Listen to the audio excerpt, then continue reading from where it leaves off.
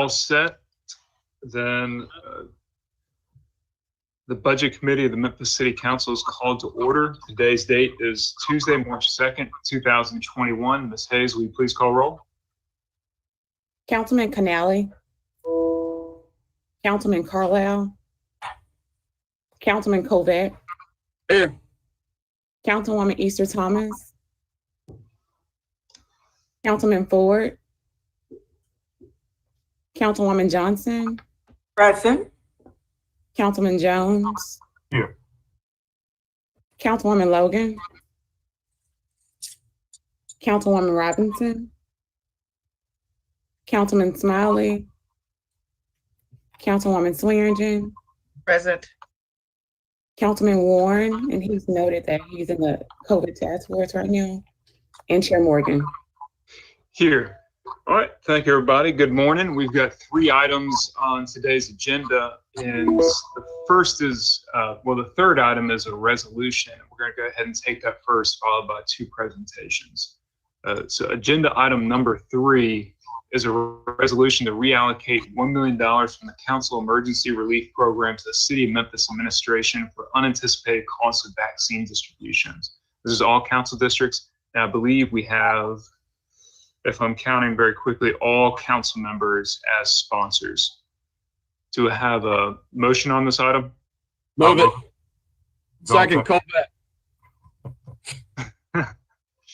That was moved by Councilman Jones, seconded by Councilman Colvett. And Councilman Johnson wants to make sure that her name is added as a co-sponsor as well. Do we have anybody from the administration to discuss this just a bit?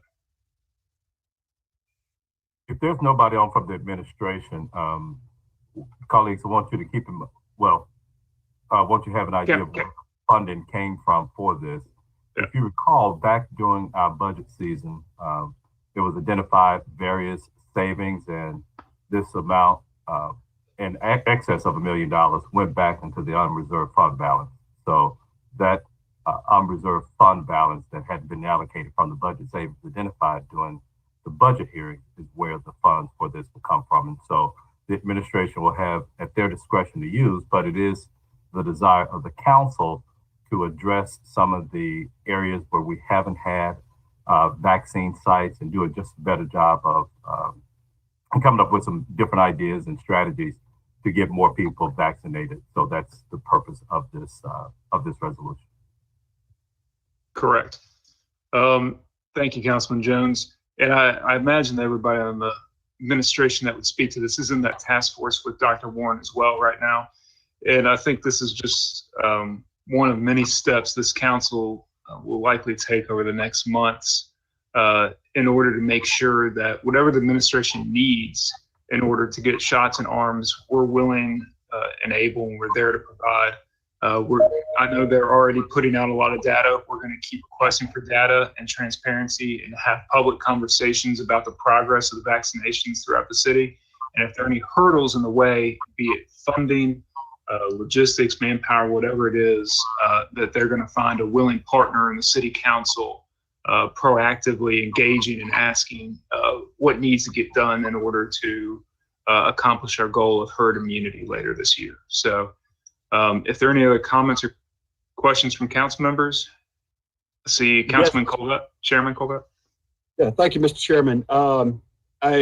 I completely agree with your sentiments, and as chairman of the council, I sounds like all of the members are in line and agree with this as a very necessary step in order to protect Memphians. And anything we can do, I think all hands on deck on this issue. Thank you. Thank you. All right, seeing no other members in the queue, Ms. Hayes, please call roll call vote on agenda item number 3. Councilman Canale, Councilman Carlisle, Councilman Covett, Yes. Councilwoman Easter Thomas, Councilman Ford, Councilwoman Johnson, Yes. Councilman Jones, Aye. Councilwoman Logan. Present. Thank you. We're voting on item number 3.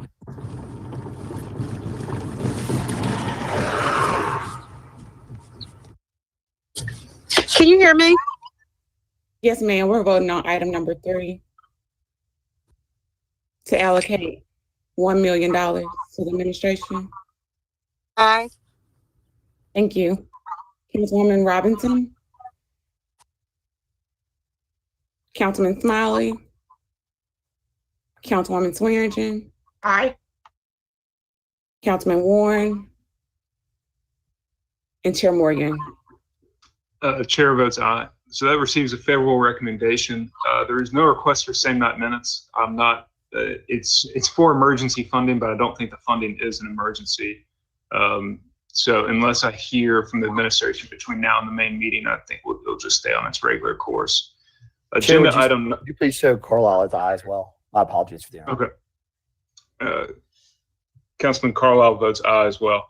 All right, moving on. Agenda item number 1 is a presentation by First Eight Memphis annual report for the 2019-2020 academic year and Q1 report for the 2020-2021 academic year. This is requested by Councilwoman Robinson. And I see Mr. Simmons here. Will you be handling the presentation for First Eight, or are you waiting around for Blue Meridian? I'm waiting around for Blue Meridian. Okay. I'm gonna have to forward it to the invite to Candace right now, so she knows to join, but I'm gonna do that right now. Just give me a second. Okay. We'll get that invitation sent to her. Sorry about that. Okay. Well, if she's not on yet, let's do the presentation by Blue Meridian since you're here, Mr. Simmons. We'll move on to agenda item number 2, which is a presentation on Blue Meridian project presented by Seeding Success and one Mr. Haley Simmons. You have presenter privileges, Mr. Simmons. There you go. All right. Haley, the floor is yours.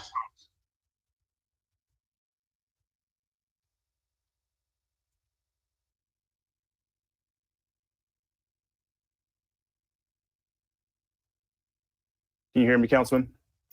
Yeah, you're off mute now. Okay. Thank you. Thank you. Sorry about that. Simmons, if you could maximize your screen and put it in presentation mode, Yes. we can see it. Perfect. Thank you. Oh.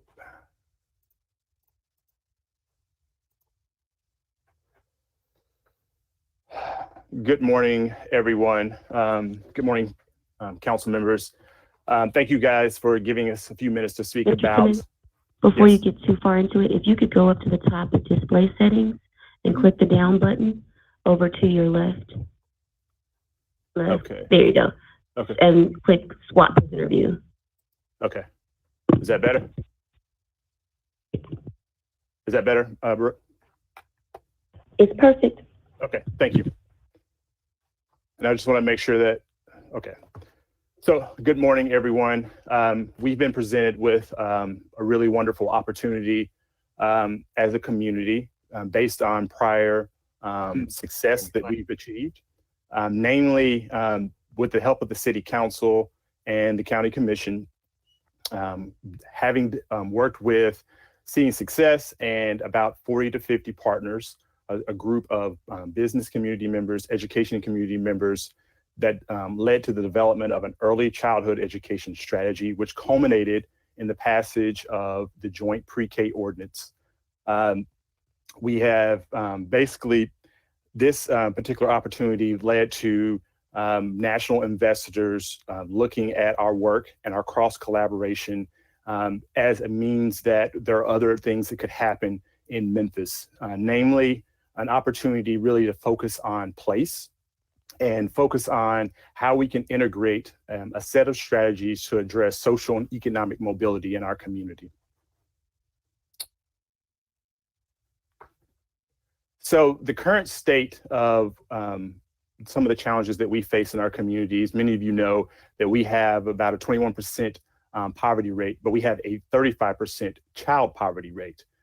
And there's a body of research by an economist named Raj Chetty that focuses on economic mobility, which means that if a child is born into the bottom quintile, the odds of them getting to the top quintile are what relates to the economic mobility. And for Memphis, a child born into poverty has a 2.8% chance of going from the bottom quintile to the top quintile.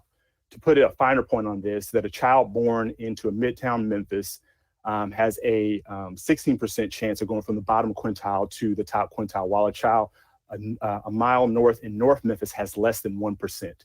So the challenge that we've been asked to focus on by these investors is mobility and poverty.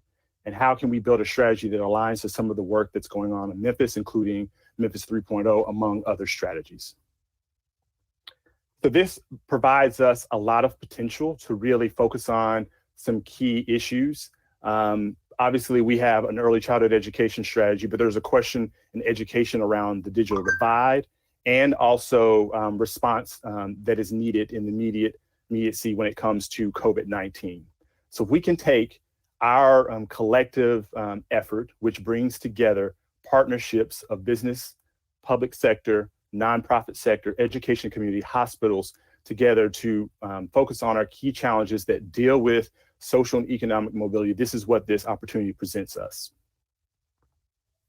So Blue Meridian Partners is a aggregator of family foundation funds. You think of the who's who of foundations, whether it's the Zuckerbergs, the Baumers, or others. They come together into a strategy where typically they would look at investments across the country, and they decided the best way forward with a new portfolio would be to examine how they can vertically integrate and align resources towards challenges specifically related to mobility and equity.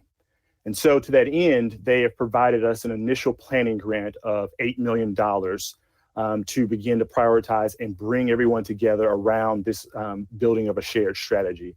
Obviously, the goals we said before is to build economic opportunity for everyone and to ensure that we really focus on the key needs and assets of a community to build that strategy. Oh, sorry. So as I said before, what we're really focusing on is how can we really respond to COVID-19 in the immediate term? How can we create a community-wide plan? And how can we expand the cross-sector partnership and then really create a policy agenda that complements what's going on right now in our community?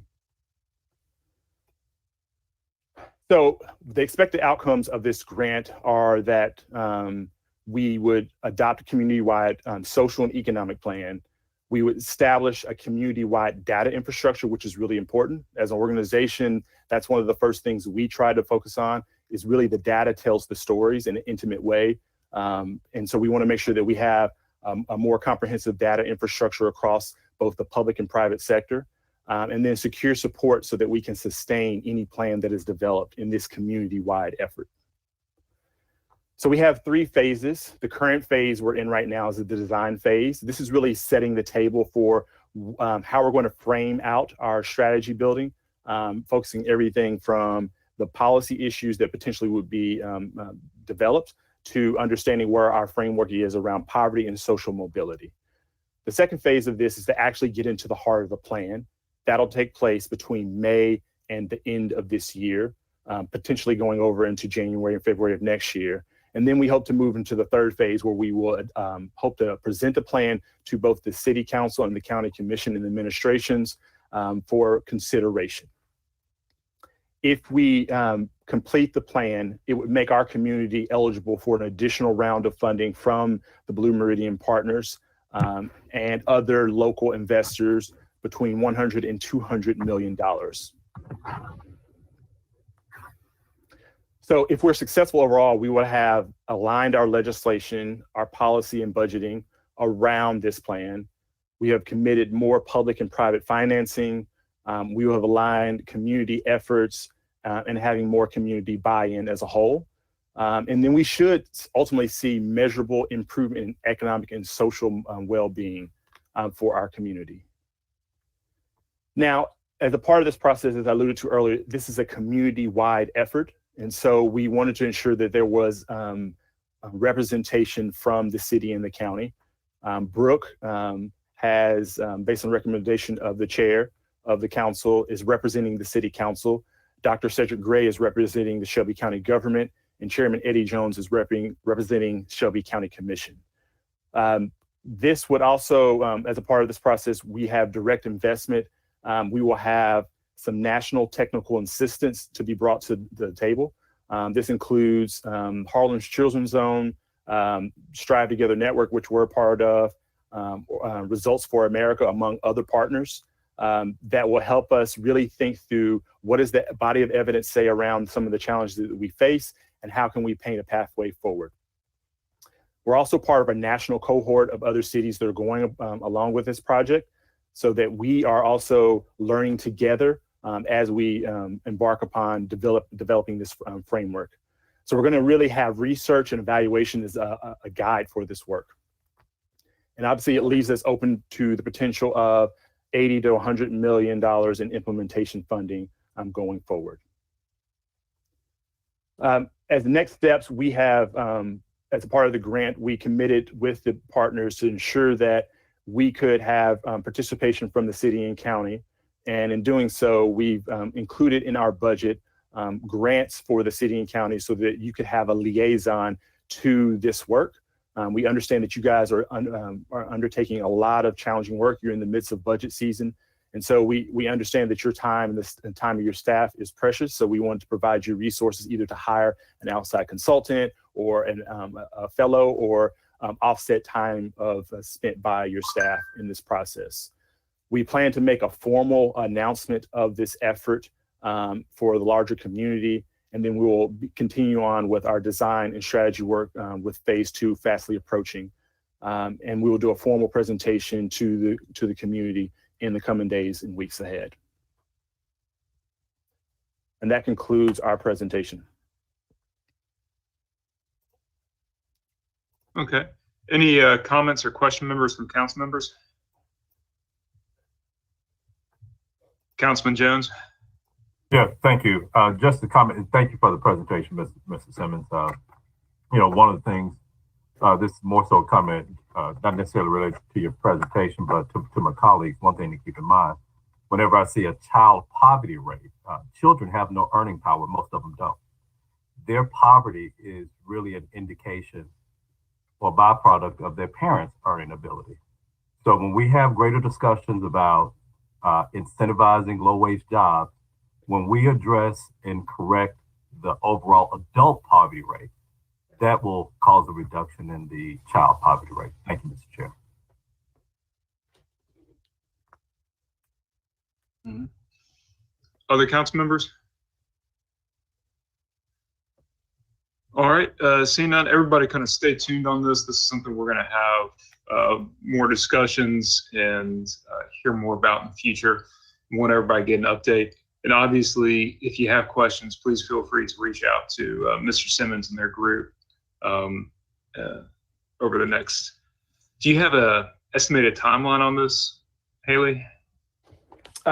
Before you would get the final plan? Mm-hmm.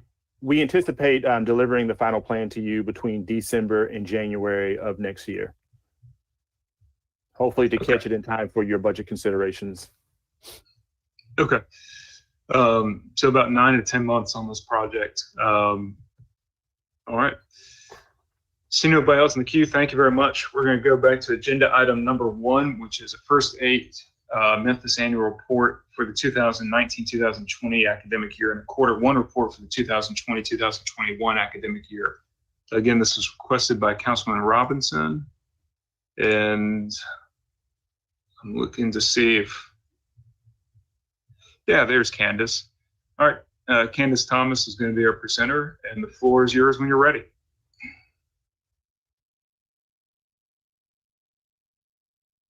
Wonderful, thank you. Good Thomas, let me morning. give you presenter rights so that you can share your screen. Okay, thank you.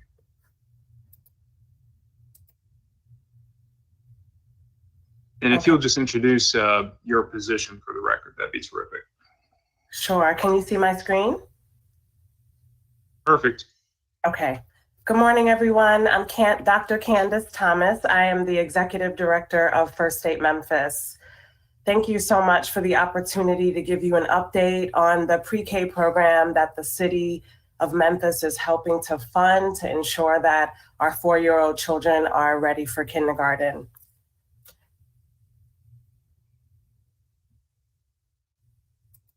As you all know, the City of Memphis and Shelby County is working towards a universal needs-based pre-K program, really to ensure that all income-eligible 4-year-olds in Shelby County have access to high-quality pre-K programs.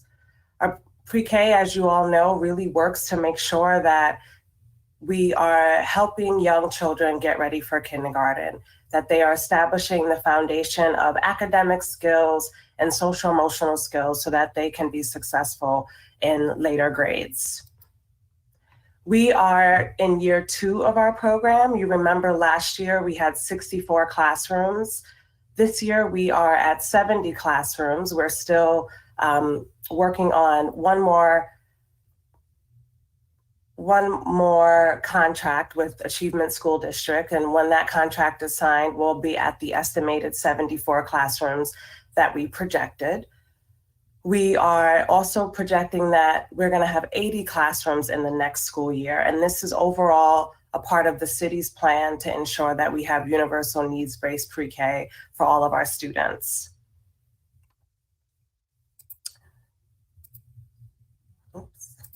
So you remember some of this data from last year. We went over the enrollment and attendance and how our students did. We had some really strong successes last year in all of these areas. We had strong enrollment, we had really strong, consistent attendance, and we also showed that 80% of our students had promised for meeting grade level reading and other kindergarten expectations. What you haven't seen yet is I wanted to talk with you about today is our kindergarten readiness data. As you may know, both locally and nationally, there have been a lot of questions about the validity of remote testing with students across the country, mostly at home. And so we also are questioning some of the data here. The good news is that parents are helping their young children with their academics, with their assignments, and with testing.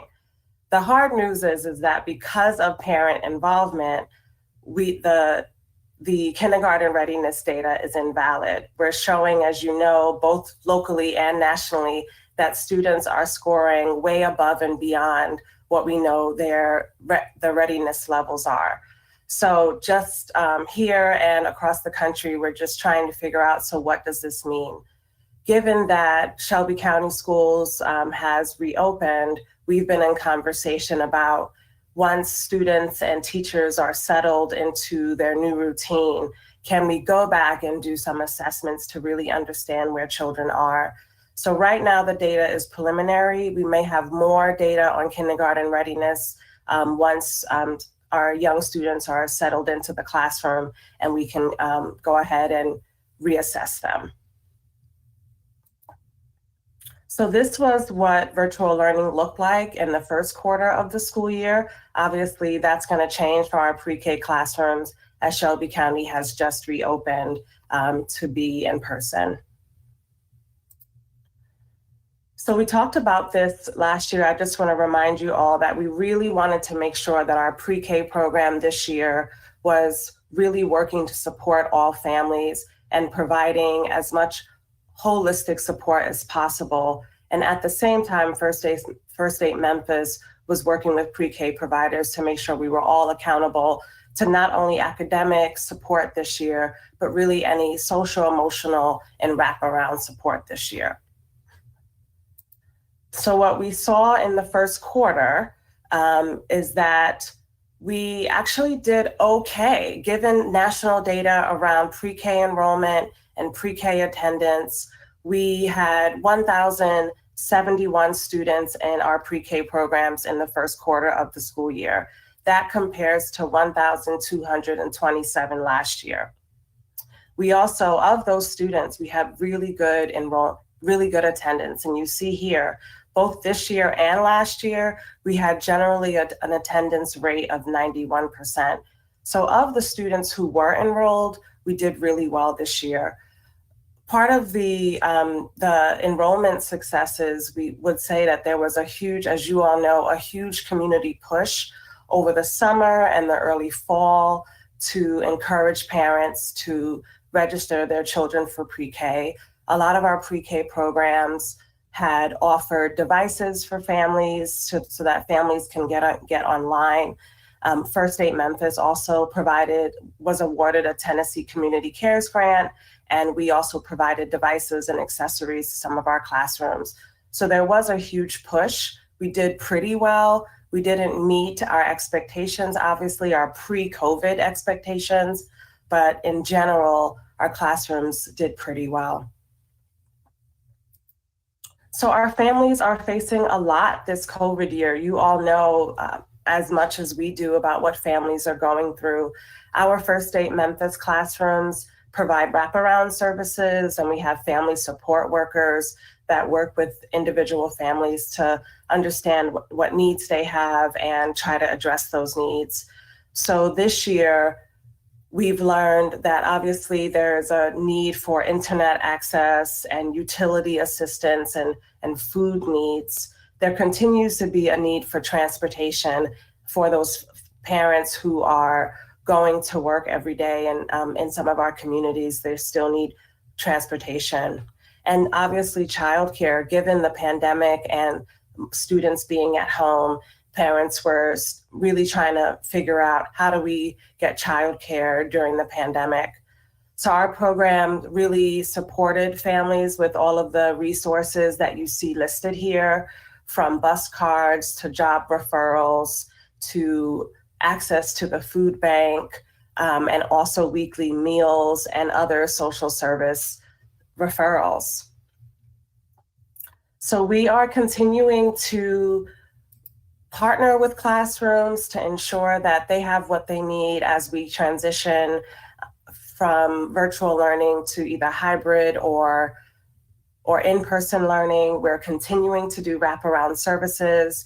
And once students are settled in their classrooms and students are reassessed for kindergarten readiness, we will have some updated kindergarten readiness data. First Eight Memphis will follow up with you with a written report on last year's program, as well as a Q1 report over the next week or so. Thank you. I'll stop sharing. Let's see here.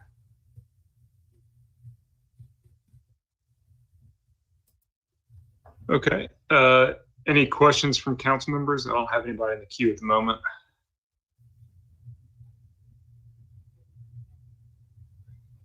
All right. Seeing none, thank you very much, Dr. Thomas and Councilman Robinson, for requesting this presentation. And is there any other business before this committee? All right. Seeing none, we're adjourned. Thank you, everybody. We have an attorney-client meeting at 9 o'clock. Is that correct? Yes, that's correct. If you'll have to log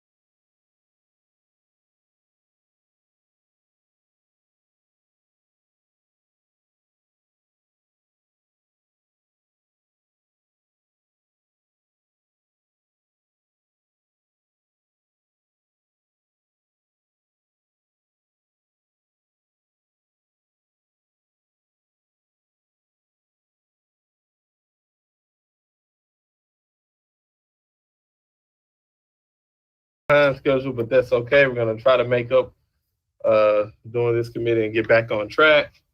It is 9:59, and I'm calling the Public Works Solid Waste General Service Committee to order. Meredith, can we please call roll? Councilman Canali. Councilman Carlisle. Present. Councilman Colvett. Here. Councilwoman Easter Thomas. Present. Councilman Ford. Present. Councilwoman Johnson. Present. Councilman Jones. Here. Councilwoman Logan. Present. Councilman Morgan. Here. Councilwoman Robinson. Councilwoman Swearingen. Present. Councilman Warren, excuse me. Present. Chair Smiley. I'm here. I'm here. All right. Councilman Smiley.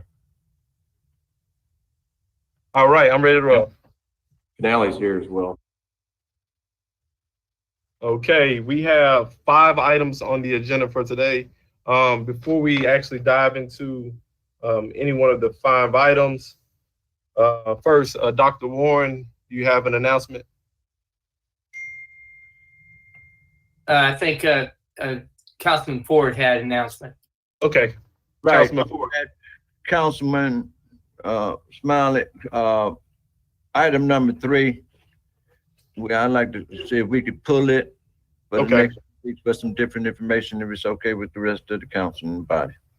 Okay, and item number 2, if we proceed today, I ask us to proceed with caution because I do understand that there are some amendments, proposed questions. So are we going to table this one as well, or are we going to try to figure it out today? Oh. David. Point of information. Go ahead. I was looking at it. Maybe I'm looking at an old agenda, but I'm looking at a resolution opposing Byhalia Pipeline and an ordinance relating to that. And I think that we would like to pull both of those if that's what Councilman Ford. 3 and 4. Gotcha. Right. So we're going to pull 2 and 3, and 1 is the resolution opposing. Well, maybe I have the wrong one. It could be the wrong one, but the items that would be held today would be the resolution opposing Byhalia Pipeline and the ordinance relative to the exercise related to the sand aquifer. So we're going to hold both of those until later, to a later meeting date. Okay. All right. So those 2 items are held. And before we dive into the remaining items on the Public Works agenda, I've invited Pastor Kia Moore to speak to us briefly, give us a presentation on her efforts to bring the church community in the fold as it relates to vaccination sites. I'm not sure if many of you have been paying attention. I don't think you could help but pay attention to what took place at Cane Creek Baptist Church and ATOP as it relates to getting older members of our community vaccinated. And Pastor Kia Moore was one of the individuals who helped spearhead that effort. So she's going to give us a brief presentation on how well it went. Pastor Kia Moore, the floor is yours, ma'am. Pastor Moore, you've been given presenter rights. If you haven't used if you go down to the bottom of your screen or accept the privileges, you can share your screen to move your presentation. Thank you so much. And thank you everyone for having me. Thank you, Councilman Smiley, for inviting me. I'm going to share my screen now so that you can see the presentation. Open system preferences. Pastor Moore, do you have a Mac computer? Yes, I do. Okay, if you want to email me your presentation and Councilman Smiley can come back to you in about 3 minutes, I'll run it for you. It's going to ask you to close out and come back in. You said the computer is going to close out and come back in? Yeah, so you just stay on. If you want to go to the next item, Councilman Smiley, and I'll get the presentation and have it ready to run in just a few moments. Okay, perfect. So we're going to move on from this item and take up the first item on the agenda, and there was multiple. Who am I emailing? Brooks is going to contact you, Pastor Moore. Thank you. Sorry. All right, no problem. No problem. So if several copies of revised agenda, so if I'm saying something that doesn't appear to be in front of you, please get me together today. I'm looking at item number 1, resolution approving the sale of a city-owned property known as 1055 North Evergreen Street in Memphis, Shelby County, 38107, parcel number 040047100008, District 7, Super District 8, sponsored by the administration. Can I get a motion in a second? So moved. Second. Moved by Carlisle, seconded by Warren. Is there anyone from the administration to speak to this item? Mr. Osborne, I believe you are here. Mr. Osborne, and basically this property is being sold, and we real estate negotiated the selling price of $6,400 for this particular property at 1055 North Evergreen. The purchaser is Dolphin Construction Incorporated. He's a minority builder, Marcus Batchelor, who has 20 years of experience in building quality homes in the Memphis area. He's primarily operated and built houses in Whitehaven, and now he's moving into this particular area to build a quality home for sale, and real estate is recommending approval for this item. Is there any questions about this item? It appears that all hearts and minds are clear. Can we get a? Hey, sorry, Councilman, just real quick. I see that you. That's all right. Well, I just want to, there's a Scrivener's error on the third recital. I've got $640. The earnest money. I'm sorry, that's my fault. Sorry. Yeah. Sorry, my bad. Got it. Like to move it. All right. Can we get a roll call vote on this item? Councilman Canali, Yes. Councilman Carlisle, Yes. Councilman Colvette, Yes. Councilwoman Easter Thomas, Yes. Councilman Ford, Yes. Councilwoman Johnson, Yes. Councilman Jones, Aye. Councilwoman Logan, Aye. Councilman Morgan, Yes. Councilwoman Robinson, Aye. Councilwoman Swearingen, Aye. Councilman Warren, Aye. Chair Smiley. Aye, this item is approved. It doesn't appear that we have Pastor Moore back on, so we will go to the next item on my agenda. Number 4 on my agenda, resolution authorizing an Ida B. Wells Memorial at the corner of Bill Street and 4th Street, District 6, Super District 8, sponsored by Councilman Warren. Can we get a motion in a second? So moved. Moved by Dr. Warren, seconded by Councilwoman Johnson. With that, the floor is yours, good sir. Councilman Warren. Thank you. I was approached by Reverend Lucinda Gray, who's part of the organization responsible for raising money for this worthy cause, recognizes and honoring one of the preeminent female historical figures in our city's history. Everyone on this council knows who Ida B. Wells is, and a lot of our tourists may not understand what she contributed to our society. And I really would hope that we would have some co-sponsors with this, and I'd be welcoming them. And I appreciate your voting for approval of this resolution. Thank you. All right, Councilman Jones, the floor is yours, good sir. Thank you. And I would like to be added as a sponsor for this. You know, it's long overdue, in my opinion, that we recognize and rightfully honor the contributions of Ida B. Wells and the contributions that she made, not only to this community, but to this country. I would ask, though, that the city, the council, as part of this resolution, that we put our money where our mouth is. So I've asked Brooke, because she's assisted me during the budget process last year, and keep in mind that we identified some savings, and that's part of where the $1 million came from for the council, for the previous resolution that we heard during budget committee. So I'm going to ask that we add a contribution to help fund this memorial, not just providing this piece of paper that says we support it. Your budget always says those things that are important to you. I've said that in previous council meetings. So just not to be a ceremonial supporter of this, I hope that we can find available funds to supplement this undertaking.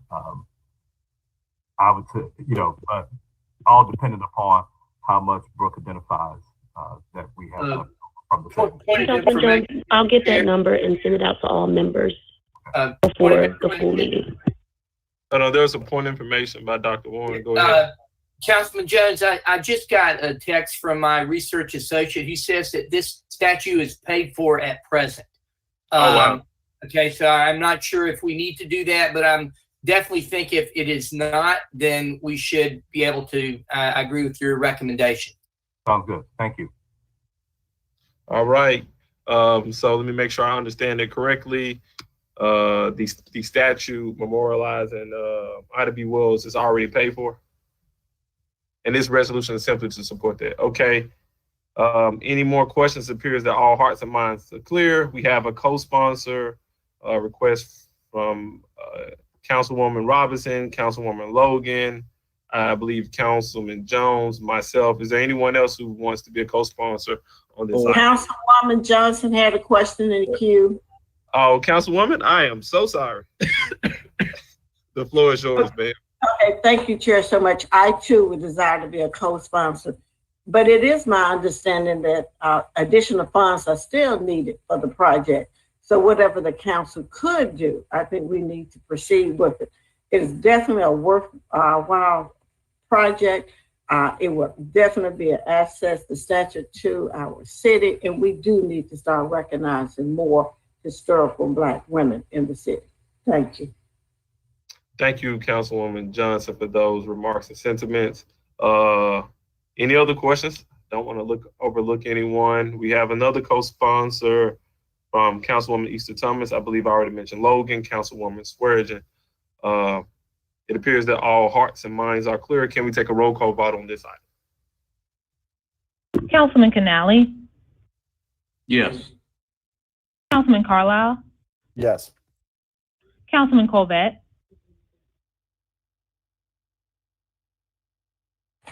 Councilwoman Easter Thomas?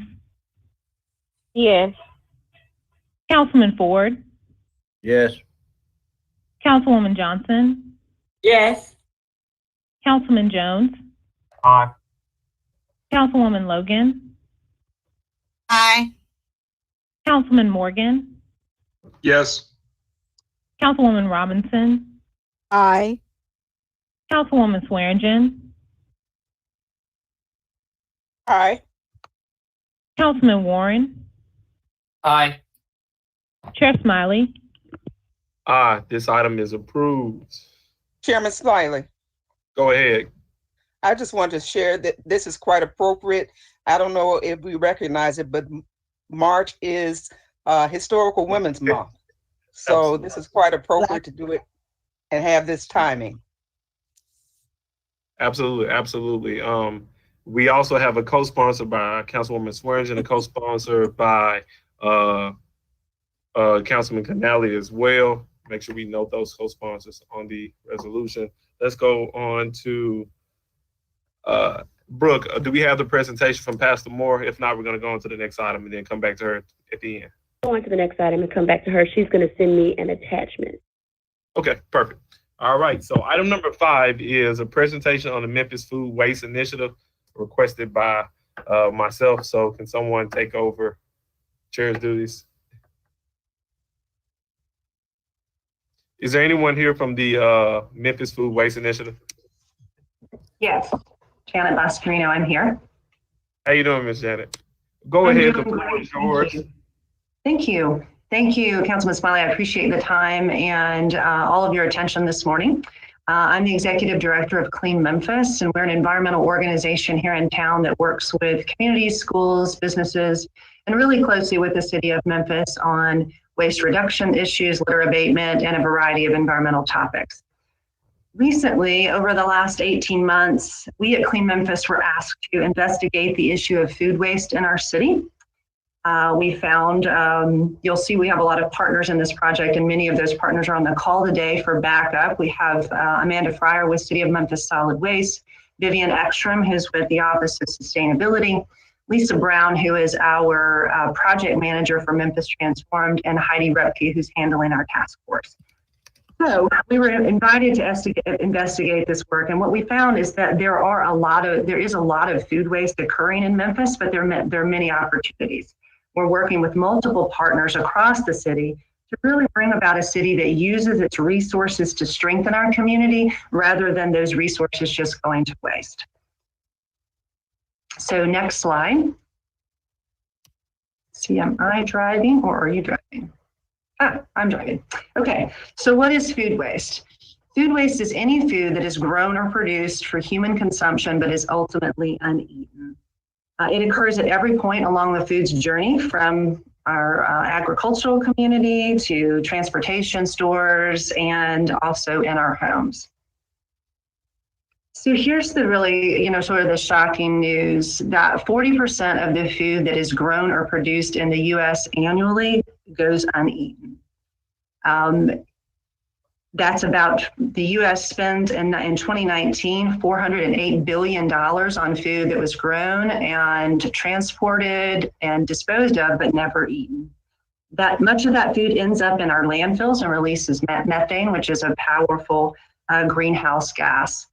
The food represents wasted water, land, and other resources as well. When we look at the economic impact on the right-hand side of the slide, you'll see that this waste also equates to dollars that families are losing by having food waste every year.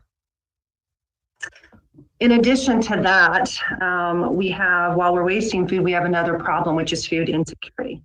Pre-pandemic, about 1 in 5 Shelby County residents was food insecure or did not have enough food to lead a healthy, active lifestyle. More recent estimates place that number closer to 1 in 4. Some of the food that we currently throw away could be used to address this issue. By redirecting food before it goes bad, we can help address some of this shortfall.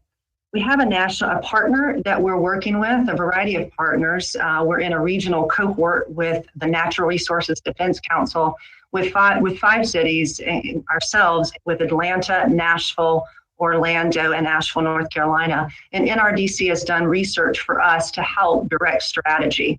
And based on their research, by addressing food waste in an ambitious scenario, we could address and close 19% of our meals gaps here locally.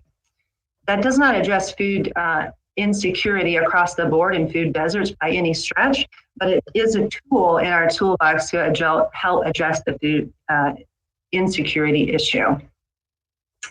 NRDC helped pull together a food waste calculator they've used in other cities. This is the results of that calculator that you see here by sector. As you can tell, the majority of food waste occurs in our own homes, followed by restaurants, caterers, food manufacturers, and processors. This home waste comes from overbuying at the grocery store, forgetting about what's in the back of your fridge. A variety of things contribute to that. Each person wastes a little bit and it just adds up to a lot. These numbers help us develop unique strategies, though, by sector so that we can bring about change. For the residential section, smart purchasing and cooking in our home as a home consumer. In other sections, better donation pathways for restaurants and caterers and access to composting for everyone. Our task force that we have formed is looking at strategies around each one of these sectors and how we can bring about waste reduction and diversion strategies. So why work on food waste? Less food waste equals better waste management, which is of course important to this particular committee, considering your solid waste is an important issue for the city. More food recovery, as we can move food to our most vulnerable citizens, and also climate change, which is part of our climate action plan and also included in Memphis 3.0. So the foundational strategies for our work is guided by EPA. So at the very top of the hierarchy, we look at source reduction strategies. So this is anything from innovation to help with food inventory control, education and awareness to understand better how to purchase, store, prepare food. Moving down that pyramid, looking at feeding hungry people. So how do we strengthen and build a stronger food rescue and food donation ecosystem so that we move perfectly good food to people who can use it. Also looking at strategies around feeding animals, industrial uses, and then at the bottom, composting being sort of the goalie that catches that food before it goes into the landfill, preventing that methane gas, but also providing rich soil for our growing agricultural community. Our foundational strategies and then our local opportunities. So we're beginning with rethinking the strategies. We have a mayoral proclamation that is aligning our local goals of food waste with the national goals, which will be reducing food waste by 50% by 2030. We are commissioning a study to evaluate the Memphis food rescue system and infrastructure. It's very important that we evaluate what gaps or opportunities are there so that we can rescue more food and get that to our feeding programs throughout the city. We're also beginning work to audit city facilities where there is food production so that we can help minimize food waste and ultimately help composting in those facilities. We're also focusing on the next level for reducing food waste. So looking at how food is being purchased, what plans drive food purchasing throughout the system. We will be launching and have already launched a public awareness campaign through our Memphis Transform platform. Lisa Brown is on the call. She's the project manager for that. This public awareness campaign will really address that large sector where we're losing waste. So behavior around purchasing, storage, how to deal with leftovers. This will be largely, we've rolled that out as social media now, but we're getting ready to roll billboards. We'll have posters in libraries, at the airport, a variety of things there. And also mentioning the food rescue as the next section. We're working with Shelby County Schools. We started working with them pre-pandemic to do food waste audits, set up share tables for unwanted food, and also connecting each school with a food donation partner. They have very strict rules about how they handle food, but they do have leftover food that's perfectly good, trays of green beans that were being tossed away, but now we can connect them to a donation partner that can receive that food and use it in the surrounding community for people who need that. We'll be working with partners like the FedEx Forum, who is very interested in donating food after events, as well as the new convention center and other partners. So again, supporting and expanding that food rescue. And then I can't stress the importance of expanding composting infrastructure. That is very important part of the overall goals to help us get to that 50% reduction by 2030. Again, aligning our goal, in the climate action plan, it calls for a 10% reduction in food waste. Our goal is the more ambitious goal of 50% by 2030, which again aligns with the national goal. And what will this do for Memphis, which is important? This will help educate residents about smart purchasing and food storage habits. The average family of four can reduce their cost for about $1,800 for a family of four by having better understanding about how to purchase better, store better, how to use all parts of the food, all kinds of things there that we'll be working on to educate our residents. And it also empowers residents and businesses to just be a better steward of resources and be more resilient. This will also help enhance food rescue efforts throughout the city. We're compiling and analyzing those resources now. These are the area feeding programs throughout the city. So we're looking at connecting food donation partners with those. So how do we, again, expand and strengthen the food rescue and donation ecosystem so that we capture that great food and get it where it needs to be. And also help reduce the strain on solid waste. Obviously, solid waste bears the brunt of moving this waste. The EPA estimates that food waste comprises about 22% of our municipal solid waste. It's also the heaviest component of solid waste because it's mostly water. And since we have many more people working at home, I'm sure that Amanda Fryer, Director Lamar, could address the increase in waste production that we're having in our homes. But getting this awareness and behavior change out there will be important. And one last thing about that, there's currently no financial incentive for people to place less waste in their bins. And so through education, we hope to help people achieve cost savings in their own homes about better understanding how to purchase and store things so that food does not go to waste.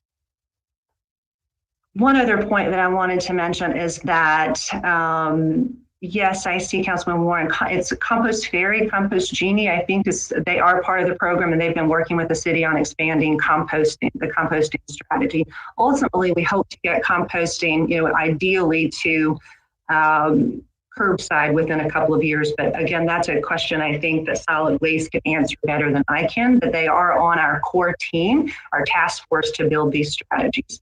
And one other point that I wanted to make, and then I can close, I'm happy to take questions, is there's a lot of room in this space for entrepreneurship and innovations. We're working with Epicenter to identify opportunities for what you would consider food that doesn't meet cosmetic standards from the agricultural community, but it still has the taste and quality, has all the same taste and quality, so that we can have value-added processing and move that food into processed meals or to a secondary market.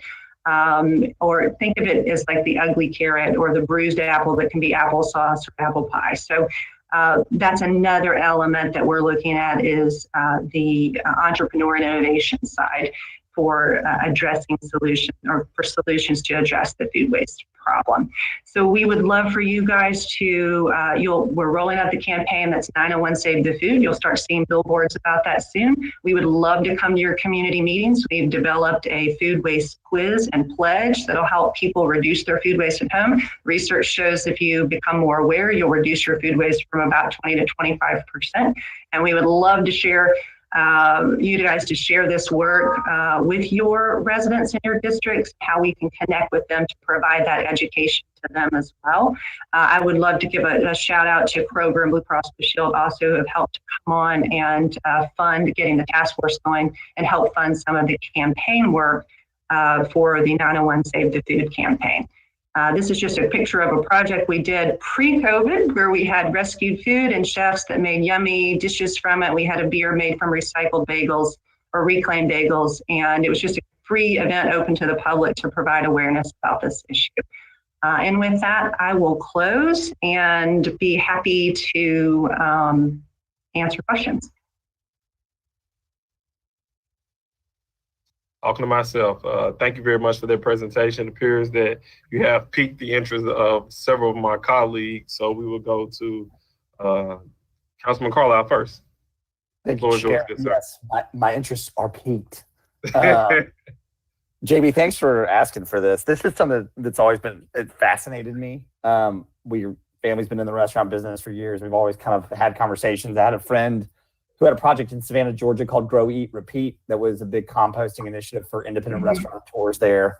So my first question is more administrative. You kind of touched on it with Kroger and somebody else, and I'm sorry. But so about your organization, how are you funded? How is the longevity of this? Like, how are you going to manage kind of overseeing this like on a 5-year basis? Are you startup? And I'm sorry if I missed part of that. I had to get an update about my son at the doctor while this was going on. So I apologize. Sure, no worries. It's a good question.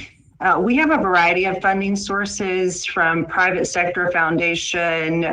We do a lot of things. We do a lot of stormwater education and a lot of different things. So we have a funding relationship with the city for some of that work, with the state for some of that work, and we have private foundation from like FedEx, Kroger, AutoZone that really help fund our environmental education outreach. For this work specifically, we have some funding coming from NRDC for a couple of years.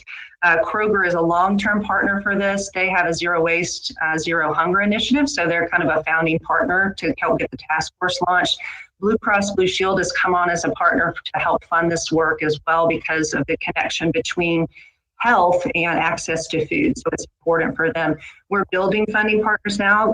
The Chairman's Circle is a partner in this for our Memphis Transformed work. So we have some funding from them for the task force, as well as some of those dollars for the campaign work. We're building partners. As soon as we announced this, we had an article in the Commercial Appeal recently and then in the flyer, and we had 2 waste haulering companies reach out to us and actually want to help provide some funding to support this effort. Intercom Radio is running, just came to us and wants to run 90 free spots on all their radio stations, and Lamar is doing some free billboard advertising for it. So I feel like there's a lot of interest in this issue. It has been, and we're building funding partners to keep this work going for the long haul. So, and thank you. That's very helpful and comprehensive. So I'll skip one more question and come back to it. So since you're touching on a lot of these partners, in particular Kroger, so my family's in the restaurant business and in a large scale, as opposed to like an independent operator, kind of like 1 or 2 restaurants. And it seems like a lot of the waste comes from those operators and or a Kroger. And could you educate me here on, a lot of it comes down to liability. And that's usually where the Laurel's restaurant, whether it's a company policy or it's an insurance liability issue about food that's nearing. So where are we on a laws, not right, on policy, on how the government looks at it or how tort looks at it? Or because when you look at large waste, I mean, I understand there's a lot of homeowners, but really it's large restaurants and grocery stores. Right. And Kroger and Costco, Walmart, all of if you look on the national scale, they are all behind funding different initiatives relating to food waste. They all donate large amounts of food to the food bank right now. And there is a Good Samaritan law that was passed years ago that is extended protection liability for food donation. And I can get that law for you guys and share it with you. We also have some extended. The state of Tennessee passed a law, I believe in 2019, that it also extended liability protection. There's a lot of work in that space. And if you look at, as I mentioned, ReFed, who is the national organization looking at this issue, and we're following suit with, I just had a conversation with them Friday. Part of what has to change for everyone to achieve this goal is that extended or more awareness about the liability protection, and also date stamping as it relates to best, sell by and this best use. Don't get me started on the sell by date. Oh man. Yeah. The sell-by date is a bit arbitrary, and it has more to do with moving materials sometimes than it does with the actual quality of the food. So they're pushing to have standardization of the date labeling and also more awareness. In fact, we have TDEC, which is who is our other partner in this work, is putting together a one-pager for us to be able to share out with potential donors that really delves into the liability protection. That's awesome. And it's been a long time since I've looked at it. So thank you for that. And just one more quick note on that sell by or best by date. Nothing would make me happier than to go to the grocery store and have one standard that I actually knew when something had gone bad versus when the quality of the product per the manufacturer so they can sell more product. It kills me. Absolutely. So I've got 2 more questions and I'll move on because I know we've got other council members in the queue. One is more of a statement. The ugly fruit, I call it the ugly fruit initiative. It's funny, when we went into the pandemic and people were ordering or looking for online suppliers, there are several people in the country, that are buying, like you said, it may not be bruised, but it may be like an ugly looking carrot, but there's nothing wrong with quality, but grocery stores don't put them out. And there's a whole marketplace out there and it's really incredible. And I encourage everyone to kind of go look at that because they sell them for discounted prices because it looks like what would come out of your own home garden. And it's super cool. Yes. So from the city standpoint, when we talk about composting, obviously you guys are doing outreach too. And my colleague, Councilwoman Rhonda Logan, I know is going to hop in here. She runs the CDC. I'm sure she's very interested. And I hope she asks a lot of questions because I'm as interested too is, when we talk about composting sites and things we can do in community gardens, the city has real estate. We have CDCs that know their neighborhoods that can help identify sites. You've got schools. How can we, and you mentioned solid waste, which is kind of a larger discussion because that's going to require a whole bunch of logistics and separate bins and all sorts of good stuff. And we're like barely getting to recycling right now. So bear with us. how can we help you from a mechanical standpoint in identifying composting sites or things of that nature and or community gardens of that? Because that's where I think ultimately I'd like to drive to is more the community garden aspect, when it's that kind of grow, eat, repeat mentality, and it's run by all these different communities that are very interested in it. Sure. So I think our part of the task force, one of our task force members is Compost Ferry. And so they have drop-off locations as well as a subscription service. And I know they're trying to grow that program. That seat on the task force will be looking at how do we expand that and how to make it, you have to make it easy and accessible for people. And there should be no barriers regardless of where you live. And so I think part of that task force work will be charged with identifying opportunities to how to expand and access to composting throughout communities. So we are happy to work with and have you guys sit in on any time or report back to you guys the work that the task force will be doing to expand composting throughout the community. But that's on the agenda for expanding composting and what the task force will be working on. Awesome. Well, thank you so much for the presentation again, JB. Thank you for bringing it. With that, I will yield the floor. Thank you. For your questions, Councilman Carlisle. Dr. Warren, you want to chime in, or are you just making the particular comment? I just was showing you guys what this compost ferry looks like. It's this little back thing here, and you put your compost in, they come and pick it up once a week, and then you get back compost from you get back soil later on during the year.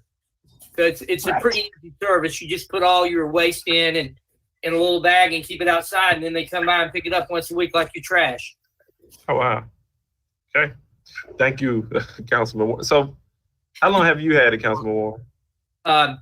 Well, my wife got it probably about 3 or 4 months ago. And we've been using it in, that's where your extra food goes. It's actually a pretty easy service to use. And I think we've gotten back 1 load of compost. Okay. Thank you, Councilman Warren. Councilwoman Logan, the floor is yours, ma'am. Thank you, Chair. And thank you, Dr. Warren, for that. I definitely am going to have to get one of those. But I have an 8-year-old, so we have a lot of stuff to fill it up with. But hi, Janet, very good to see you. Thank you for the presentation. Thank you. My question is concerning the food insecurity. A lot of the food waste in certain communities would be like processed food. The your program or initiative, I know we've talked about it, but I wanted to know how it involves getting more fresh produce into communities and, dealing with it through composting. Can you speak to that or elaborate on that, or is that a part of what you're doing? Yeah, so we will, and let me just say too, that our task force on the food waste piece is also part of a larger task force that's looking at the food systems issue in Memphis, so that we can make sure that we have a sharing of thoughts and ideas and that we're not duplicating anything. So the food rescue, we certainly will be looking at farmers markets, retail, and a variety of different people who have food that can be rescued and moved to people that need it. There is emphasis on fresh fruits and vegetables in that space, but also prepared foods that, I can give you an example. Last year, before COVID, there was a conference at the Peabody, and they had trays of leftover green beans, trays of leftover chicken, and we were able to partner them with Neighborhood Christian Center to rescue that food and get that to them. So there is an emphasis on higher quality, nutritious food as opposed to processed food. We don't want to lose anything, but particularly as we're talking about getting food to people, there is an emphasis on nutritional food. The other type of food could be used maybe more appropriately for animal feedstock and for composting or waste to energy, other types of projects, but there's a priority for nutritional food for sure. Oh, great. That would be good to show, because I hadn't looked at that side. And of course, the Raleigh CDC that I'm connected with, we do have a program to where we get food from the hospitals and, you know, help homeless. And so that works very well. And there's so many that actually need that. But I just wanted to make sure that there is a larger conversation about making sure that there's fresh and healthy food in the communities.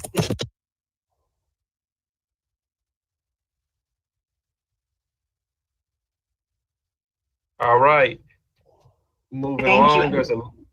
I did, Councilman Smiley, I did want to mention that for the compost ferry and the subscription service, there's also free drop-off locations around town. I know our friends over at the Work CDC, Rashawn, they have at their farmers market a free drop-off for compost there as well. So I think that they're looking to expand that. So I don't know, Councilwoman Logan, if you're interested in something like that, and also with the schools in your area, so that we ensure that each one of the schools in their area have a food donation partner. That's really critical, as there's a lot of Shelby County Schools feeds a ton of people. And so us making sure that we capture that food and get it to where it needs to be is important. Great. Thank you. You're back. Thank you, Councilwoman Logan. Councilman Canale, the floor is yours, sir. Thank you, Chairman, and thank you for requesting this presentation. Ms. Boscarino, will you send us this presentation? Absolutely, I'd be happy to. And thank you so much for all of your good work. Really happy to hear of the partnership with the forum and with the renovated convention center, especially when we get on the other side of COVID. That's great news. So thank you so much for all your hard work. I look forward to sharing this presentation. It's very informative. Thank you for your time today. Thank you, I appreciate it.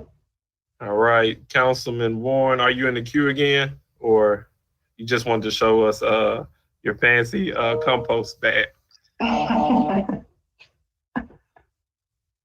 right. I want to say Trader Joe's also provides a similar service, and so it's out there for people to get fresh fruits and vegetables. And one thing I will mention as we start to really push this out, we'll be working with neighborhood leaders, CDC partners to really target education and bring people on board that way. And we hope to work with our buddies at Compost Ferry to maybe offer a year of free subscription service for composting to get them in the habit of composting. So more to come on that. We're hoping to use some of our Memphis Transform dollars to help boost that. So at any rate, I am excited that you guys are excited about this, and we're happy to share the presentation. We also, as I mentioned, can also send along something you can share with your constituents that has a link to the quiz and also a link to the pledge. We're asking everyone to pledge, and we'd love you guys to pledge, and also to follow Memphis Transformed on Facebook and Instagram. That's where we push out all the tips on how to reduce food waste. And so the more that you guys can share that out, I think that just provides more education to everyone in Memphis. All right. Miss Jenna, I don't want to butcher your last name, but I do want you to know that I haven't seen our chat box this full in a long time. So apparently the council is excited and eager to learn more about your program. Thank you for spending some time with us today and present. Thank you so much. Thank you so much. I appreciate you guys having us here. Okay, thank you so much. All right. Go up. Somebody else mentioned something. Go ahead. No, I just want to say, any of my colleagues that may or may not have a rose garden, you toss some eggshells out there, it'll take them to the next level. Just free gardening tip. Got my green thumb on today. Thank you, Councilman Carlisle. Okay, so moving right along, back to where we attempted to start earlier. Pastor Kia Moore is going to present to us about her initiative with the church and the vaccination sites. Pastor Kia Moore, the floor is yours.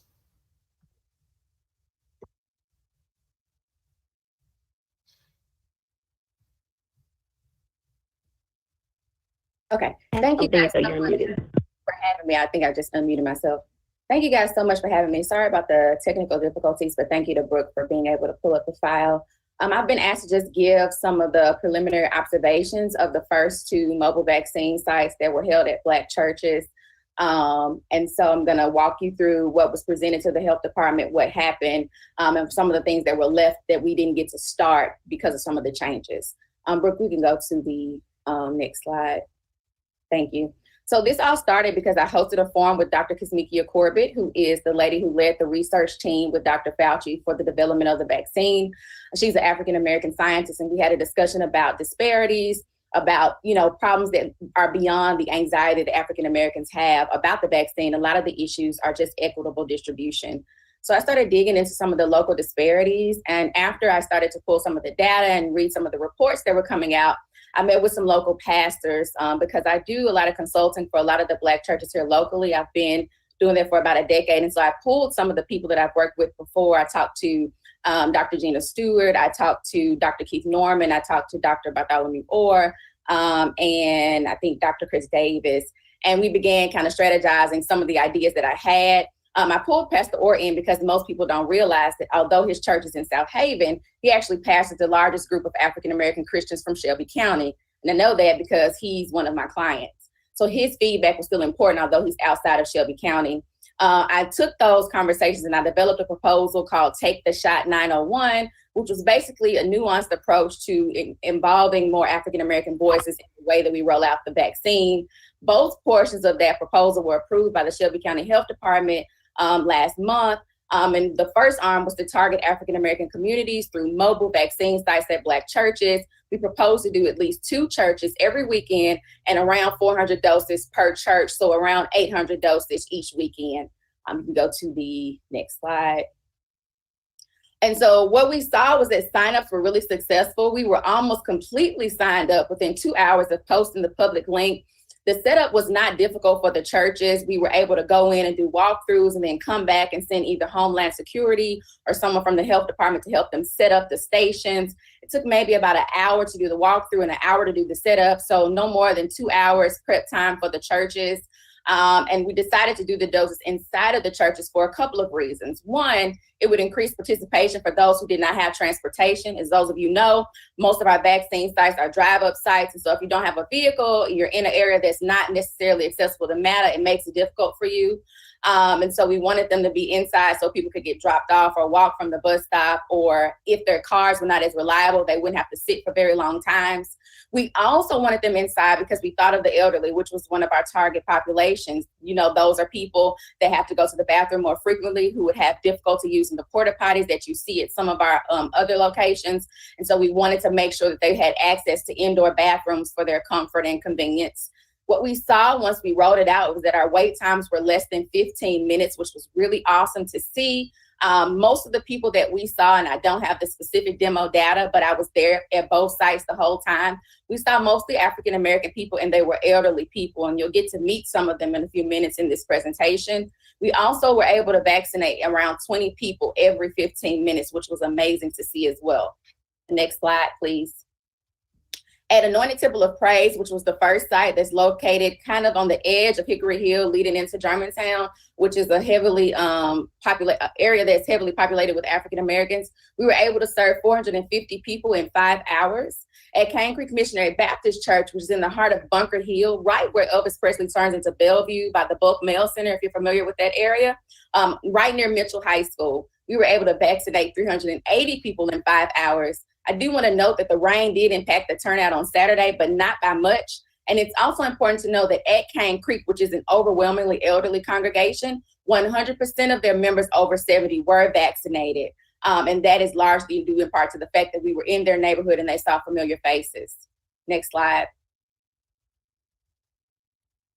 And so some of the observations, I added this late last night because Mayor Strickland posted some of the data, and I thought it was really interesting for us to note today. On Friday at ATOP, we were able to vaccinate around 90 people an hour. That's close to what was happening at Pipkin. There were 79 people vaccinated an hour at Pipkin during the same time frame. And then on Saturday at Whitehaven's location, they vaccinated about 71 people an hour. At the Cane Creek location, they vaccinated around 76 people an hour. So these pop-up sites are effective and almost as effective, or sometimes slightly more effective than some of the other sites, even though this was the first weekend. Next slide. So some of the feedback, you'll see here me photographed with Deacon Bobby Myers. I actually grew up with him. He was my vacation Bible school teacher. And he shared with me, he gave me permission to use his photo, that he struggled to get appointments before and was really worried about sitting in his car with his wheelchair-bound wife, Mrs. Myers. And so they were really grateful to be able to come inside of a location, one that they were familiar with, and that was fast and friendly. They're 78, by the way. The next slide. You'll see Charlotte Beard. She didn't give a quote. She's actually battling dementia, but her pastor, Pastor Dawson, was able to speak to her situation, which is very similar to a lot of the members of his congregation. He says many of our members were opposed to the vaccine until they saw familiar faces and knew it was happening at a familiar place in their neighborhood.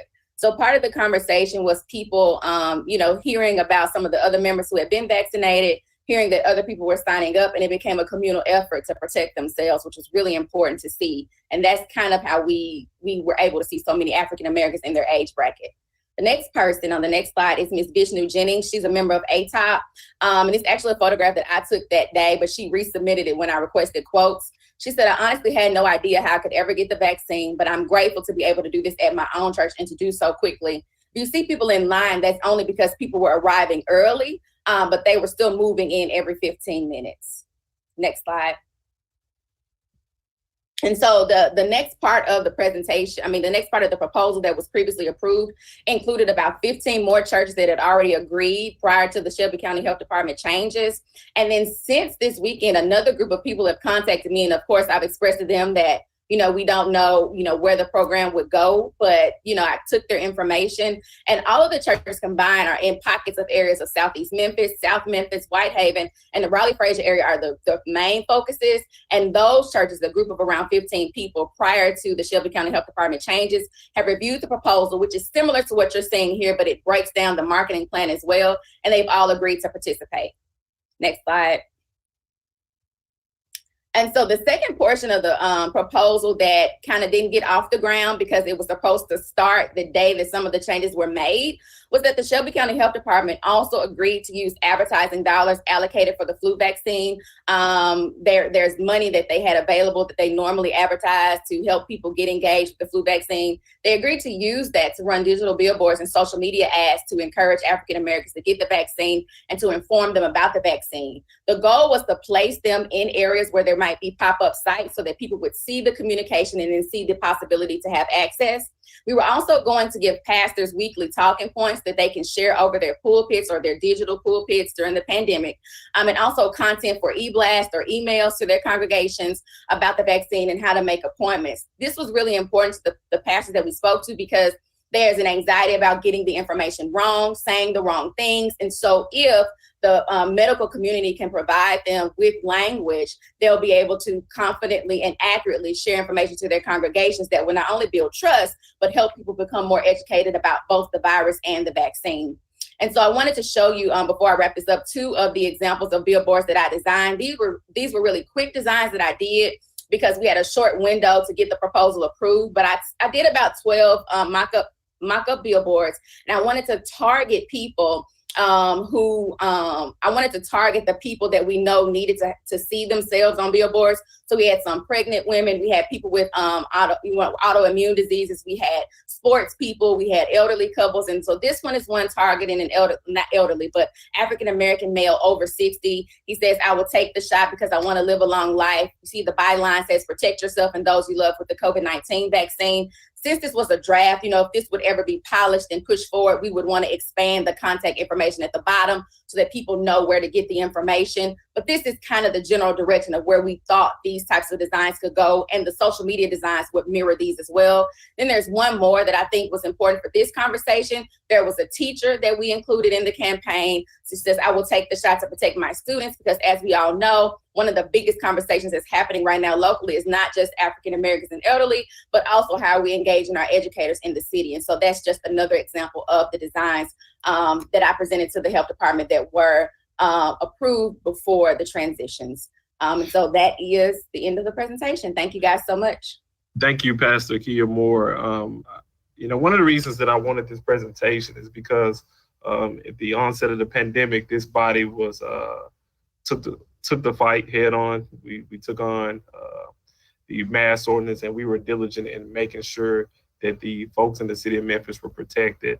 And I know that there was, we penned a letter, open letter to the city of Memphis directed toward the Black clergy to get them more involved. And I want to thank all the members of the council and this body who supported that effort for participating. A special shout out to Councilman Canali for also working with those individuals within his circle to make sure they understood that this was needed in our community and that everybody had a role to play in this fight against COVID-19.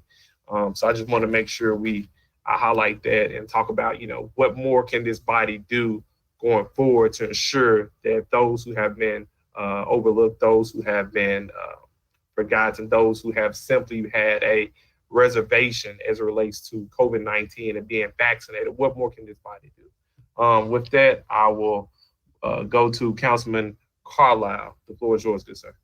Thank you, Chair Smiley. I just got goosebumps, and I usually joke around, but I'm dead serious. I really appreciate it. Pastor Moore, thank you. I think one of the things, and I know Mortavius has said this before, we're elected from across the city. We're a diverse body, and it's our responsibility to learn from one another and learn about each other and the communities we come from. And it's very clear, based on Pastor Moore's comments, the open letter from our Black colleagues on this body, that if we are going to make a meaningful effort to get communities of color vaccinated, we have to go into those communities and trust those community leaders, and we've got to give them the support that they need. So I'm incredibly appreciative of the presentation, the information, of continuing to call attention to doing this, and whatever the city council can do to support those efforts, I'm fully behind it. I would take it a step further too in saying that there are other opportunities right now that come with these pop-ups. We need to be able to get people to and from those locations. It's not enough just to ask churches to pile on the church van and try and pick people up. We have a public transportation system that has vans and things that are available. We often do community meetings.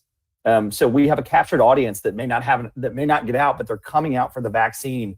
And so what else can we do from services? So at our community meetings, we have Public Works and MLGW and MATA. So why are we not coordinating, the city making a good coordinated effort to get our partners in MATA out there to talk about ridership opportunities, MLGW to make sure that people are out there understanding what resources are available, MIFA out there providing food and water and meals. We shouldn't be putting the onus of all of this on small community churches. We should be able to support and help them. And lastly, and I think JB is going to love this one, if someone's showing up to the church, we should ask them if they're registered to vote. And if they're not, we need to get them helped and registered to vote. So we have an opportunity, and this just isn't in churches. This is at all of our vaccination sites. We have people that are just human beings coming from all walks of life, and we need to make the most of this captured audiences. I really hate that we aren't still doing the census. I mean, there's just so much opportunity here, and we need to take advantage of it. And so again, whatever Councilman Smiley, colleagues, that I can do to support that effort, I'm right there with you. Pastor Dr. Moore, thank you so much. It was a very succinct, wonderful presentation, and just really, I think, brought it home. So again, thank you to you both, and whatever we can do to support these communities, please let me know. But I get it. My eyes are open to it, and we need to get full speed ahead on it. So thank you. With that, I yield back. Thank you, Councilman Carlisle. Councilman Jones, the floor is yours, good sir. Thank you, and good morning to you, Pastor Moore, and welcome. And thanks for those comments, Councilman Carlisle. One of the things that I have a question about, Dr. Moore, is perhaps how were you able to find the vaccinated? Because I'm understanding that can be an impediment to getting some of these vaccines into the arms of people.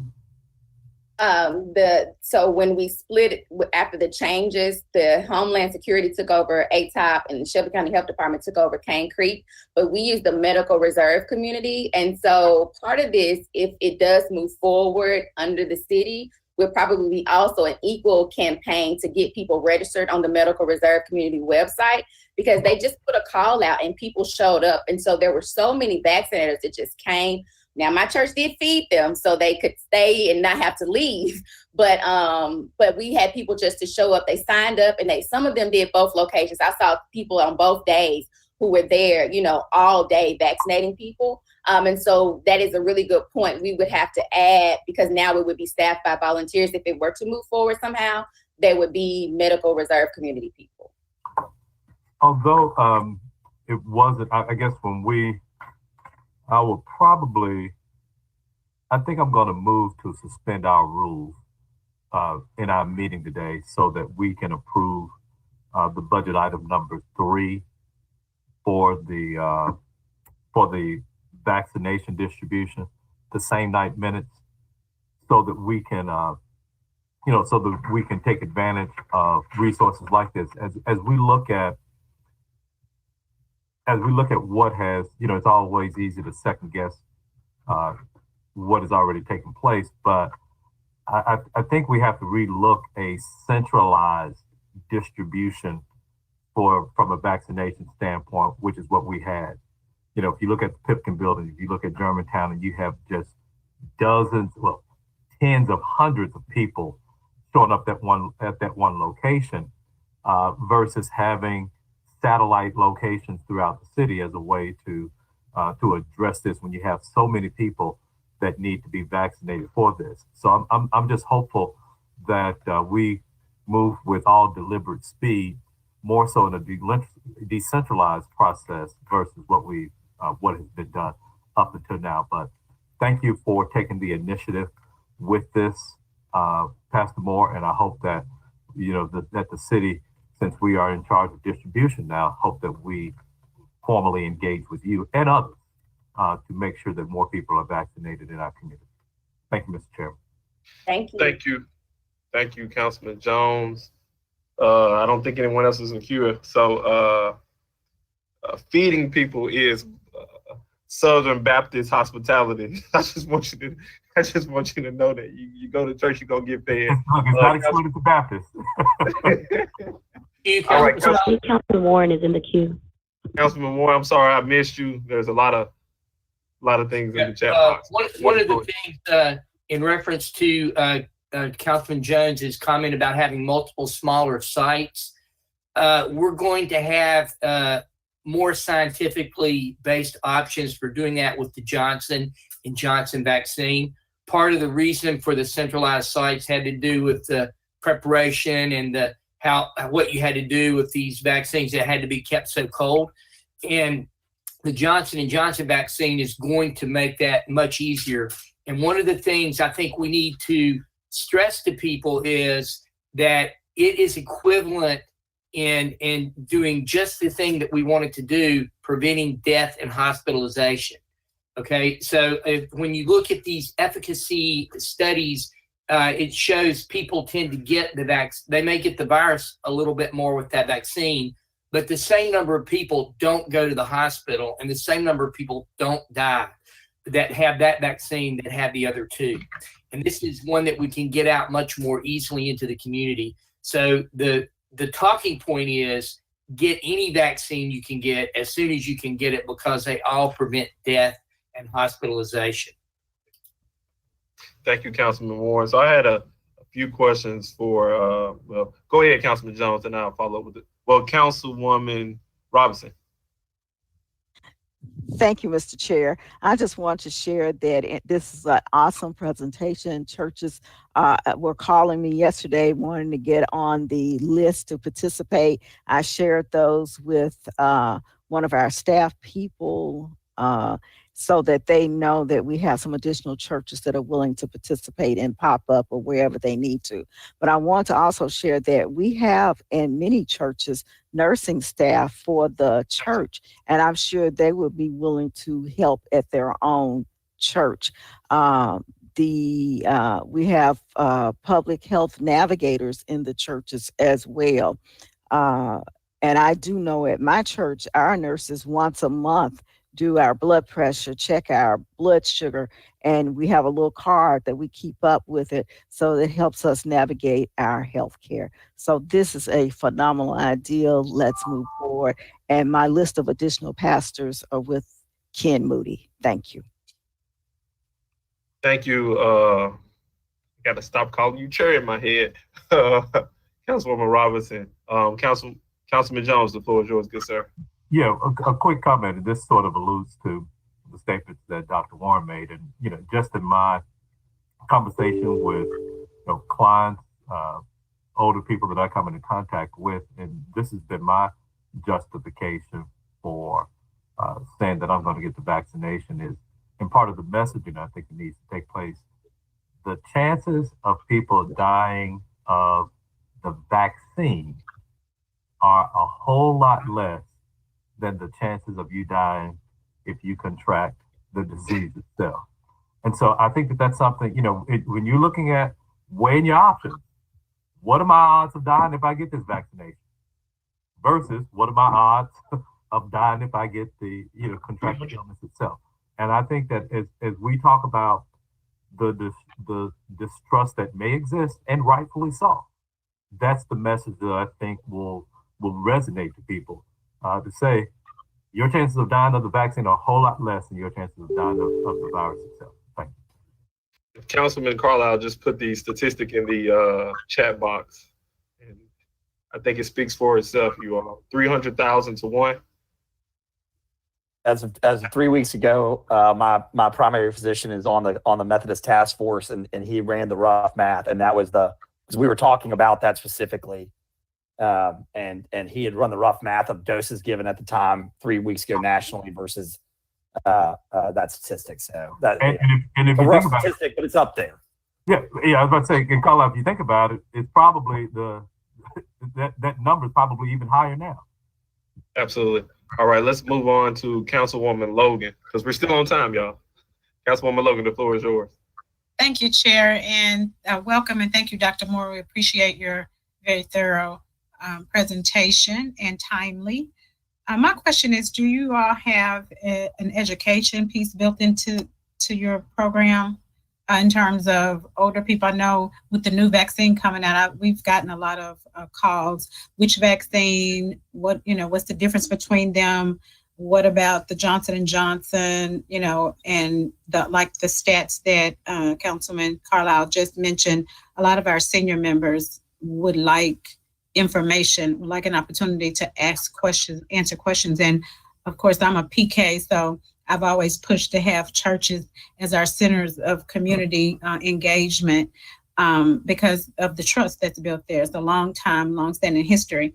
As with our church, we requested to be a site, but more importantly, we wanted to be a place where they could get information to hold, opportunities, small gatherings, socially distanced for our elderly and senior communities to come out and ask questions so they'll be comfortable with taking it, not just to get them in there, but for them to be comfortable and to go ahead and make their own decisions. So I just, I love the way you all have rolled it out, and wanted to know if there was that type of interaction or education included.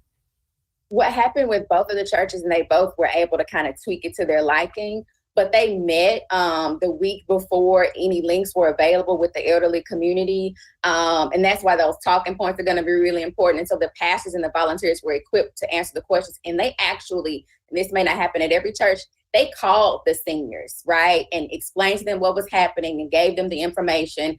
And then the Sunday, when they started to collect their information, there was another message that was given. And so ideally, the pastors and the volunteers at the church would be part of those people who share the information with people. But I also think forums will work too. That's why we had Dr. Kizmikia at my church. And that video, because she said she's not doing any more like church talks, she gave me permission to use it and to repurpose it. And so we could even repurpose the conversation that we had with the Black woman that led the research and repackage it for whatever churches will participate in the program. And they can play portions of that or the entire thing that Sunday before people sign up. So yeah, I think that is really important to add to our ways of explaining the vaccines and explaining the virus to people before they sign up. I do think that's a good idea, because a lot of times it not only affects the senior, but in our communities, a lot of times the seniors are the matriarchs or the patriarchs in the family. They're keeping the grandkids, and you got grandmama and living with auntie, so it's a great opportunity. And I think that would be the piece that would really move it forward, that education piece. So I do think being able to repurpose that video is key, and to be able to share that. And I'd be interested. I'll reach out after this, reach out to you. Yes, ma'am. Thank you, Councilwoman Logan. I have a couple of questions myself, and then I think we could, if no one else hops back in here, we can end the committee. So I was trying to figure out, right now, is there any additional sites planned, or at this point the program has come to an end? Because I don't have any clarity on that. So we have 15 churches who are already approved in the pipeline, and they were actually given dates because we didn't know that there would be changes in leadership. And so there were 2 churches every weekend for the next almost 8 weeks. And then after that, people started calling. And so we could probably keep going for the next, 6 months because of the people who have already reached out to sign up. But those first 12 to 15 churches were in South Memphis, Southeast Memphis, Whitehaven, and Raleigh-Fraser, because I wanted to really hit those because those were the areas that we saw were being hit the hardest and had the least access to the vaccine. I know that, and I spoke to him last week, Bill Atkins has now, of course, come on as a, Monday through Friday site. And so, differences of opinion about whether or not that should be another pop-up site over there or not. I think that we could have as many sites as possible everywhere.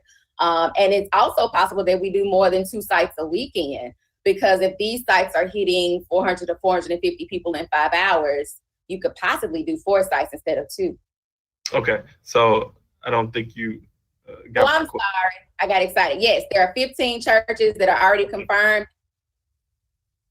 So I'm sorry to cut you off. My question is, as of right now, since the change in leadership, at this point, the program has come to an end. Yeah, it's just in the air. It's in there. There we go. That's the question I was asking. All right. And then, and what is there a church selection process? I'm looking over my notes.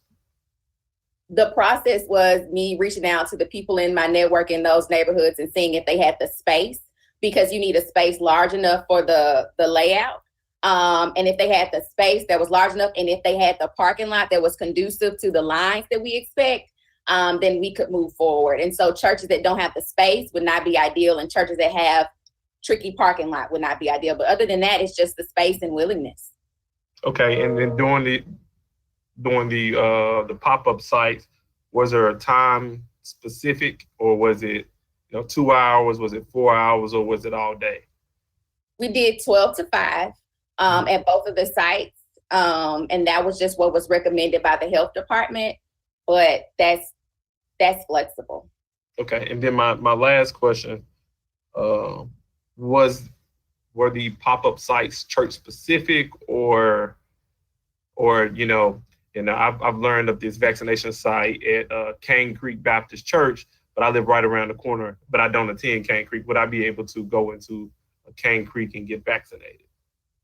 Yes, no, they were not church specific. They were deposited in the community to reach everyone. They just happened to be at the church, and we were able to kind of campaign inside the church, but there were people from all over and all races that were there. Okay, that's all of my questions. Thank you. Well, hold up. It appears that all hearts and minds are clear on this item. Am I correct?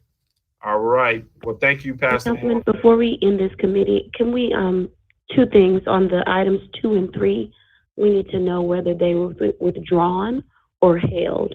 And there is also an item on our full agenda, I believe, and would that item be held as well? All right. I believe that's a question for Councilman Warren and Councilman Ford. I believe, and correct me if I'm wrong, Councilman Warren or Councilman Ford, that these items were held. Those items were held. They were held. Yes, Okay. ma'am. All right. These items have been held, and then you spoke to an item on the full agenda. Could you be more specific about that item? I have the committee schedule in front of me, not the full agenda. Yes, and I take that back. By Hill Pipeline was not added to the agenda. And I think there was a request from Councilman Jones to add something in the meeting If you would like to, you can add that in executive session, item 1 from the Budget Committee. All right. It appears that all hearts and minds are clear as it relates to Public Works. As such, at 11:13 a.m., Public Works, Solid Waste, and General Service Committee is adjourned. Thank you. We're on time.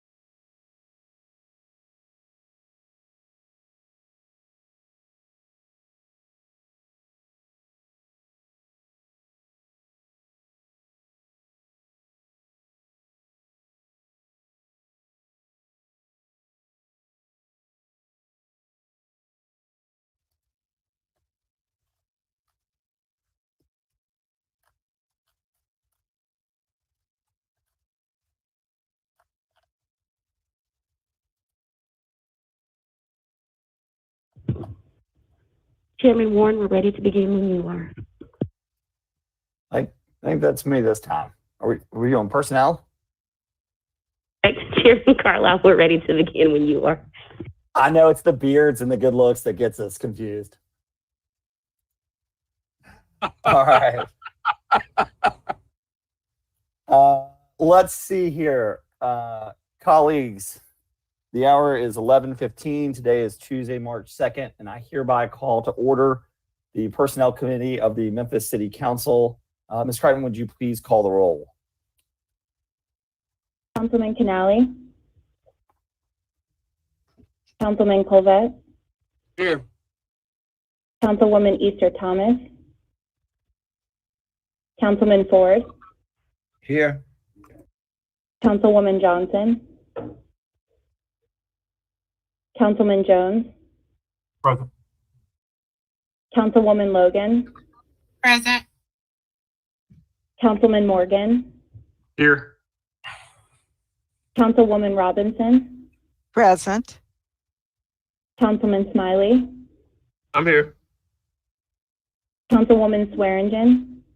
Present. Councilman Warren. Present. Chair Carlisle. Present. Johnson present. Please show the record that Councilwoman Johnson is with us as well. Colleagues, we have a quorum for the Personnel Committee. We have 3 items on today's agenda. You'll note that item number 2 has several individuals. If it's without objection, we'll take this item as one, hear from all 3 individuals and vote them as a slate. Please let me know when I call the item if that is an issue. With that being said, item number 1 is the appointment to the Public Art Oversight Committee of Ms. Davida Cruthford. Cruthford. I hope I pronounced that right. May I please have it? Thank you. It was one or the other. I butchered so many names up here. Sorry. May I please have a motion and a second to hear this item? Jones moves it. Second, Robinson. Thank you. Moved by Councilman Jones, seconded by Councilwoman Robinson. Good morning. If we could have our appointees a name and address for the record and a brief statement about yourself.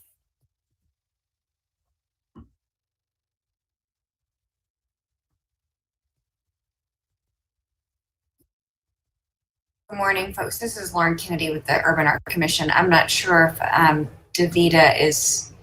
Davida, are you there? She was actually on a few minutes ago. I can see her. Yeah, it says offline as one of the speakers. I'll tell you what, Ms. Kennedy, if you'd like to share a few remarks, that'd be fine, and maybe staff can locate Davida if that's all right with everyone else. Sure. So Davita's been recommended by the City Council office to replace Juan S. Keplinger on the Public Art Oversight Committee. I've not yet gotten the chance to meet Davita personally, but I understand that she's got a really extensive resume with currently working with Agape, but has been a real leader in the community across a number of fronts, has been recognized by Memphis City Council for her leadership.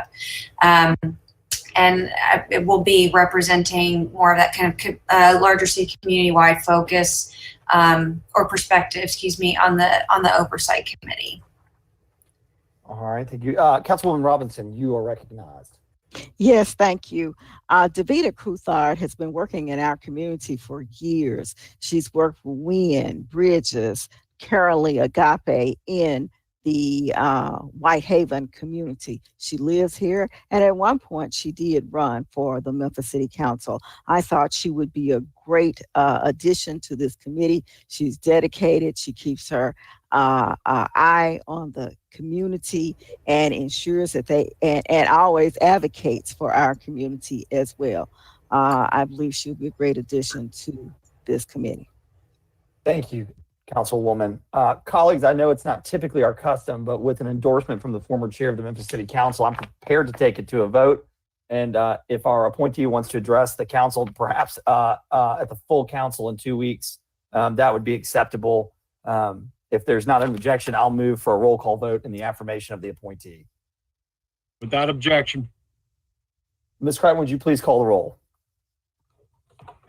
Councilman Canale, Councilman Colvette, Yes. Councilwoman Easter Thomas,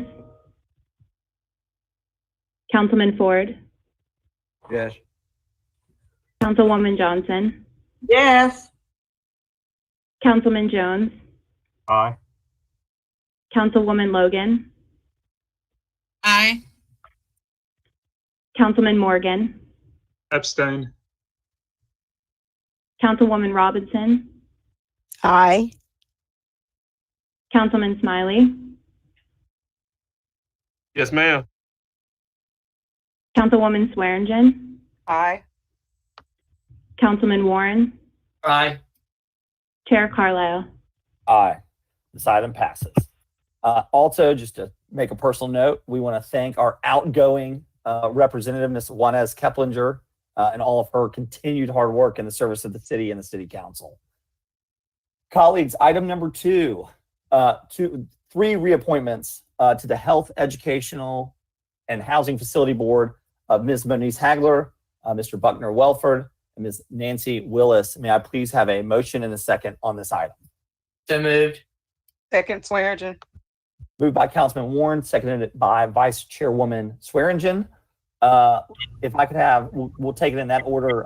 We'll go each individual name and address, a few comments. We'll go through the slate, and then if there are any individual questions for any member, we can go back. So Ms. Hagler, if we could have your name and address for the record, and then just a brief few comments. Thank you, Chairman Carlisle. Moniz Hagler. My address is 5330 Bethune Cove, Whitehaven, Memphis, Tennessee. I appreciate the consideration to extend my appointment for the board.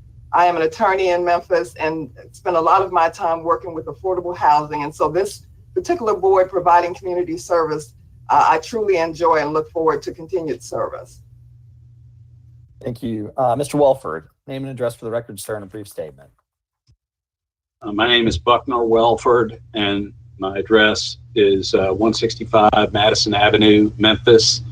I am an attorney in Memphis as well. I formerly served 2 terms on the Shelby County Commission as chairman of the zoning committee there, and have a strong interest in affordable housing, and have been on this board for the last 4 years, and would look forward to the continued opportunity. Thank you, sir. And lastly, Ms. Willis. Hi, I'm Nancy Willis. I live at 1895 Linden in Central Gardens in Midtown.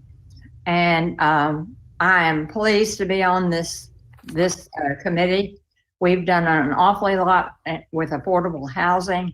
I think you can see all over Memphis, the new building going on A lot of it is for low-income housing, and that isn't new is being substantially renovated by different owners and developers. So this committee serves an important role within the city. Thank you so much, and thank you to all three of you for your willingness and continued service to the city. Colleagues, do we have any questions or comments for any of our reappointments? Seeing none, I will move this item to a vote in the affirmative for all three of our reappointments. Ms. Crichton, would you please call the roll?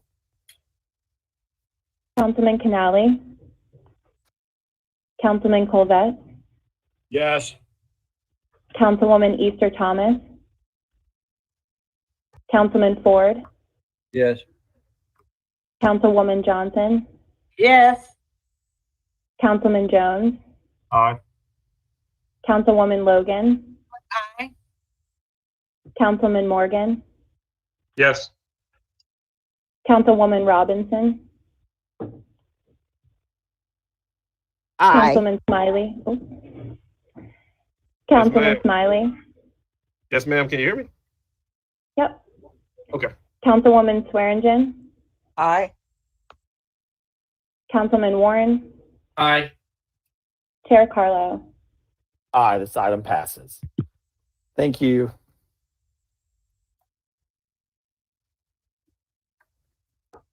Colleagues, item number 3 is a resolution addressing investigation into the Shelby County Health Department vaccine distribution and accountability. Earlier this morning, the full resolution was sent to all of you for your review. I won't read through all of the recitals. You are welcome to go through and read that on your own time in an effort to keep my very long-winded nature at bay. But I will read the therefore be it resolved for the record.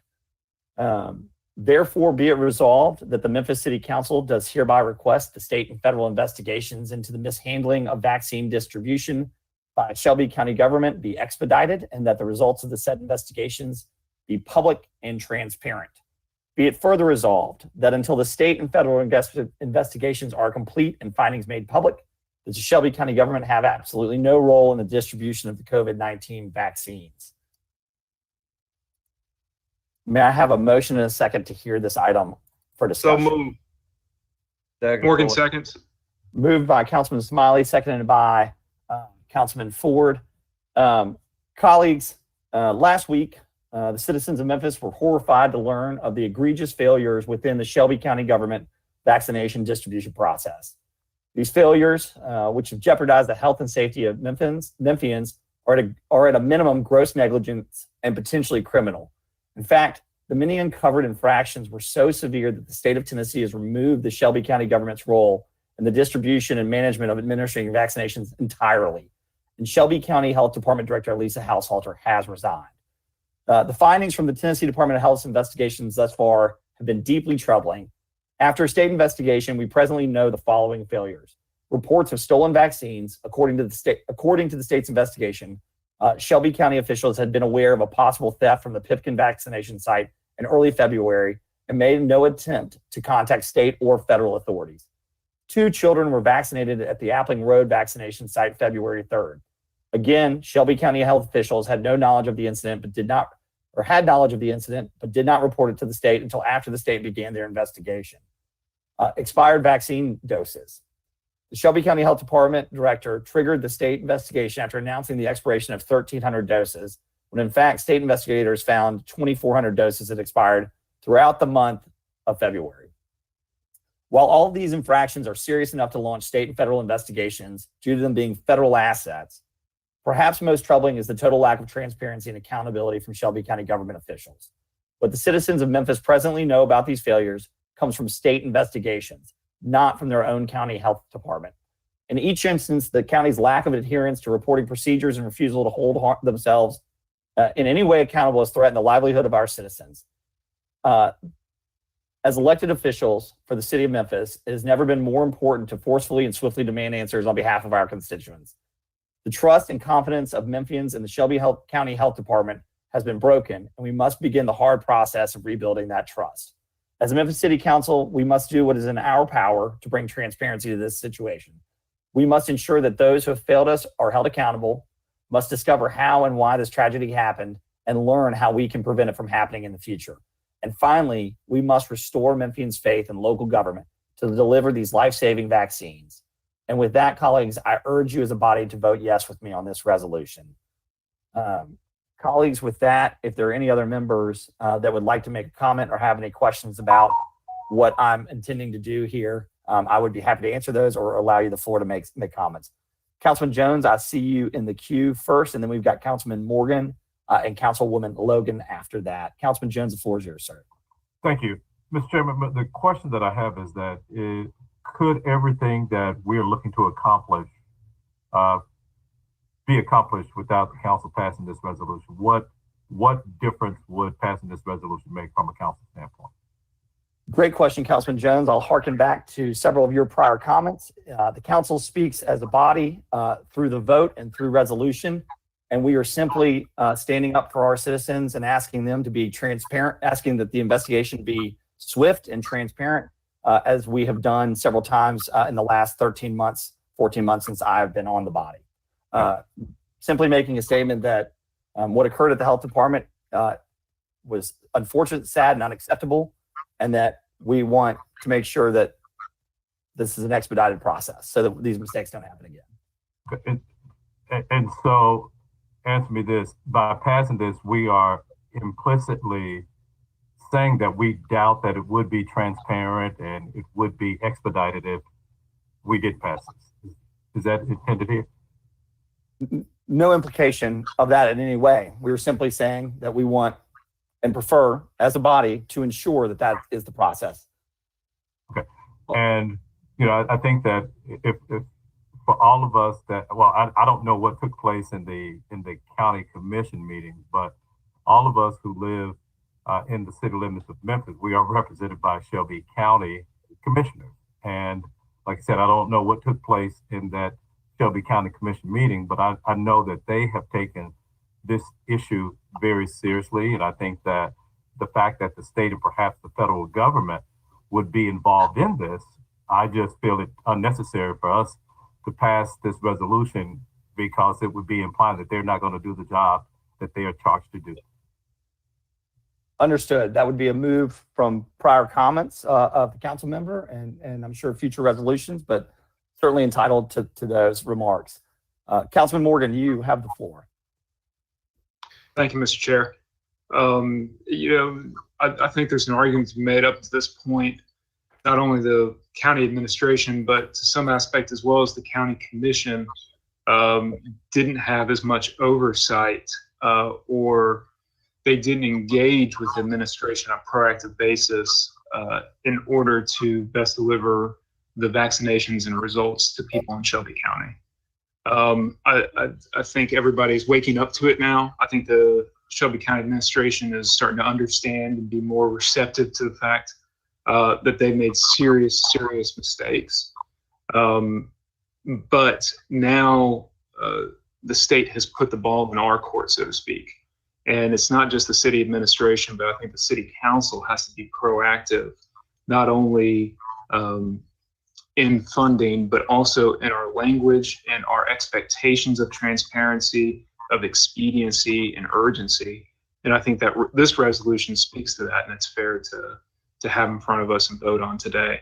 One of my questions would just be on logistics. I know a lot of county responsibilities have been stripped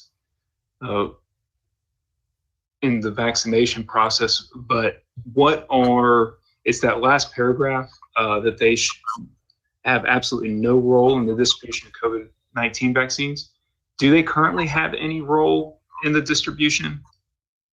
Has it been completely removed, or are there some management aspects, reporting aspects that they're still in charge of? Chief McGowan's not on. I don't see him on the line. I know that he is going to make a statement later today in executive and can better clarify that answer. Okay. Either way, whether they currently are working or not, I have absolutely no problem in their removal from the process as long as it's done in an orderly and effective way that doesn't cause confusion. So I appreciate Councilman Carlisle bringing this forward, and I'll be voting in favor. Thank you, Councilman Morgan. I believe we have Councilwoman Logan in the queue next. Councilwoman Logan, you are recognized. Thank you, Chair. My question is, I wanted to know if you have spoken with or talked to any one of the county commissioners concerning this. I have not. No, okay. And I have, and as Councilman Jones mentioned, they are, very serious about this and intentional about it, the ones that I've reached out to. And I would not want to be premature as a council member in overstepping, their jurisdiction at this point. I do feel like we should give them the opportunity to address it. I wouldn't want, if the shoe was on the other foot, I would want to, as a council member, I wouldn't want the commission to go over my head or initiate some things that I haven't even had a chance to address. They, in some cases, are still trying to wrap their, minds around all that's taking place and what all is involved and how do we approach it, and to come together as a body is something that I would hope that they would be doing, to look at what their next move is going to be. You have the Mayor Harris and his administration, as well as the county commission, addressing or answering questions to the state. I'm not saying that this is not something that could happen later if there's no action taken, but I do think it's a bit premature. And like I said, I wouldn't want that to happen in our case, God forbid, and then we not have the opportunity to address it before some other body comes along to implement this type of legislation. So with that, I just would say that, it's a bit premature, in my opinion, to move forward with this resolution. But thank you for allowing me to voice my opinion. Now you're back. Sure. Councilman Lowe, would you mind if I asked you what specifically is premature? The state and federal governments are in the midst of investigating. We are just asking that they wrap up that investigation with due haste and that it be public and transparent so that the public can have that information, of which we've asked several other times. I'm unclear on what's premature. Well, I do think that this, like you mentioned, the state is where we got the information from in the first place. So I don't think that they would be withholding anything, or I don't have any proof that that would be the case. They came out with the information. They were transparent and forthright initially. So I don't have any reason to feel that they wouldn't continue to do that. And I also feel like it's premature for us as a body, and the county commission hasn't even had an opportunity to speak to it, or they may have, or they may be deciding to deal with it some other way. I just think it's a bit, overstepping, in my opinion, to do so at this time. Fair enough. I would. That's my opinion. Sure. A council member, as you all have, as you have yours. And so I just wanted to make sure that for the record that I did say that I'm not, and I definitely feel that it was horrific what has happened. There needs to be intentional investigation, and does need to continue to be transparent and open. And we do need to be plugged in and listening to and keeping up with what's going on. And if in fact we feel that this is not happening, I wouldn't have a problem, moving forward with some type of legislation like this, or resolution. But I do think all of our efforts should be focused on getting this vaccine into all of the communities, getting as many people as vaccinated as possible, making sure we're transparent and we're doing due diligence on our end. We have enough to really think about and contend with than to be stepping over into what's going on there at this point. And that's just, where I see it. And I wanted to share that for the record. And I yield back. Thank you. Thank you. Councilman Warren. Yes. I understand Councilwoman Logan's thinking on this particular subject as it relates to the Shelby County Commission. this has been a very difficult process to roll out, and I think that we've seen that there have been mistakes made, and we've had problems with the county government as it's rolled this out via the health department. That's the first time this health department has ever had to handle anything this massive. I think right now we're seeing how hard it is as our city government takes this over. And I think we're going to be asked to give an extra $1 million of our CARES money to help support our endeavors to do this. I am confident that we're going to be transparent as we move forward. And as I look at this resolution, I would like to think maybe if what we really wanted to say is that we support the Shelby County Commission and their efforts to assist the federal and state government in providing us with the results of a public and transparent investigation.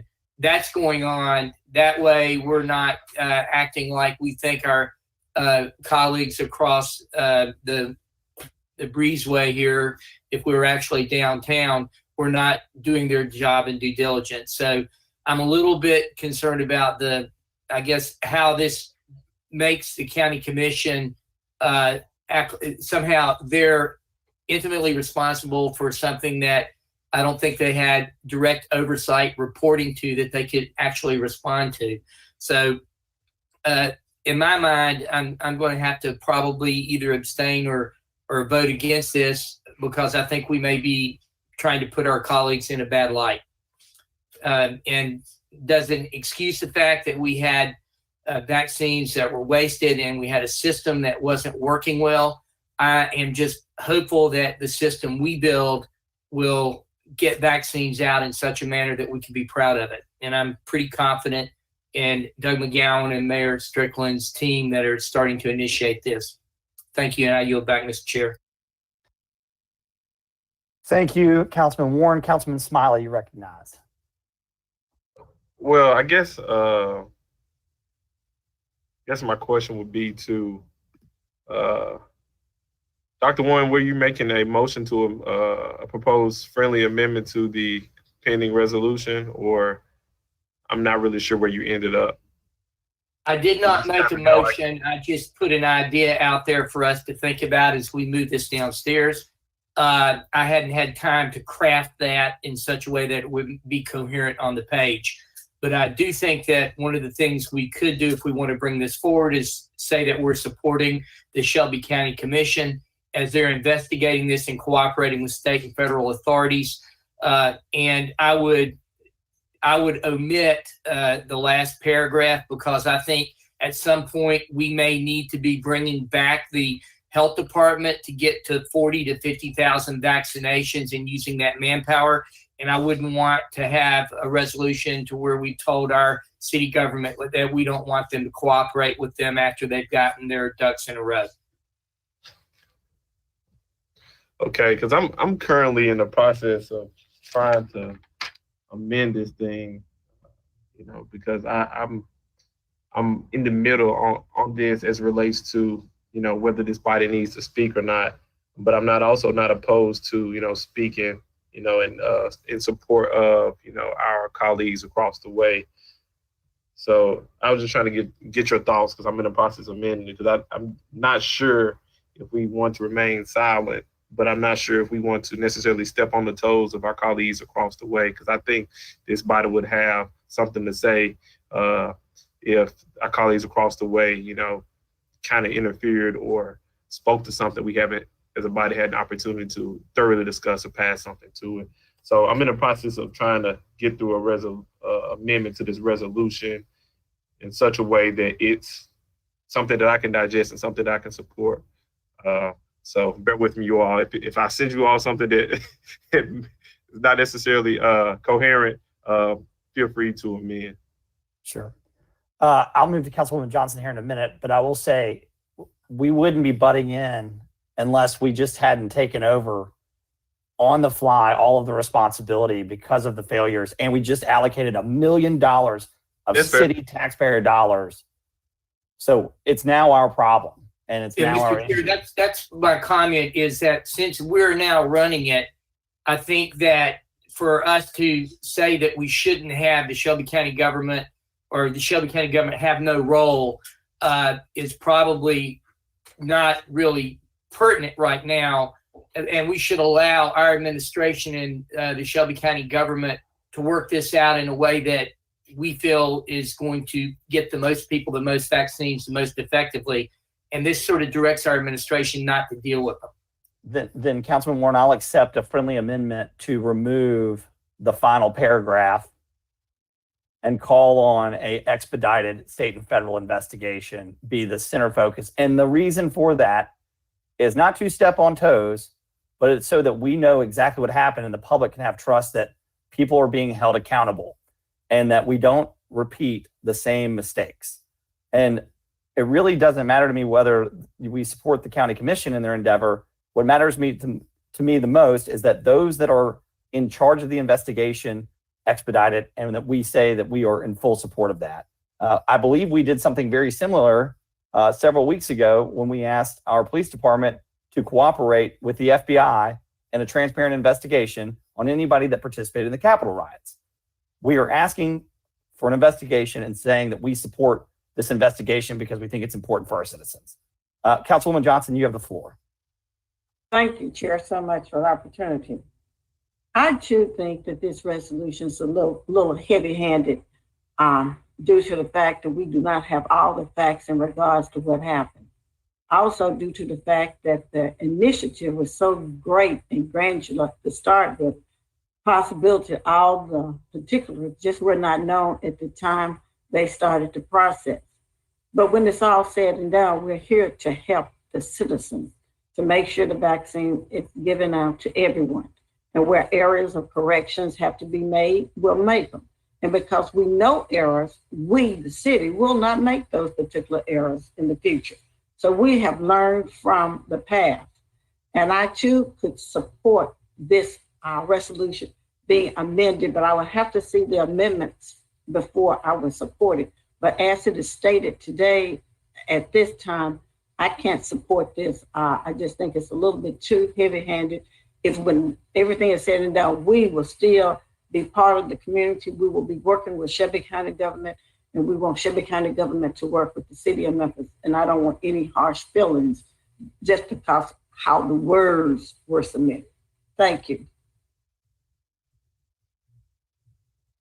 Thank you, Charlie. You're back.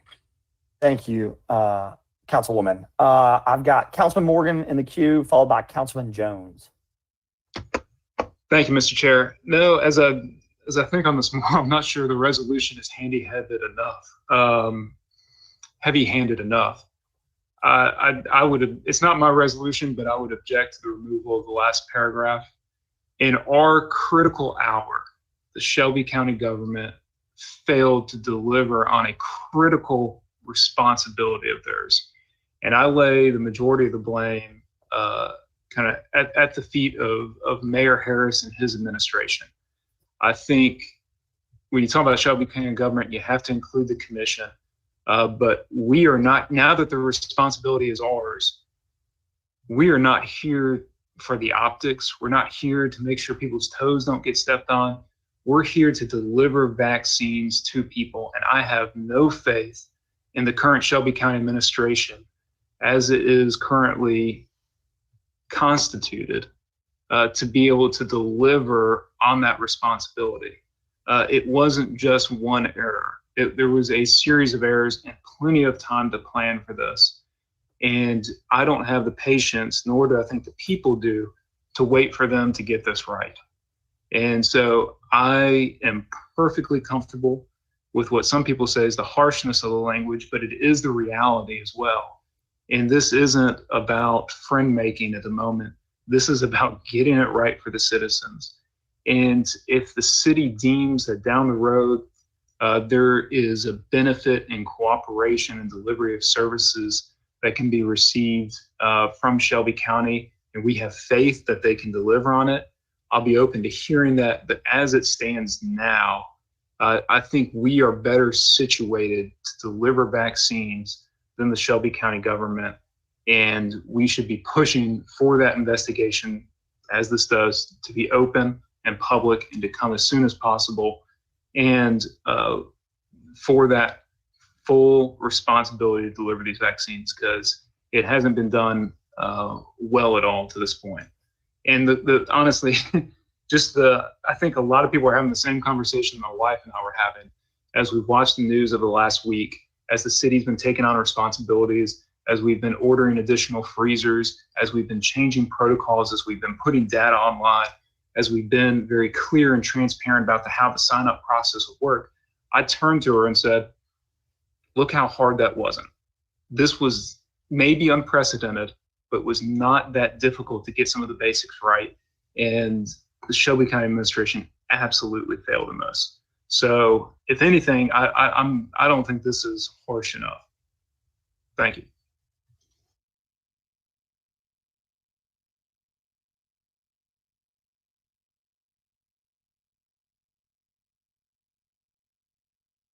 Is the chair frozen?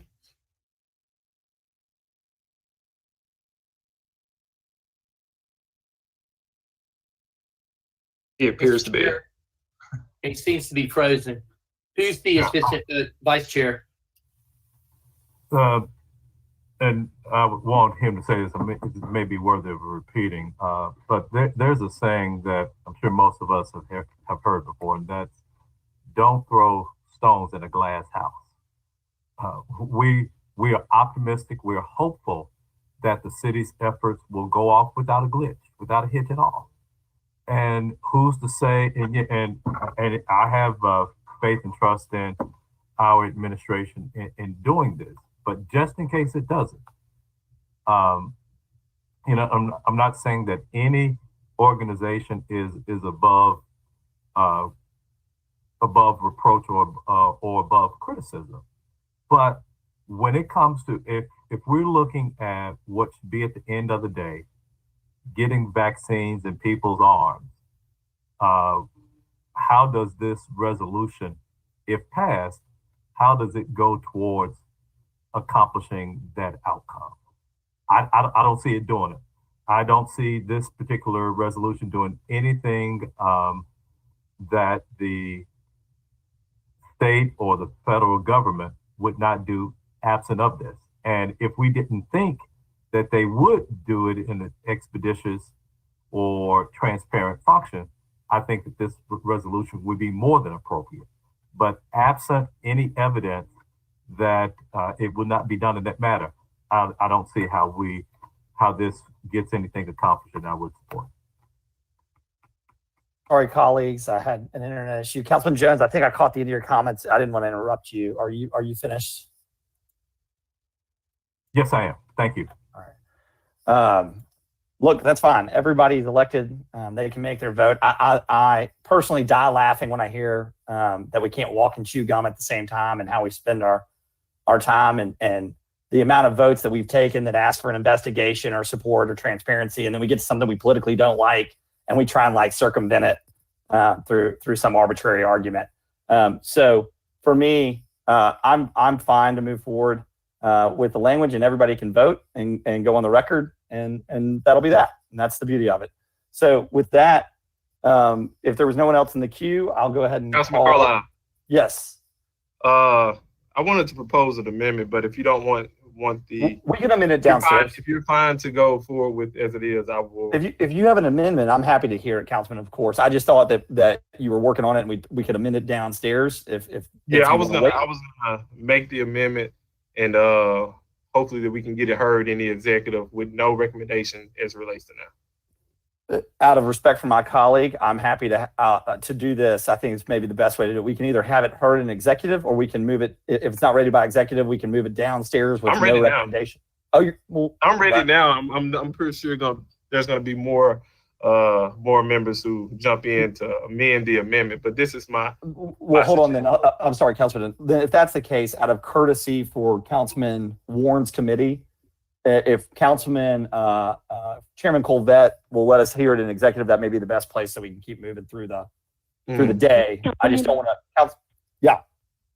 If you, I know that Meredith is working on those amendments. If anyone else has any, maybe we can get them and compile them and have a more complete document ready by executive. But we could start with hearing what Smiley has to offer at this moment and get a complete document ready for you by executive.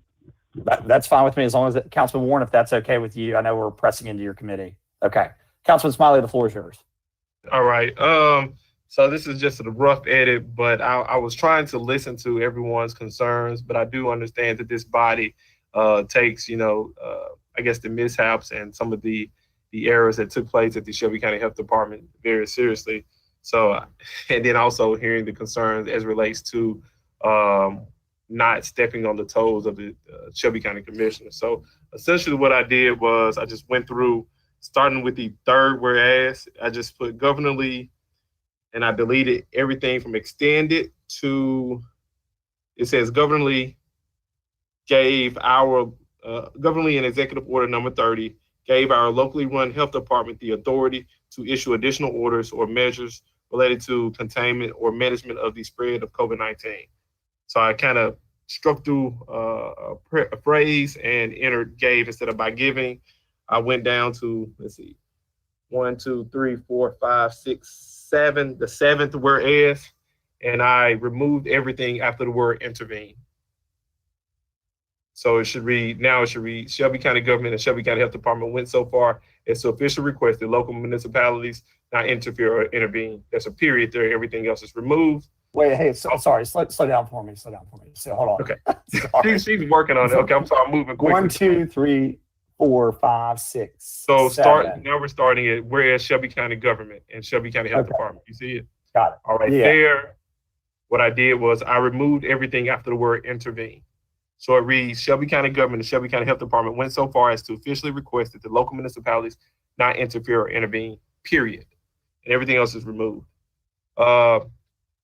Two paragraphs down. Liza's going to highlight what you're saying to remove. Can you let her know if she's highlighting the correct portions that will be removed? And then whereas Shelby County government officials, so it's 2 paragraphs down, that paragraph there, highlight it. I just struck it. Then go on to the next page. All right, this page here, I struck the first whereas, and then for the second whereas, it says, whereas the health and safety of our community require immediate action, there's a period, and then it reads, therefore be it resolved that the Memphis City Council supports the Shelby County Commission and its efforts to get answers going forward, period. And then it goes to, therefore be it resolved that the Memphis City Council does hereby request the state and federal investigation into the mishandling of vaccine distribution by the Shelby County Health Department, as opposed to Shelby County government, be expedited, and that the results of said investigations be made public and transparent. And that'll be a period. So she's gonna send those, my suggested amendments to this resolution. I'm sure that some of our colleagues will jump in, but I just wanted to get something that we can actually get passed, because I do believe that this body should speak to this issue, because it's not just an issue that concerns the Shelby County, it's an issue that concerns those people who live in our district. So when I think it overlaps like that, I do think we need to speak to it, but we do need to get to a place that this body can agree. Because this body, like Councilman Jones has stated multiple times and Councilman Carlisle stated today, this body speaks as a whole and as a collective unit. So we do need to get to a point where we can agree. Because right now, I think we're going to be wasting our time, and this resolution will not pass. Those are all the comments. Thank you. Thank you, Councilman Smiley. I think in the interest of time, and again, I hear you, and I think I don't have an issue, but I think what we'll do, if this is without objection, is we'll move it downstairs. I'll move it. I'll move it downstairs intact as it is, knowing that it's going to get amended with Councilman Smiley's amendments and maybe more on the floor tonight. And that way we can move forward with today's business, and then the amendments can get put in writing. Council members will have time to review it. And so I'll move it without a recommendation at this point downstairs tonight, as I brought it forward, but knowing that we've got amendments coming. I think that helps everybody, just as opposed to sending it as amended, because we don't, but I hear where you're coming from. I think that works. Is there any objection to that? Without objection. All right. Colleagues, thank you for your input and your comments. Councilman Smiley, as always, appreciate you. Seeing no other business before this body, the Personnel Committee is hereby adjourned. Council members, we will take a moment to switch over.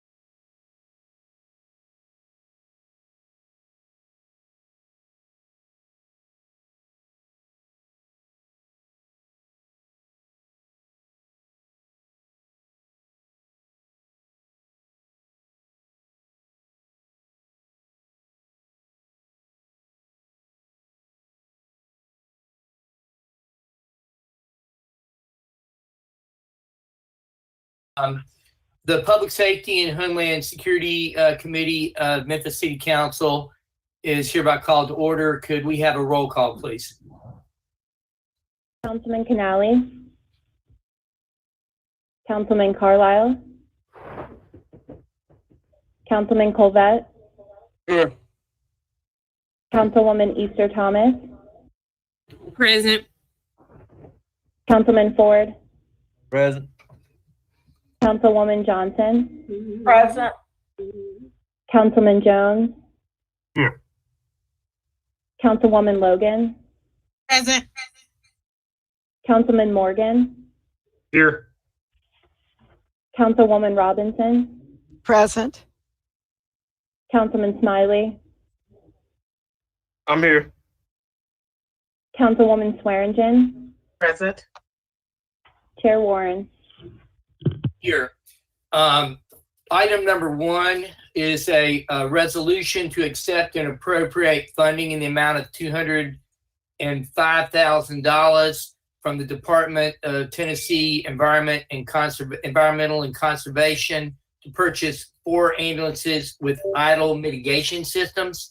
This is all council districts and sponsored by administration. Do you have anyone from administration to speak to this, Ms. Chief Ford?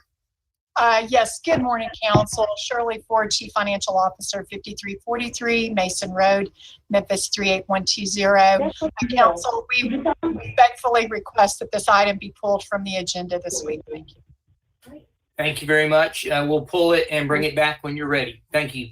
Thank you, council members. What is strike 475?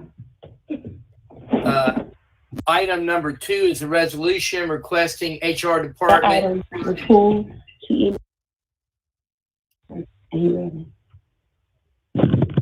Staff, are you ready? Okay. Item number 2 is a resolution requesting the HR department increase its screening protocols for all public safety officials. It's all council districts, requested by Councilman Smiley. Councilman Smiley. Thank you, Dr. Warren. I will try to make this quick. Essentially, this is in response to a current bill that's being floated or being voted on in the State House as relates to our public safety protocols and allowing officers to live outside of the county, outside the city and county limits. What I attempted to do was have HR department increase its screening protocols. And I had a conversation. I spoke to the city attorney, Attorney Singh. I had a conversation with Attorney Singh as relates to the current screening protocols. She shared some of her concerns. And if I can note a few of those. One, currently the city is, according to her, in her legal opinion, the city is doing everything it can legally as it relates to screening public safety officials.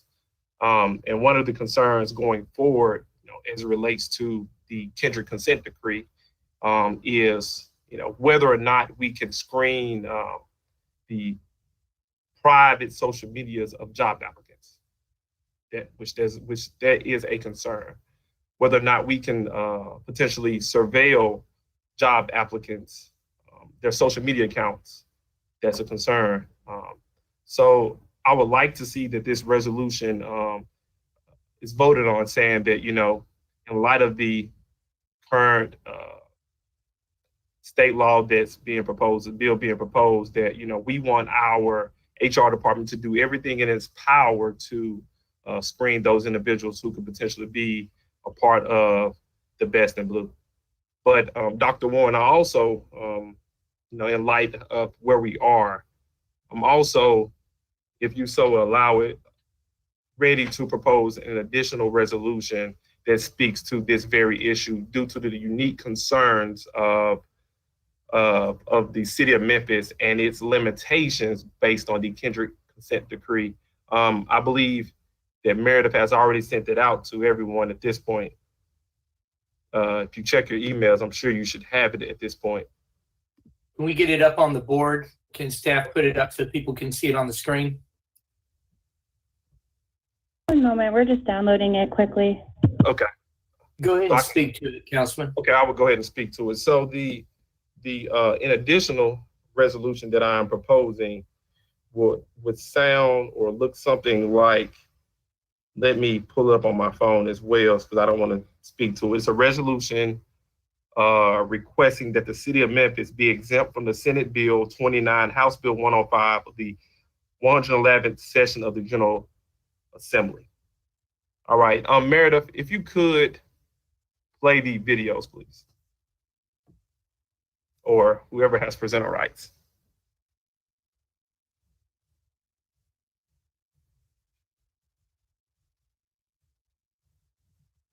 Houston's police chief says an officer is being investigated for possibly taking part in last week's storm of the U.S. Capitol. Chief Art Acevedo said today that the officer has been placed on administrative leave and will face a disciplinary review hearing on Friday. Acevedo did not identify the 18-year veteran with the department, but did express his frustration. I can tell you that there's a high probability this individual will be charged with federal charges, and rightfully so. And I'd be surprised if they show up Friday to my hearing. Officers from various law enforcement agencies around the country are also being investigated for possibly taking part in the storm of the U.S. Capitol. And the next one, if you don't mind.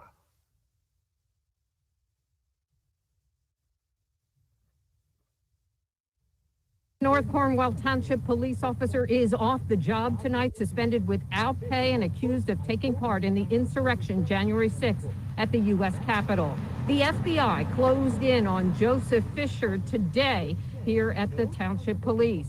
Now, the 10-page criminal complaint filed late this afternoon says that Fisher boasted about his participation, like many of the accused rioters, on social media.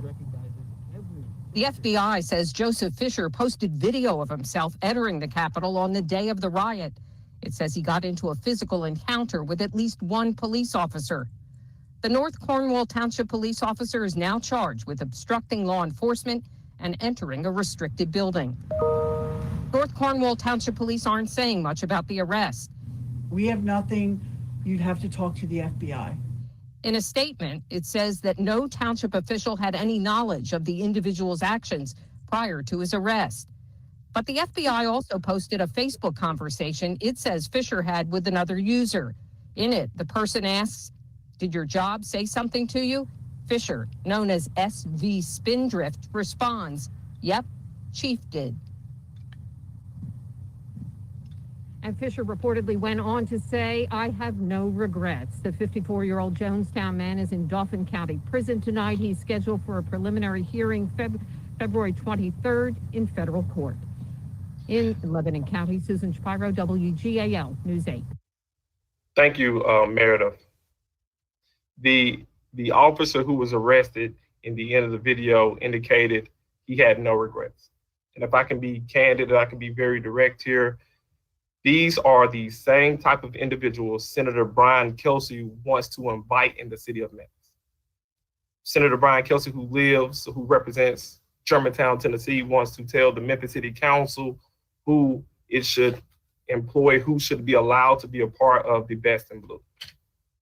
I'm of the opinion that we should not be opening our doors to those individuals who may have affiliations with subversive groups, those individuals who may have racist ideology.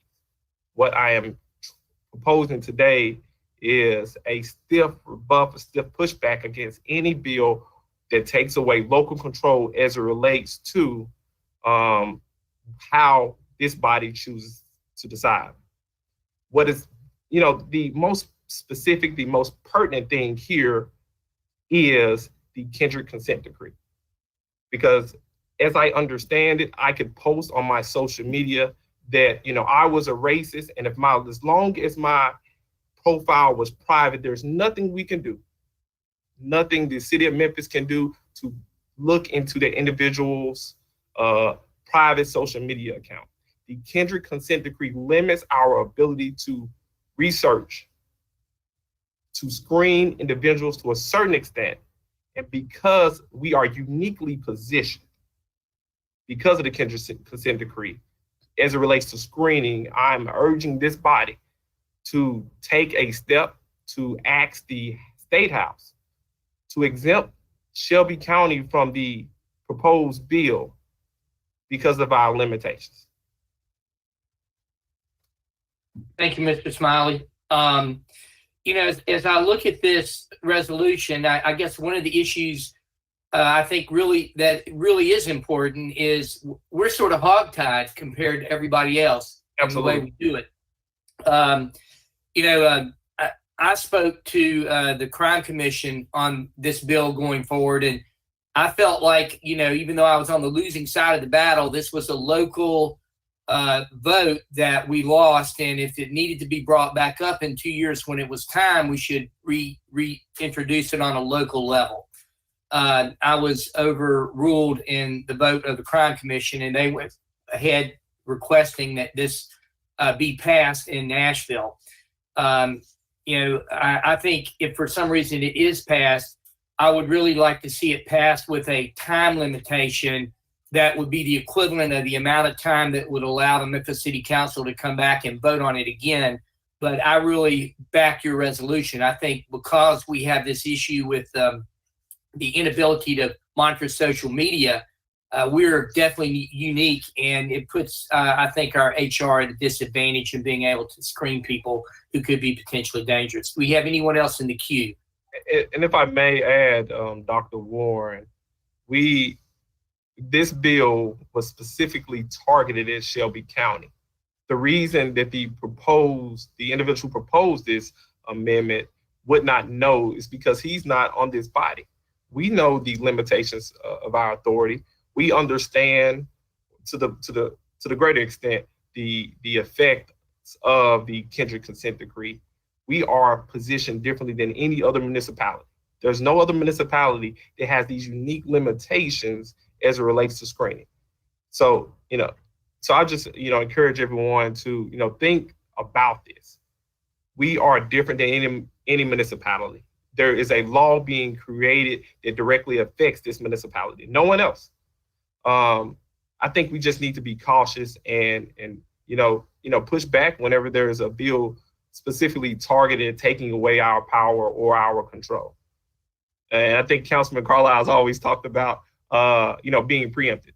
And I think this is a situation, whether you agree with me or not, we still don't want to lose or allow an entity that does not understand the uniqueness of the city government, does not understand the uniqueness of the city of Memphis to tell us how to govern. Because, just like Dr. Warren said, this is an issue that, the next election is coming up, or our minds may change, that we can vote on it and do something differently if, assuming that the Kendrick consent decree is amended again. But I just don't think it is the best decision, the wisest decision for us to not speak to this issue. Thank you. Thank you, Councilman Carlisle. So I'm lost. Did we just jump resolutions and not lay this one down with them? So what happened to the resolutions on the table? Did we table that one? Are we hearing two resolutions at once? What's happening, Chair? I believe we're hearing two resolutions at once, but go back to probably need to take care of the first. Probably need to take care of the first one. And then, actually agree with you, Councilman. Yeah, we need to let's table this for the second here. Let's jump back to the HR one real quick. Deal with that one, and let's talk about this one after that. Okay. Be glad to do that. Okay, let's go back to the first one. And do we have any comments on the first resolution, Mr. Carlisle? So on the first one, we're just asking, and do we have Chief Smith? Are we just asking Alex to if I may, Councilman Carlisle, please. essentially what we're doing is asking, and this is real general. Essentially what we're asking the HR department to do is do everything everything within their power to monitor the social media accounts, to increase the screening process, to make sure that individuals who apply to be public servants are well within their right, not identified and not affiliated with subversive groups. That's all we're doing. Look, I hear you. Look, this is like a highly controversial issue, not even just in city government. When you look at the way that job searches are done today, this is like one of those hot topics, and it has been for years, about companies that do background checks on potential employees. It's 6 one way, 1/2 dozen the other. Some people think it's a good idea. Other people will get really upset about it. They think it's an invasion of privacy. When it comes to public safety, I'm all about taking any step we can to vet that we're getting good people. I'm supportive of this idea again, because I'll always do everything we can to make sure that we're getting good people in good jobs. So for that, as it relates to this resolution, I'm in support of it, and I'll go ahead and move the previous question unless there is an objection to that. I have some questions. All right. Councilman Morgan. Thank you, Mr. Chair. And yeah, some of this is a question to Alex and what our current procedures are in terms of background checks. And then also, I think it would be very helpful to have a definition section to this resolution. Sometimes we don't have to have that. A lot of times we have that in ordinances. But how would and I agree with Councilman Carlisle. I don't want people in our police department that don't belong there. But I do start getting nervous. How does the Memphis city government define what is anti-American?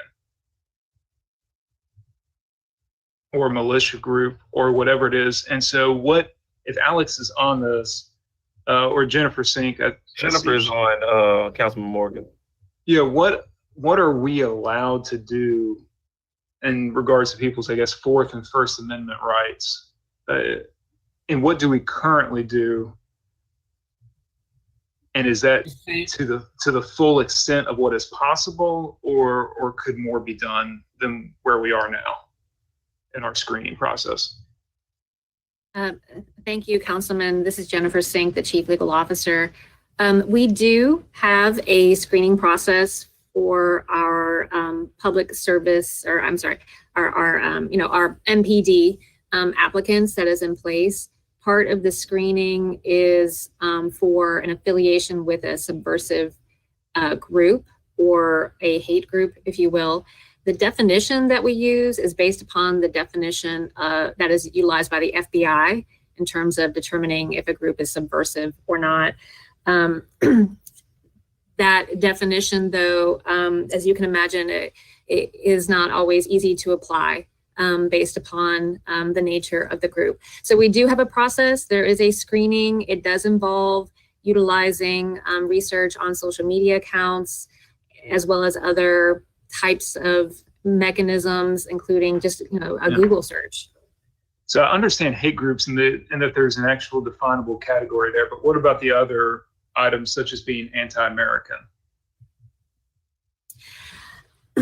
At this point in time, what we utilize is a definition from the FBI, which and we also consider basically a as disqualifying a group which advocates for the illegal denial of civil rights, or groups that advocate to overthrow the government, whether on a local, state, or federal level.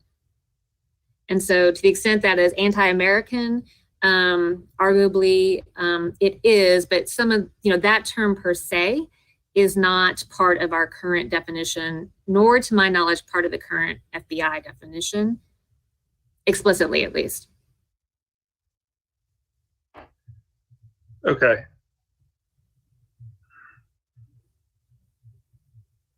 Are you through there, Councilman? Well, the question, I'm afraid that we're going to start running into constitutional limitations going beyond, I guess, what the FBI allows for. And if we're currently going by what the FBI allows for, I'd have to ask Alex or Ms. Sink whether or not it would be the administration's recommendation to supplement what the FBI recommends with this resolution or the additional will of the administration or council. Or are we, I mean, it's basically, are we bound to stick by what the FBI does, or are we allowed to go an additional? Where's the limit is what I'm asking if we're not there now. Well, I think that the city is supportive of and is trying to have a policy that with a goal of screening people who are affiliated with what I call a subversive group. There's other aspects of what we do. We screen for gang affiliation, we screen for criminal backgrounds, other types of issues. But it is a good practice to look at what the FBI uses as a definition, and then we know we're being consistent with what is being recommended and what other law enforcement agencies are doing to screen their candidates as well. Councilman, are you making that a friendly amendment to this resolution to use that as a definition? No, I'm trying to understand if this resolution is in conflict with all in our current policy, or if it's basically the exact same thing that we do now. The goal of this, and you may amend, I'm not opposed to an amendment, but the goal of this resolution is essentially what Attorney Sink mentioned, is to make sure that we're doing everything in our power to not allow those individuals who are part of subversive, un-American, or racist groups to be a part of what we call the best in blue. That's the sole goal of this resolution. Okay, I get that. I think we want to, and I think it's whether or not we have reached the max of what we can do, I'm not sure. But what I would like the HR to do is to figure out if we can do more, and if we can do more, especially in light of the pending bill before the State House. See, that's where we're getting confused about the preambles and trying to connect this to residency somehow. That's what I don't understand, and why that's even included. Let me How is connect residency connected to anti-American? Is not necessarily connected to anti-American. So, if I may, and what I would propose to you is, if we extend or open up our residency requirements, or remove the residency requirements, what I would suggest to you is, based on certain limitations that we may have right now due to the potential effects of the Kendrick consent decree, we'll be essentially opening our doors to individuals we don't have the proper tools to screen. So my resolution here, this resolution specifically speaks to increase the screening protocols to the greatest extent possible, so that we can make sure those individuals who may be turned away in other places, if they attempt to come to Memphis, that we will catch them if they are affiliated with subversive groups. What I would suggest to you is, if an individual is or resides within the city of Memphis, resides within Shelby County, they are less likely to be affiliated with these groups based on the way they were raised, based on their upbringing, just because every single day that we walk within our county, walk within the city streets, we're likely to have very diverse conversations, likely to have very diverse relationships with what would suggest to me that they're less likely to be affiliated with some of these other organizations. Councilman Smiley, we've got a few more people that still need to speak. I'll yield. I think that's a highly prejudicial statement to make a claim about somebody's beliefs and experiences and what their heart is based on geography in such a broad fashion. And I'm going to have to consider this resolution. Thank you. Okay, thank you. Councilman Canale.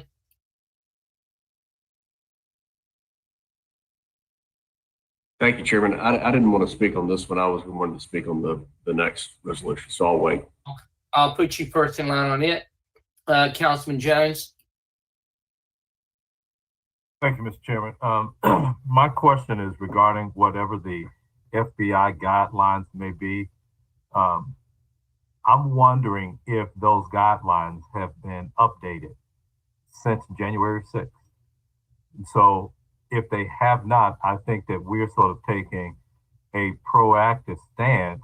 And if they've included, I would contend that everybody who participated in the insurrection of January 6th, that was an un-American act.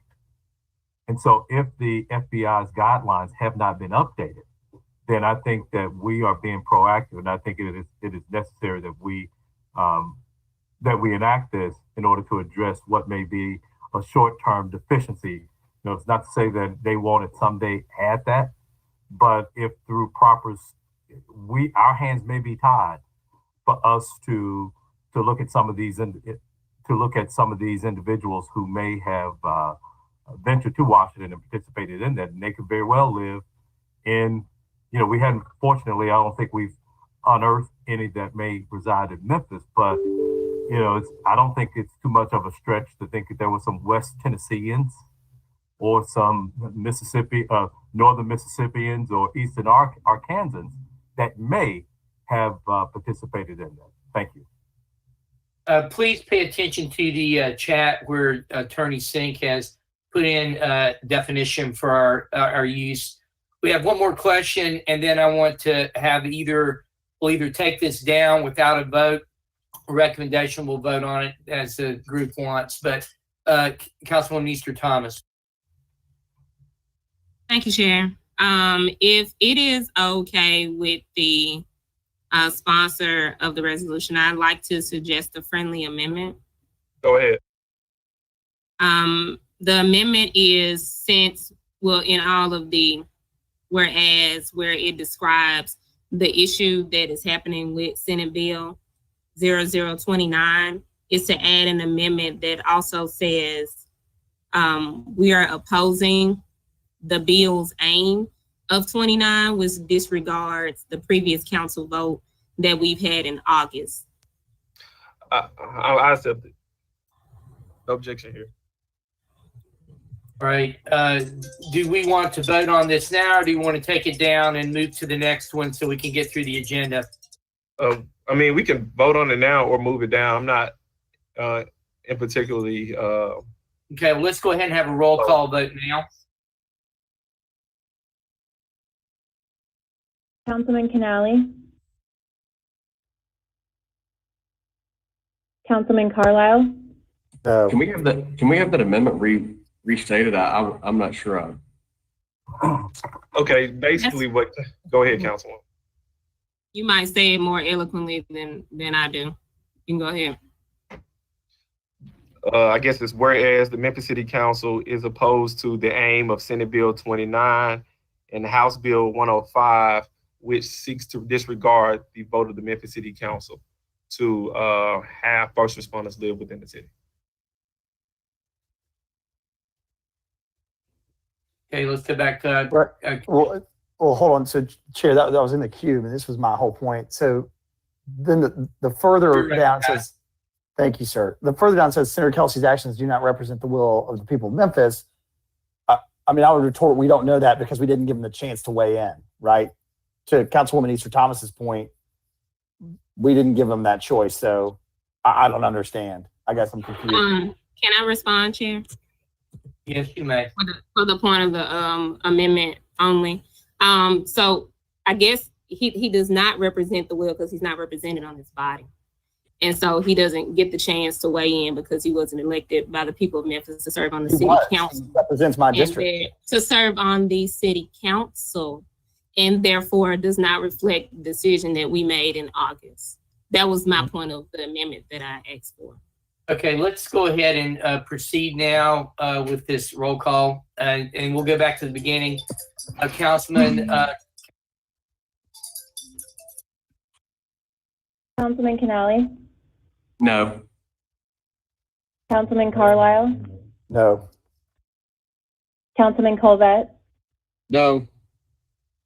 Councilwoman Easter Thomas. Yes. Councilman Ford. Yes. Councilwoman Johnson. Yes. Councilman Jones. Aye. Councilwoman Logan. Councilman Morgan. Aye. No.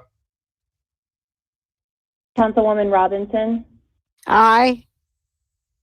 Councilman Smiley. Yes, ma'am. Councilwoman Swearingen. Aye. Chair Warren. Aye. Let's have a discussion on our next, next resolution now. Councilman Smiley.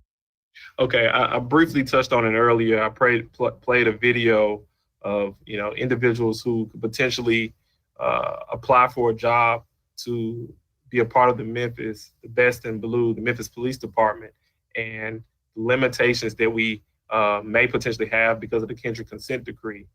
I gave an example. If I posted on my private social media page that I love, taking part in some type of un-American act.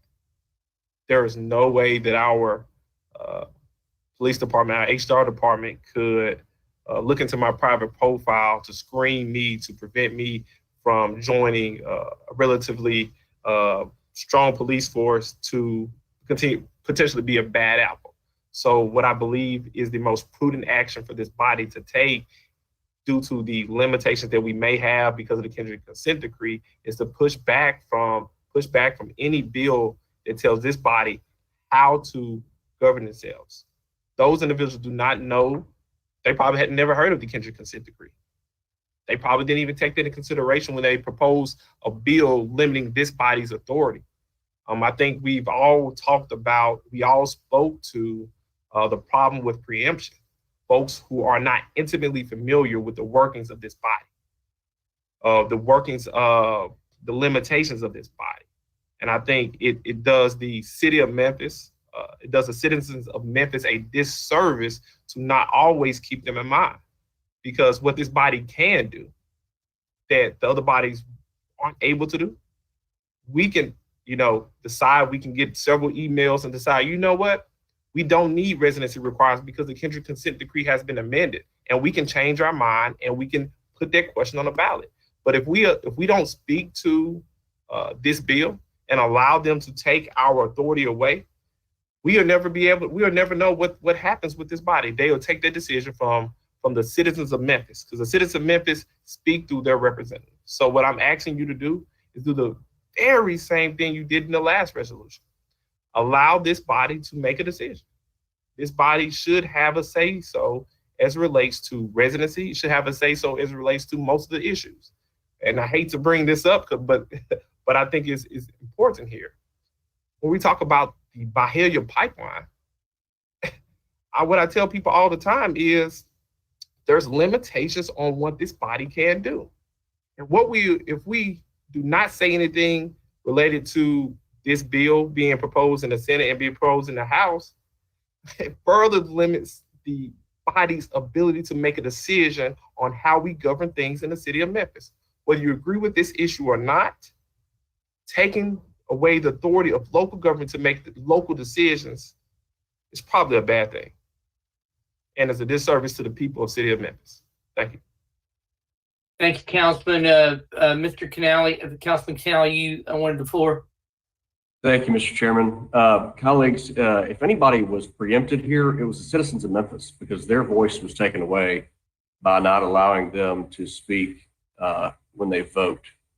Let me remind you that this body turns over every 4 years, and the body prior to this voted to put this on the ballot. I now understand that it was repealed, but the next body may change their mind. And let me also remind you that Police Director Rawlings did everything short of beg for us to relax residency requirements. And oh, by the way, Sheriff Bonner also agrees with that.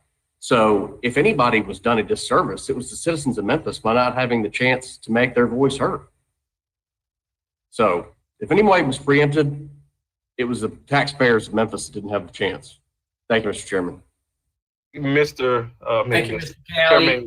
Anyone else? Can I respond? I'm in the queue. Mr. Carlisle, and then Ms. Lowe. I think you're the only one in the queue. Is that correct?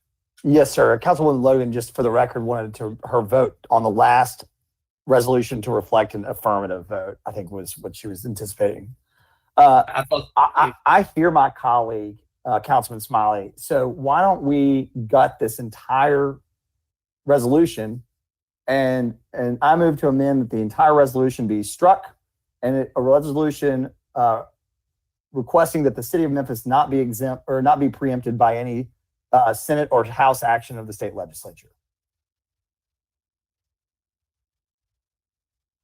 I think that motion was done in jest, but if it was not, no, I mean, look, if our whole point, and I agree, like, look, you don't want local interference. I don't think we had a second on that motion, Mr. Carlisle.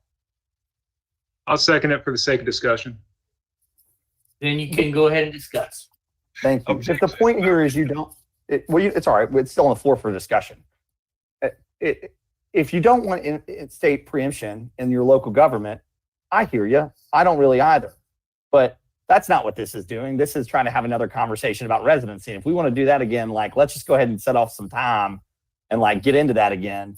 That's fine. Yeah, we have to get through this committee meeting. So I think that we can vote this up or down and then move on at some point. So I would recommend we do that and head to our next items. So I hear you, Chair. And so then, that's fine. We can move to limit discussion here for the next few minutes, but that's not, we're talking about local preemption is not what's happening here. We're talking about residency. And so if we're going to talk about residency, the reality is again, as much as we're duly elected, so was Senator Sarah Kyle, who voted in favor of this bill. And we agreed that we needed 2,500 officers. And everybody keeps asking the administration to come up with a plan. They have, and residency requirements was part of them. And we basically keep saying that the will of the people. And the reality is we took away the option. So like, in my opinion, it's just a bad argument. And with that, I got it. We could sit here and have this conversation until the cows come home. So I yield the floor. Thank you. People, I see a bunch of people in the queue, but if people would allow the chair, I think we discussed this ad infinitum before, and we should probably vote and then move on to our next agenda. If we could do that without objection. Yeah, Chair, I withdraw the amendment. Thank you. No objection from me, Chair. So if we could have a roll call on this second resolution. Councilman Canali, No. Councilman Carlisle, No. Councilman Colvett, No. Councilwoman Easter Thomas, Yes. Councilman Ford, Yes. Councilwoman Johnson, Yes. Councilman Jones, Aye. Councilwoman Logan, Aye. Councilman Morgan, No. Aye. Councilwoman Robinson, Aye. Councilman Smiley, Yes, ma'am. Councilwoman Swearingen, Aye. Chair Warren. Aye. That resolution is passed. The next item on the agenda is the substitute ordinance of the City of Memphis to amend the City Code of Memphis, Ordinance Chapter 21, Motor Traffic and Vehicles, Article 10, Vehicle Equipment and Loads to amend Section 21-350, Section C, and Section 21-350 F regarding muffler noise, all council districts, sponsored by Councilman Canali. Councilman Canali, you have the floor. We need to move it to the floor. I'll move it. Second, Robinson. Thank you, Mr. Have any Chairman. discussion on this issue? Yes, sir, we do. Proceed, sir. Thank you, Mr. Chairman. Thank you, colleagues, for bearing with me while we work to better the language of this ordinance. Let me remind you that this ordinance is already on the books and has been on our books since 1967. The intent of this ordinance is to simply enforce those that are breaking our law with excessive muffler noise. This is to better the quality of life for all Memphians across our city. Complaints come into MPD, and I'm sure to council office in every single district. No neighborhood is immune to this public nuisance. This amendment will only require those in violation to the existing muffler ordinances to be required to have a mandatory court appearance. Mandatory court appearances already exist for the following: speeding in a school zone, speeding 26 miles an hour over the speed limit, state registration violation for expired tags, or passing a stopped school bus. This is not something that would be out of the ordinary for something that is causing so much harm and so much dissatisfaction to our citizens for allowing this to go on. MPD believes this will help alleviate the number of drag race participants and complaints we get throughout the night. I personally have received hundreds of emails in support, and I thank my constituents for bearing with me and helping me work on this ordinance for the betterment of all Memphians in all districts. There have been a number of public comments in support of this ordinance, and I hope that you, as my colleagues, will take their comments into consideration and support this item on third reading tonight. Let me be abundantly clear. This is not a stop and frisk policy. This is not intended to target any certain group of individual. I can promise you that the muffler does not know the race, color, or creed of anyone that's driving that vehicle. This is to help improve our city. We want a clean city. We also would like to have a quiet city as well, not with excessively loud mufflers disturbing everyone's peace and quality of life. There is a resolution that is contingent upon this passing, and but if Chairman, I'll turn it back to you for a vote. Items 3 and 4. If Chief Wright would like to speak to this, I would like for him to speak at this point. But then I have someone else that would like to speak on the resolution, which would be item number 5. Thank you, Mr. Canale. Thank you, Mr. Chief Chairman. Wright, are you on?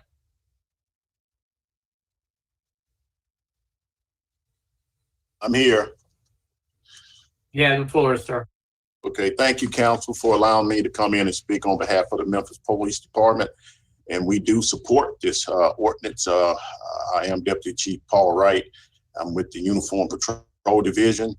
And I would like to say on this noise ordinance for mufflers, if you all do pass this ordinance, that's already the amendment that's already been on the books. We do use a sound meter on this ordinance itself, the 21350. There is a sound meter that must be used in order to obtain the level, the decimal level of the vehicle's muffler on this ordinance itself. So it wouldn't be anything that an officer could make up on his own without having a sound meter decimal read on the actual vehicle that's being ticketed. And saying that, we do, as I said, the Memphis Police Department do support this ordinance amendment. Thank you, Deputy Chief. You had someone else, Councilman Canale? No, sir, not until item number 5. If you want to go ahead and have a vote to send these downstairs. One person in the queue. Looks like it's Councilman Jones. Go ahead, sir. Thank you.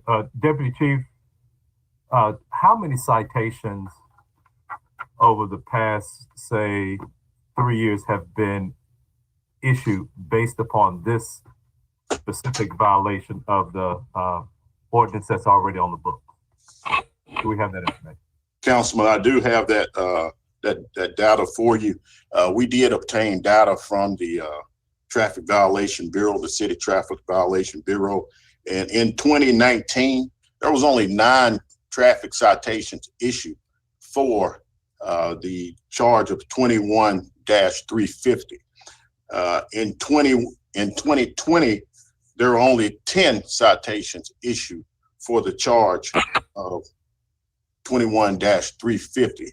Now, I would like to also add, in 2018, on vehicle disturbance complaints received through our dispatchers, we received 843 in 2018, 843 complaints.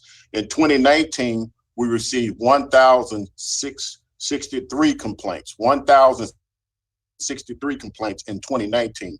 In 2020, we received 1,973 complaints in 2020. And that's when we start seeing the increase of the car takeover events with the and I can only say that with the number of complaints that came in, that's what caused the actual ticket count to go up, or the ticket issuance to go up on individuals that using these mufflers, or that has these loud mufflers. Okay, and so if we look at the total amount of complaints, whether we're talking about the 843 in 2018, the 1,063 in 2019, or the 1,973 in 2020, that's measured against a total count of how many complaints altogether? Does that even come up to a percentage point? Well, I don't actually have a percentage for you, but these are the calls that's called in by citizens. Right. So what I'm saying is without having the million calls that we make a year. Thank you. So if we're talking about, if it's a million complaints, we are drafting or changing an ordinance based upon something that doesn't even come up to a single percentage point of the number of complaints that we have. And I think that if we draft that or change what's already on the books, it may not be our intended consequence, but we still are having greater interactions. You know, even if they get the fine dismissed, they still are. And the people, I would submit that somebody who can't afford to get the muffler fixed probably can't afford to pay whatever the court costs are, even if the fine itself is waived. Mr. Jones, if you can hold on. You hold on there, because there's more to come on that. Okay, and we got one more person in the queue. I've been informed that we're trying to get to a 1 o'clock meeting for MLGW, so I'd like Councilwoman Logan to speak, and then let's see if we can have a vote on this. You have the floor, ma'am. Thank you, Chair. I keep having audio.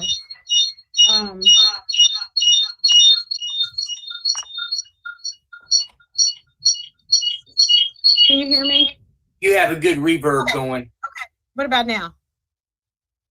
I had to turn off my other one. But look, my question is, it was my understanding, because I began to ask questions about this. It's my understanding that if your muffler is making that type of noise at that whatever decimal level, that you've had your muffler changed or altered in some way to be able to make that sound. Is that true? It's not like your muffler is just ragged or old or in need of repair, but you've had that. That is generally the case, and I think what this is trying to target, if someone's got a bad car and their muffler's gone, I'm sure that would be something the police would be talking to them about, telling them to get it fixed, as opposed to something that had been intentionally changed. But Deputy Chief Wright, is that correct? Is my assumption correct? And you are correct. In ideally, a 21-350 deals with noise, muffler noise, and the odds are on a issuance of a fine or ordinance on this type, or a ticket on this type. It would be that the individuals have altered his muffler beyond what it was when it came off the factory floor. So it would be altered. Does that answer your questions, Councilwoman? Yes, because I was very concerned as well about making certain that it didn't affect, those that may not be able to afford new mufflers. And I was told by several in the automotive industry that these are like aftermarket changes that are made. It probably would be done by someone who can't afford to get their muffler done. But I know that it is very offensive. It's very offensive to our neighborhoods and our seniors and children. And it just creates an environment in our city that I don't think we want to have. A lot of loud mufflers, a lot of emission and speeding and donuts and all of that. I just feel we need to curtail all of that. And I will definitely be supporting anything that can fix that, because we don't want to, we're trying to attract people to the city. We're trying to improve the status of our city and improve quality of life for all citizens. And I don't think this adds to that. So thank you. Thank you. Let's go ahead. For me. Thank you. I yield back, Chair. Yes, ma'am. Let's go ahead and have a roll call. Chairman Colvette, you're in the queue. Yes, sir. Very quick. Thank you. I share Council Lady Logan's sentiments that, look, it's a majority of folks aren't amending their cars, but this group that's doing it, it's still wrong, and it's still hurting the betterment of our city and how we can showcase ourselves to the world. So I strongly support it. Thank you. Can we have a roll call vote now, please? Councilman Canali? Yes. Councilman Carlisle? Yes. Councilman Colvette? Yes. Councilwoman Easter Thomas? Councilman Ford? Yes. Councilwoman Johnson? Yes. Councilman Jones? No. Councilwoman Logan? Yes. Councilman Morgan? Yes. Councilwoman Robinson? Aye. Councilman Smiley? Councilwoman Swearingen? Aye. Chair Warren. Aye, and that resolution item passes. Our last agenda item is resolution to create a muffler exchange program, all council districts, sponsored by Councilman Canale. We have 7 minutes, sir. I'll speed through this, Mr. Chairman. Thank you very much. With that, I'll move it to the floor if I can get a second. Second. Proceed. Colleagues, thank you, sir. Colleagues, I just want to let you know that I listened to your concerns. They were very valid concerns. So what we have come up with in answer to that is a muffler exchange program. I want to thank Megan Medford of the Summer Avenue Merchants Association, Bill Townsend. Bill Townsend graciously gave the lead gift. And what this will do is not only cover the cost of the muffler, but the cost of the labor as well. If you have a non-conforming. Now, this is not for the people with late model vehicles that went out and spent thousands of dollars in the aftermarket modifications. This is for people that are using a mode of transportation to work that has issues that they cannot afford to get fixed. We are going to fix it for them at no cost to them. There will be no ticket fee and there will be no court costs. City Court is in full support of this program. As we work to secure more funds, more people will be able to be served. We will leave the discretion up to the judge. That's why it's a mandatory court appearance, so that MPD and you and I are not deciding who gets the voucher and who does not. We have, Megan has graciously reached out and partnered with a, let me get the,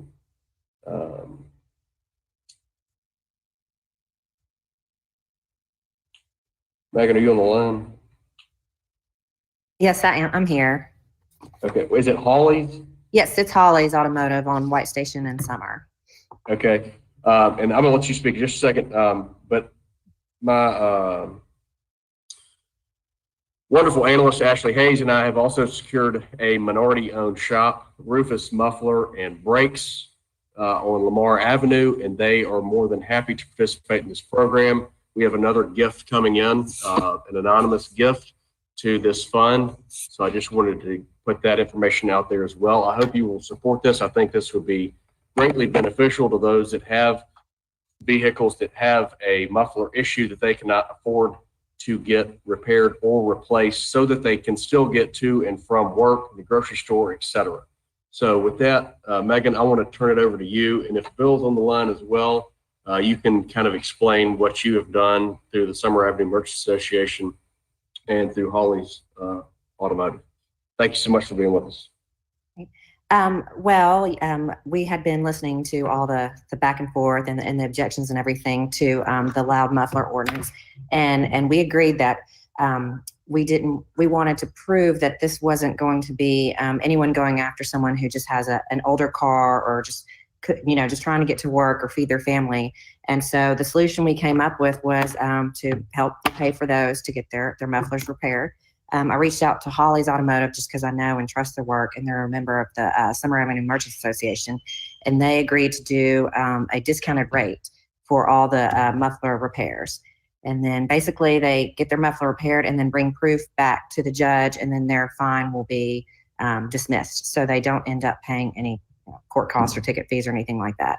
And this would just be to help to prove that the intent of the loud muffler ordinance is to go after the modified mufflers and not just the older cars that are just trying to get to work. So that's our story.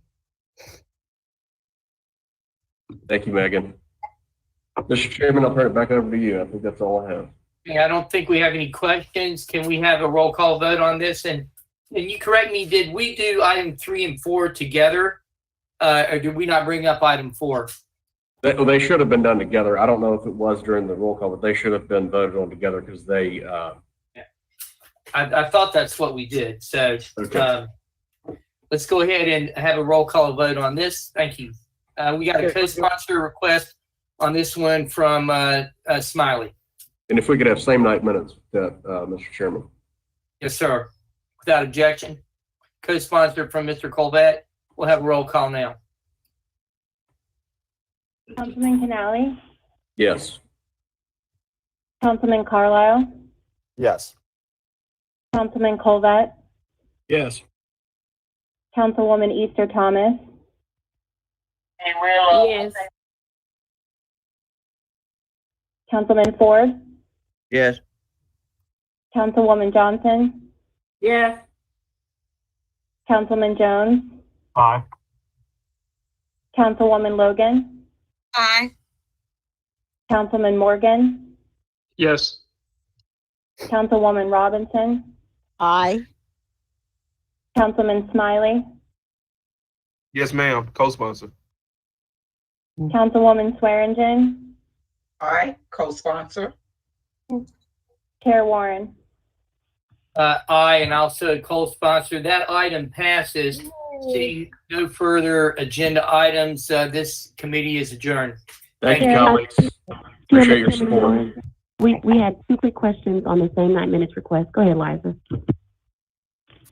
For item number 2, the resolution for the HR department, was that with same night minutes that Councilman Smiley introduced? Councilman Smiley is not on the line anymore, so I'm still on. I'm trying to. did we need that to be same night minutes for any particular reason? I guess since it's urgent, they're What working on it in the Capitol. What item? Your 2 items. 2 items you introduced today, the HR resolution as well as the second resolution. The HR resolution does not need to be same night minutes. However, the second resolution needs to be same night minutes because as I understand, it, it could be before the state, the House of Representatives here soon. Okay, so we'll proceed that way. Thank you. Let's adjourn and give our next committee time. I think they wanted to be on at 1. Thank you, staff. Thank you. If you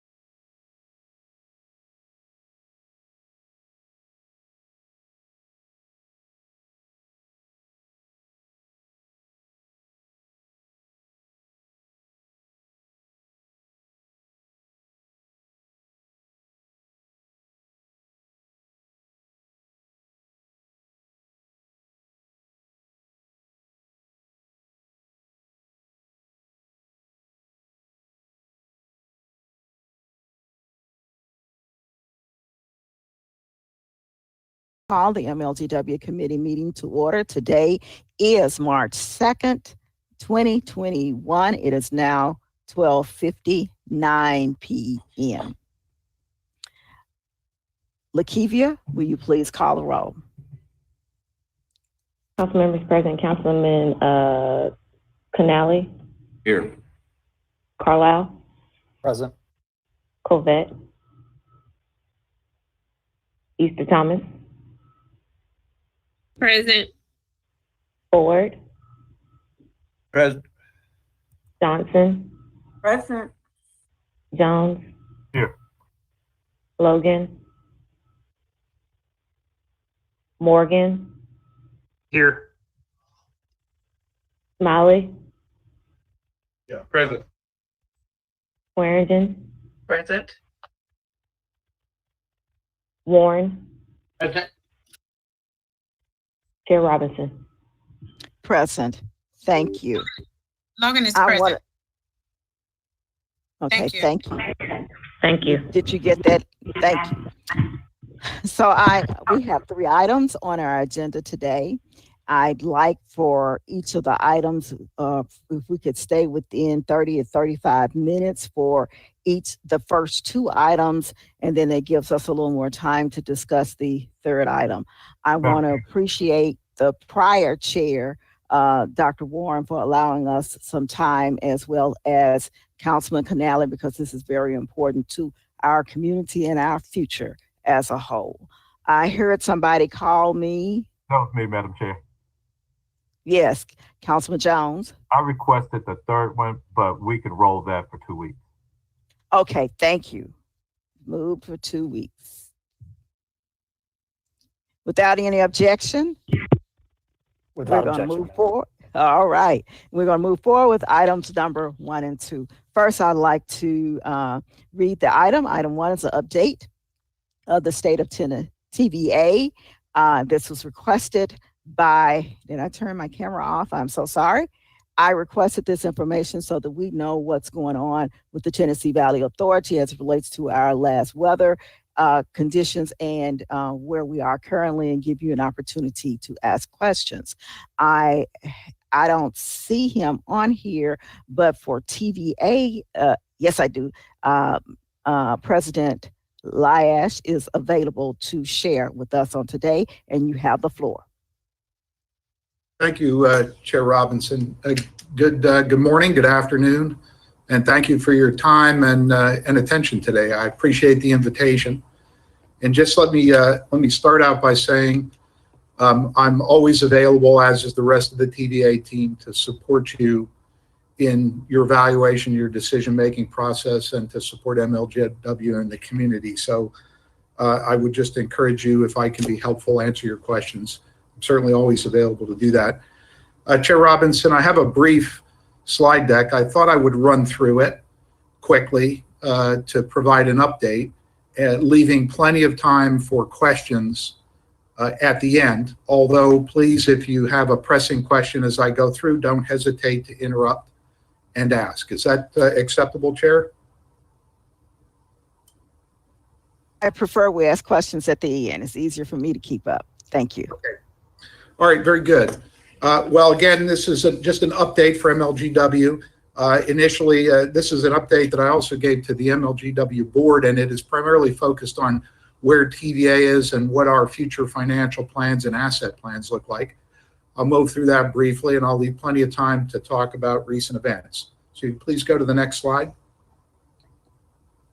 So I'll acknowledge at the front end here that that the recent events that have occurred in ERCOT, that is the Electric Reliability Council of Texas that serves the state of Texas, or I should say runs the organized market in Texas, the Southwest Power Pool, and the Mid-Continent ISO or MISO have gotten a lot of attention, as they should. These are very consequential events, and I think in the long term will generate some fundamental change to the way these markets are operated and constructed. And I'll just make a couple of brief comments. I'm sure there are lots of questions at the end, and I'm happy to dive into the details. You know, there are fundamental differences I would highlight. MISO, ERCOT, SPP, these are organized markets. In organized markets, the objective is profit, and all of the parties position themselves to maximize their profit in that market. There is a fundamental difference with TVA that I'd highlight to start with. TVA is not for profit.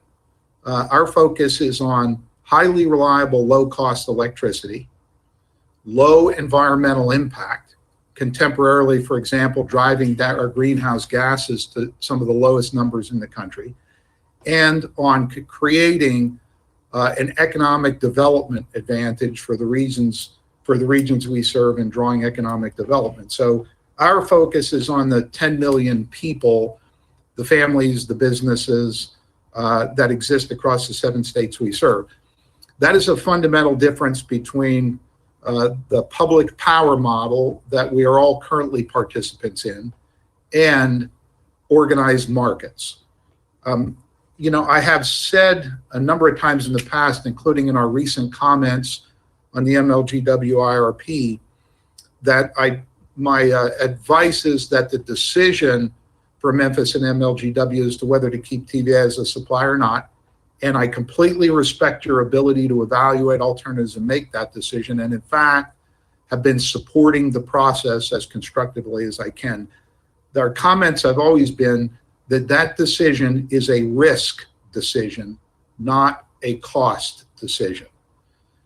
Because the fundamental difference between the Valley Public Power model and these organized markets is the degree to which you assume risk and its consequences.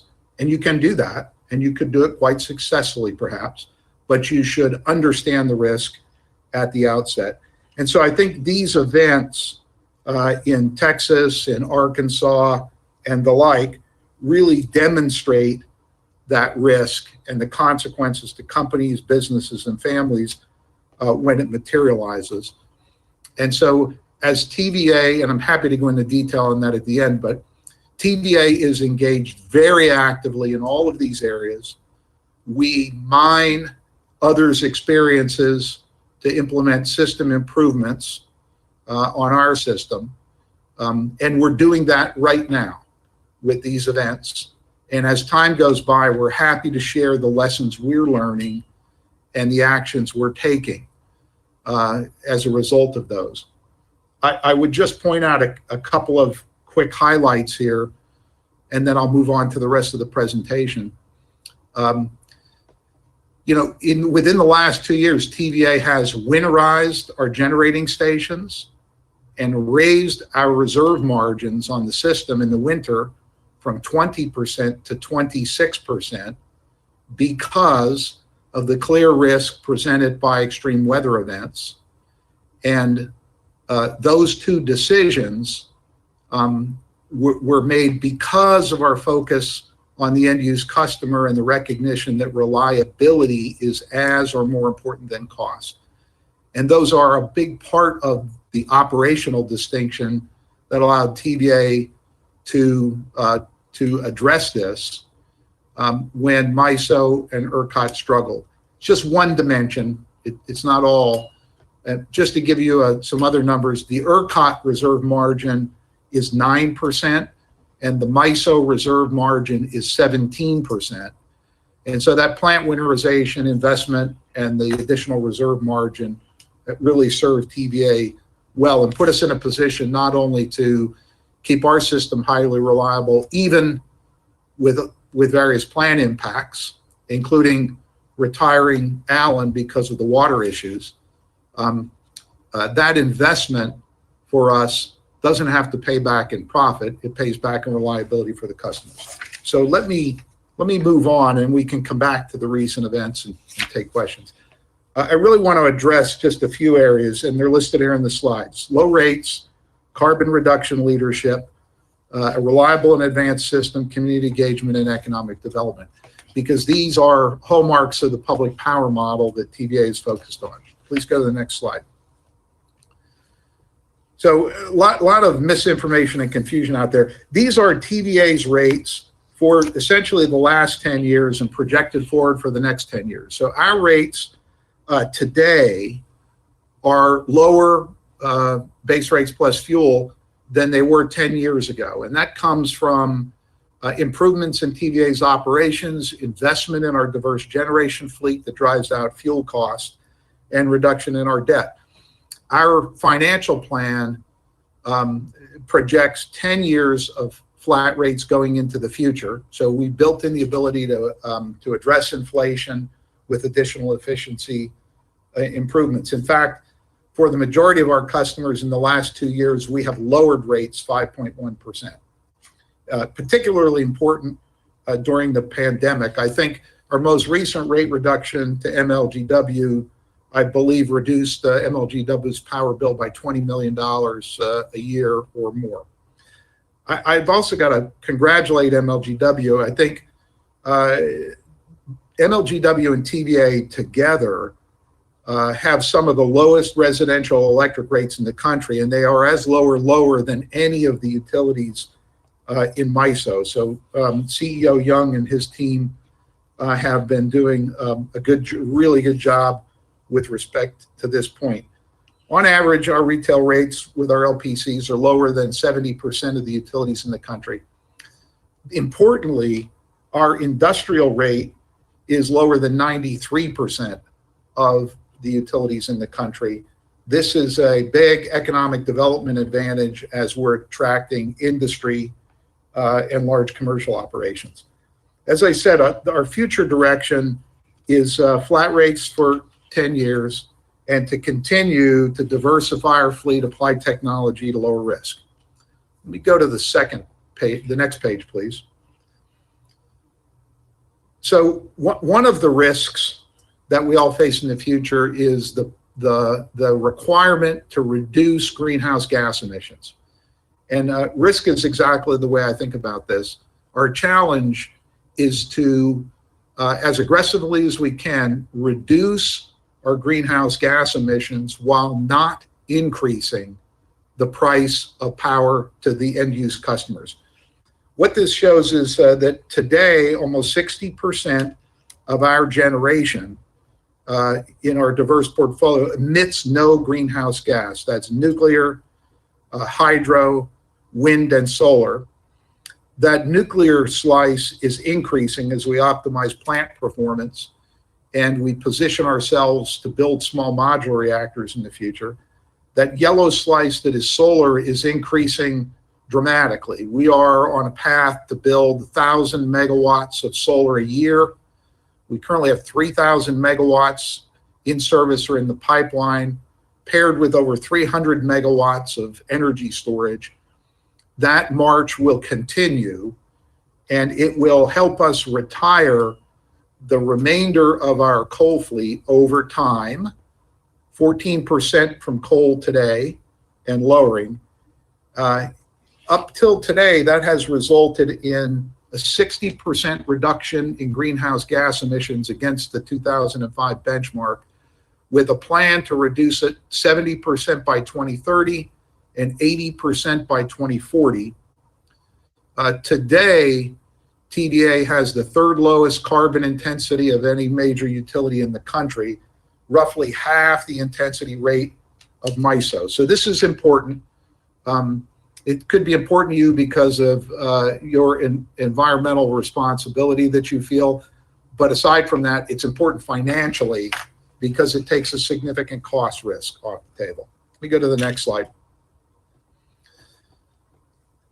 TVA has this diverse portfolio of generation, which I mentioned, 36,000 megawatts, 234 different power stations scattered across 7 states, nuclear, coal, gas, oil, hydro, solar, wind. And it is tied together with a 16,000-mile high-voltage transmission system that is the most reliable system, arguably, in the country. 5 nines of reliability. And in fact, to Memphis in the last 20 years, 100% reliability. And so those generating assets in that transmission system are interconnected by 69 interconnections to 13 neighboring systems, allowing us to flow power in and out of our system when it's cost advantageous to our customers or when it improves reliability. We're going to continue to focus on that. We've got a Grid 2023 program that's in full swing to add technology to that system in terms of cybersecurity, artificial intelligence, advanced pattern recognition that will make it more flexible and reliable. And in fact, we're currently investing $72 million in strengthening the transmission system that locally serves Memphis. This is in anticipation of growth, new customers, new businesses, to make sure they're economically attractive. Because as I said earlier, to businesses, particularly those investing capital, power cost is important. Reliability is perhaps more important. Let me go to the next slide. You've heard me say before that TVA has always been engaged with Memphis and MLGW, and we think delivering good value, but we haven't done nearly as well as we could have. And so since I came on board, and as a matter of fact, Chairwoman Robinson will remember that I actually visited with MLGW and Memphis leadership before I came on with TVA, because I recognized this issue at the time as being an area for improvement across the entire enterprise, but perhaps no bigger opportunity for improvement than in our relationship with Memphis. And so we continue to try to work to understand the needs of the community, the needs of MLGW, and to align TVA with delivering whatever value we can.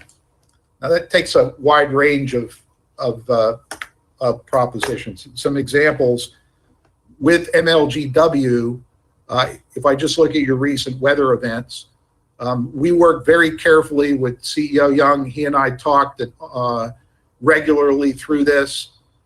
My chief operating officer and his, Alonzo Weaver, were in communication frequently. It put us in a position because of the relationship that we were able to curtail water usage at the Allen plant. In fact, we shut that plant down to eliminate water usage to support your efforts. We were able to offer support from our Muscle Shoals facility to rewind motors, rebuild pumps. We offered up our ultrasonic leak detection equipment and supply chain and contractors to MLGW for support. That is a routine part of our business. Again, it's a hallmark of the public power model. But we've also found increased opportunities with some of the organizations that you see on this slide to engage constructively.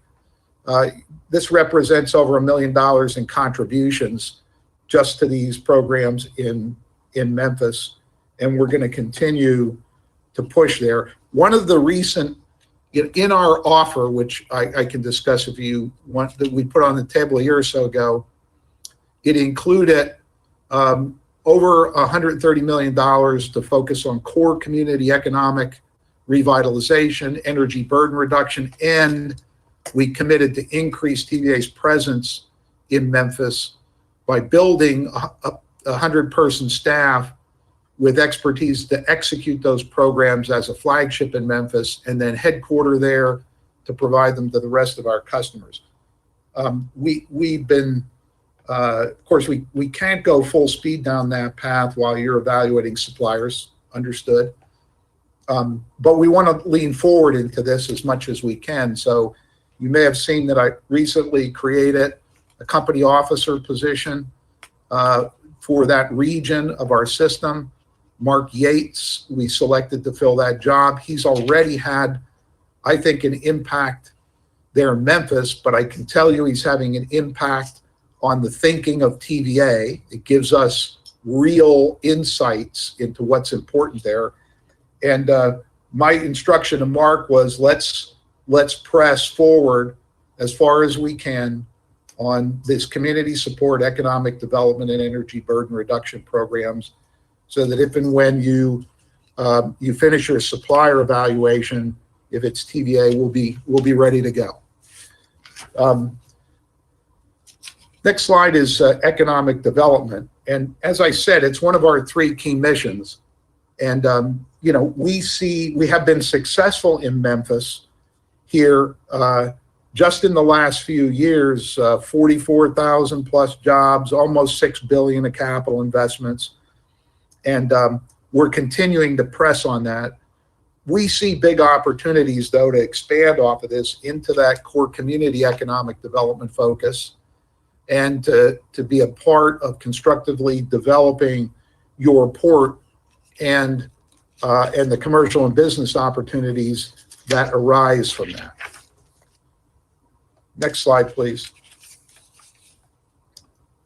So you know, the objective here is to strengthen the MLGW and TVA partnership, because that partnership approach is the heart of public power.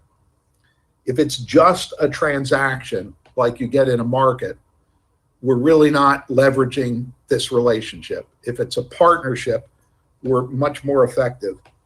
And with our lowest debt levels in 30 years, flat rates for 10 years, the investments we're making in technology and the commitment we've made to our communities, I think this public power model works. It reduces risk and it improves economic viability. And I hope we're aligned and partners. We've been partners for 80 years. I hope we're partners for another 80 years. And if you make that decision, we'll make sure we make it a good one. So Chair Robinson, let me stop there and leave plenty of time for questions. Happy to talk about TVA's plans, our relationship with MLGW, or our views on these recent reliability issues. Okay, thank you, Jeff, for that presentation. And we do have members in the queue that have questions.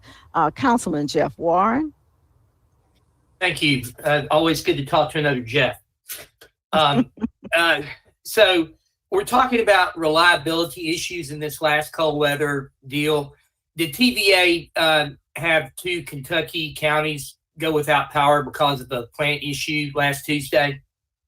Now, there were no issues at a system level, and there were no issues driven by our generation. There was a localized piece of equipment that failed, and we had to work with our local power companies to get the load switched and that restored. It was not a part of the cold weather. It was just fundamentally one of the occasional equipment failures you get in the transmission system. And can you sort of explain and make sure everybody understands the difference between the power failures that occurred at ERCOT and the 30-minute to 1 hour rolling blackout that occurred in small isolated areas in MISO? Okay, yeah, I sure can. I wouldn't consider shedding 1,200 megawatts of firm load small, though, and I don't think MISO does. So let me just kind of recharacterize it the way I see it. ERCOT suffered major losses. I think this is a big part of driven by the market design. Organized markets drive risk to the end consumer, and eventually that risk is realized, and it was realized in ERCOT. Now, there are other issues: winterization of assets, the degree to which they relied on wind, and also perturbations in the gas supply. So that's a complicated problem, but it is all about how you plan and manage an integrated system. MISO. So MISO had similar problems, although at a lesser scale. Again, in the MISO market, participants are engaged in that market to serve their customers and to make profit. MISO South is tied to MISO North by a narrow transmission corridor that limits the power flow from the rest of MISO into MISO South. They had gas issues, they had freezing issues, and a number of other problems. As a result, a few things happened. Gas prices in that region went from about $2.50 a million BTU to $12 for 4 straight days. That's fuel for your power plants. Power prices hit about $1,800. Normal power prices, think of them, wholesale power prices, think of them undelivered as $30 to $60 or $30 to $80.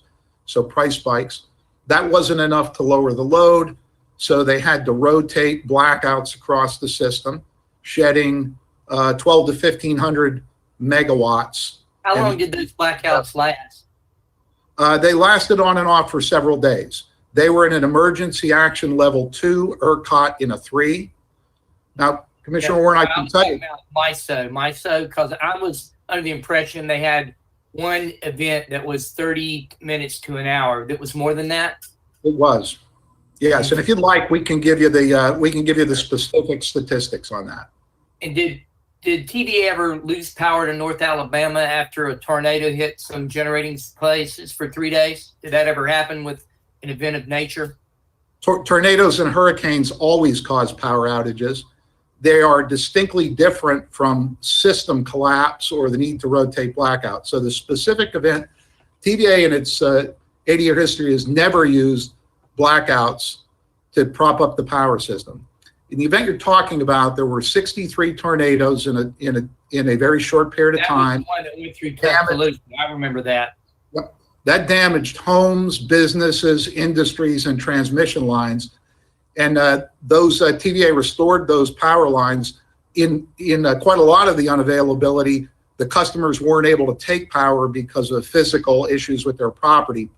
When you think about in the power business, and for you, if you're an independent power company, hurricanes and tornadoes are inevitable. You can make the system resilient, but not failure-proof because of the force of nature.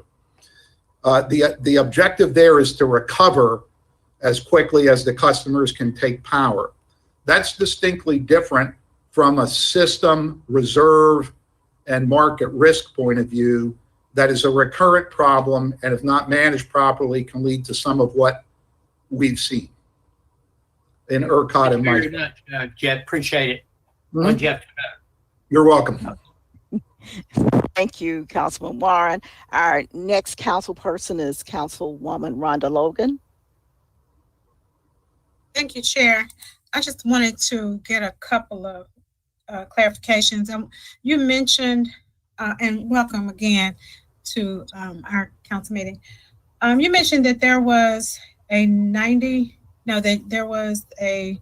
reduction in the MLGW bill by $20 million. Was that last year?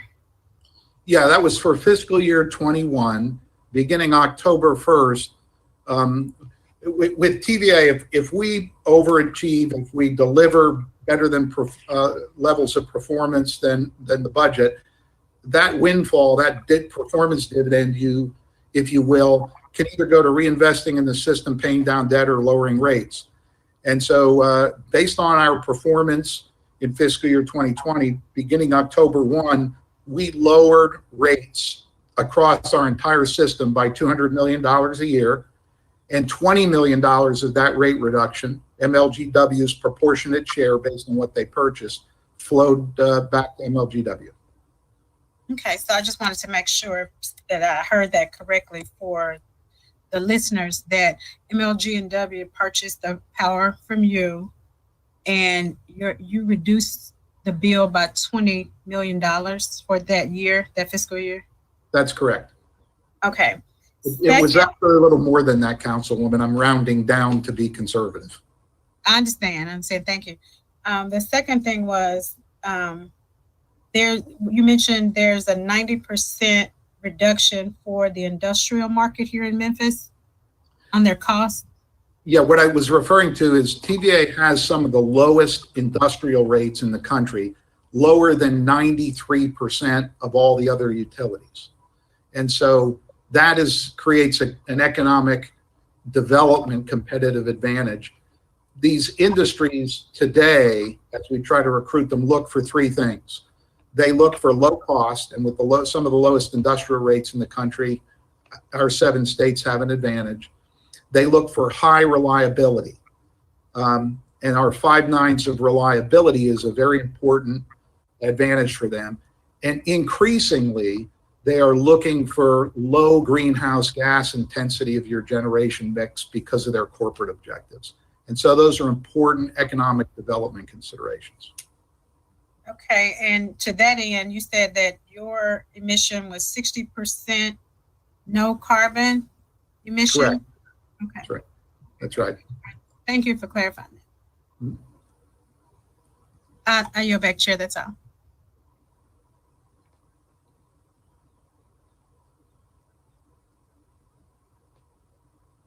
I'm sorry, I was talking to myself. Thank you, Councilwoman Logan, and now I recognize Councilman Jones. Ms. Elias, good afternoon and welcome.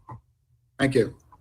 You talked about the outage of, I guess, I don't know whether it was MISO or ERCOT, of 1,200 megawatts?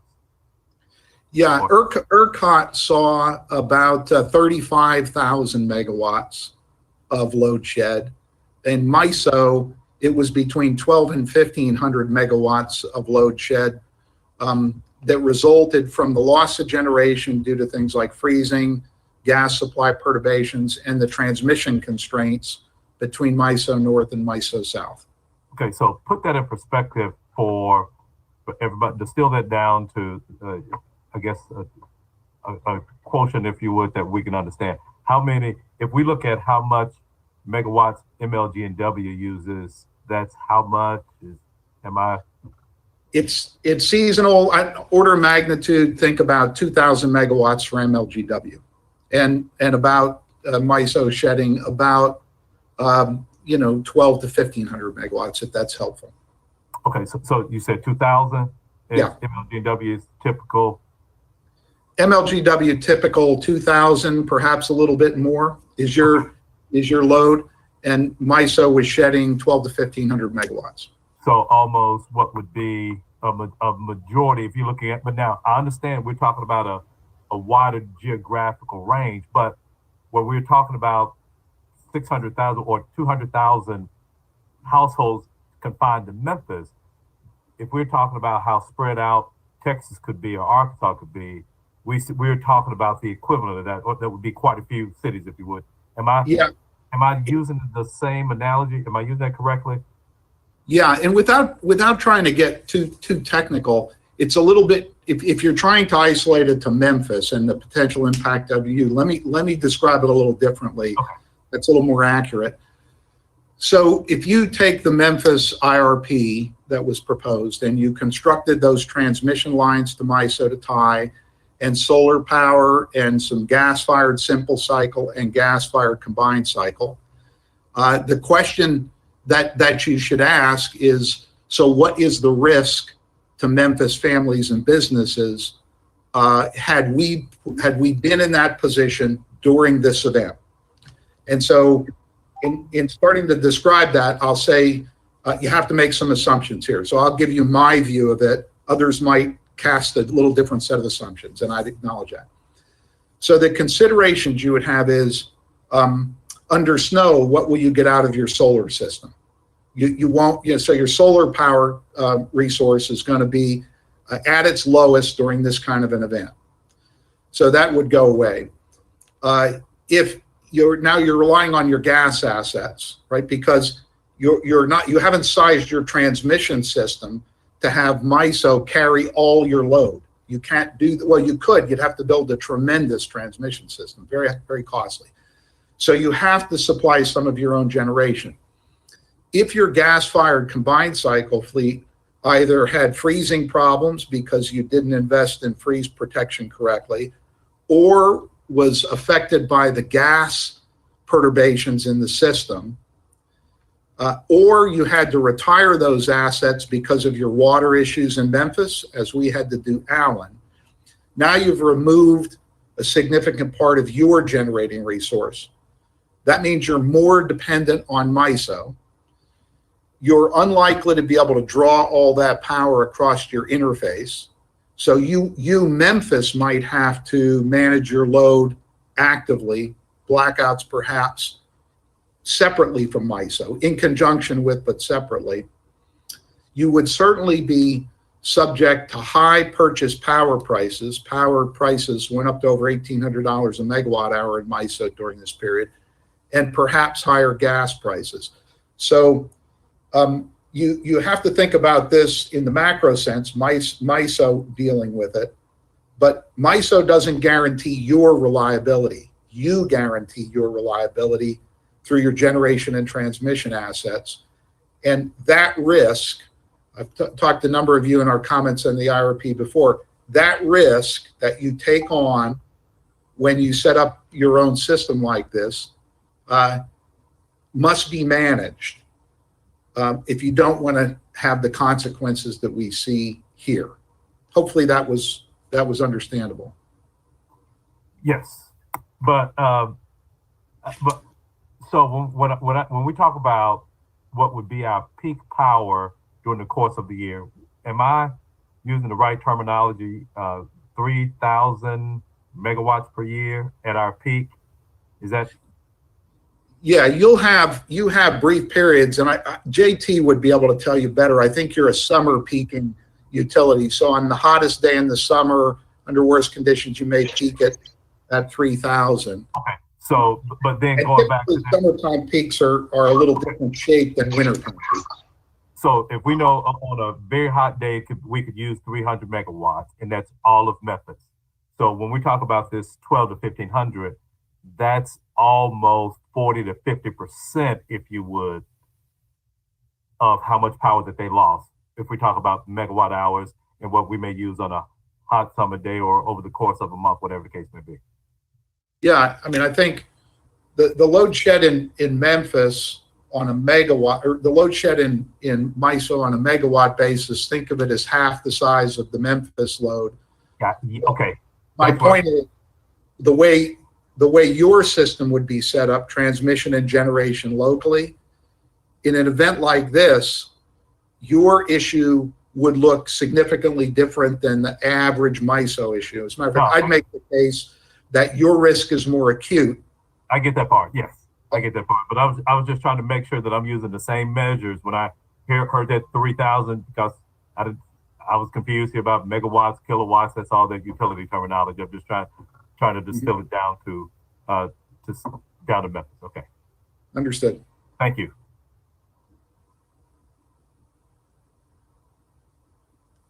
Thank you. I see one other person in the queue. Worth, did you have something you need to share? No, Madam Chair. I was just sharing that I've been told in the past our peak is about 3,500 megawatt hours when we got all the air conditionings running in the summer. I'm not sure what the base load would be or what a peak would look like in February. Okay. Do we have President Young? I thought I saw him pop up. President Young. Can you hear me okay? Yes, we can. Thank you. So actually, to be clear, and I think Jeff's correct. We in the winter time, we are a summer peaking utility, meaning we typically see our greatest demand on our system during the summertime. And that historically has been around north of 3,000 megawatts. And that's the actual demand on our system, 3,300 megawatts. During the wintertime, Jeff's correct, we're probably around 2,000, 2,300 megawatts at any given time during the winter time because of the gas load that comes on usually during the winter time. So actually that's what we would have seen. And usually, and so for purposes of what we estimated in the IRP, of course, we looked at the peak load that we would have to manage during our summer peak, which is why that number you were speaking of, Councilman Jones, the 3,000 or 3,500 megawatt number is what we used for that. And just to be, and one more clarification, again, not to get too technical, but we just need to be careful not to confuse megawatts with megawatt hours. One is usage, megawatt hours would be usage, megawatts would be demand at any instant of time. So there's a difference between the two. So I'll stop there. Thank you. That's very helpful. Thank you for confusing us even more. I appreciate not my goal, but all right. Okay. I want to thank Jeff for sharing with us on today. I appreciate you taking the time out. And we will be having you back because we have questions about what's going on with our utilities, especially in light of what happened during this last ice storm. And moving forward, we don't want any situation like that to happen to us here in Memphis. Thank you, Mr. Young, because I'll have you coming on next. Jeff, you can sign out. We don't have any more questions for you, and we thank you again. So the state of MLGW, it's now yours, Mr. Thank Young. you, ma'am. And if I might have presenter rights, if that's appropriate. Yes. Okay. Lakavia? I'm gonna try to go through this pretty quickly. I know you all are trying to stick to a schedule, so I'm gonna do the best I can here. All right. Let's see.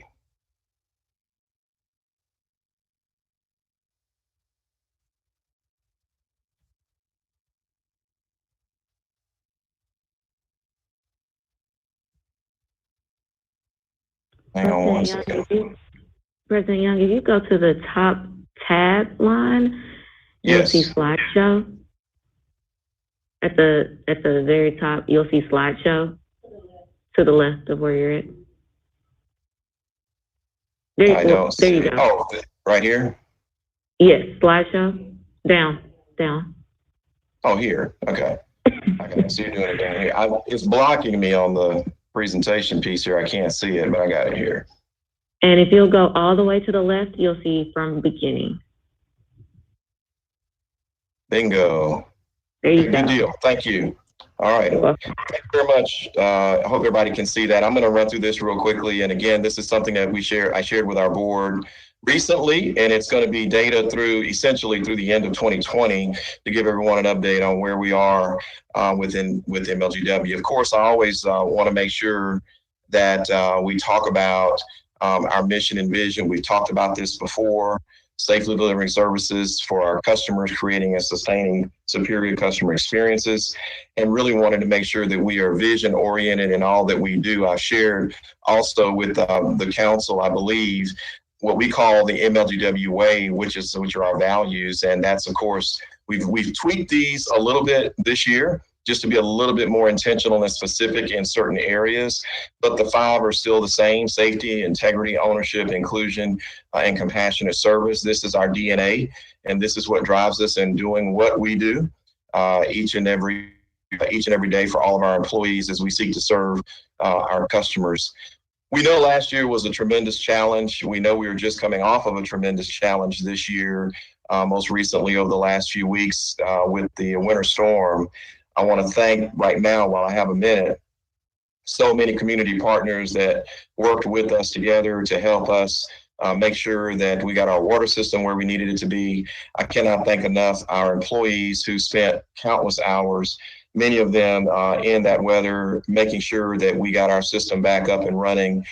During times when most of us wouldn't want to be out and about, I got a chance to spend some time with them out in the field during that time. And I can't thank them enough. They're too numerous to name, but I just want them to know how much I appreciate them and our customers, who, many of whom, shared their appreciation with us for that hard work that those employees put forth in getting our system back up and running to make sure we continue to deliver quality, safe drinking water for customers across the MLGW footprint. 2020 was an incredible year, as we know. I call it a year of disruptions and opportunities. We know about COVID. It did some things for our perspective. I talk about how I think the COVID experience gave us a greater appreciation as an MLGW family for one another and for our community. You'll see that more in just a few minutes. It changed the way we work, just like it changed the way many of you, I'm sure, working have worked. We see the way we've engaged, of course, has had to change. So a lot of things that we saw that we did in 2020, I believe will have eternal changes, if you will, or permanent changes, if you will, in our operation and activities, because we found ways to do things better, even though it was a lot of challenges associated with it. Just to give you a picture of where we were at the end of the year, COVID, of course, impacted us. It impacted everyone. But you see the numbers. Those numbers have changed a little bit in the last couple of months. But just to give you a perspective of the impact that COVID had on our workforce. But we did not stop working, of course, like everyone else. We still had to continue to deliver the valuable services that our communities come to expect and deserve from us. And so that's what we've been doing throughout that time period. Just to speak a little bit regarding our customers, you can see one thing that you'll see here across the board is that we've seen increases in customer growth across each of our 3 divisions. And I think that's important to note. Many utilities across the country are seeing relatively flat and in some cases negative growth, but we are seeing some growth across that. And you'll see, of course, when it comes to some of our key stats around customer care, we saw, of course, when we went through a number of months last year where we suspended disconnects, we see the effects of that. A lot of calls dropped off. But if you go to that far right column on the bottom, you'll see where our webmail increased. So customers transitioned. And because our lobbies were closed, we saw customers transition to technology to be able to get things done. And we see a big increase there in terms of some of the stats where customer engagement was going on with our community, with our customer care folks. So a lot going on there. I shared this particular graph really just to say, again, kudos to our teams, a lot of employees doing hard work to see the increase in our JD Power scores. We know, and I know from my experience in the utility industry, JD Power scores are indicative, not necessarily the end all and be all, but it's really something that we track and we value the information that we get. So it's great to see that those numbers continue to increase. Matter of fact, we're looking for these to increase even more in 2021. It's increased for the industry in general, and we've got to do a lot of work to see this grow even more moving forward as we continue to provide value for our customers. You see the impact of sales. As you all know, we have the 3 divisions exist on their own, if you will, independently, and you see the sales and revenue for each of those divisions. You see the negative numbers impacted predominantly by the COVID scenario, where we saw many customers using less, many customers buying less, a lot of our commercial customers in particular, which occurred mostly during the year. as changes had to be made across the communities we serve. From a reliability standpoint, I think this is an important note. You know that we have a service improvement plan that you all approved along with rate increases last year.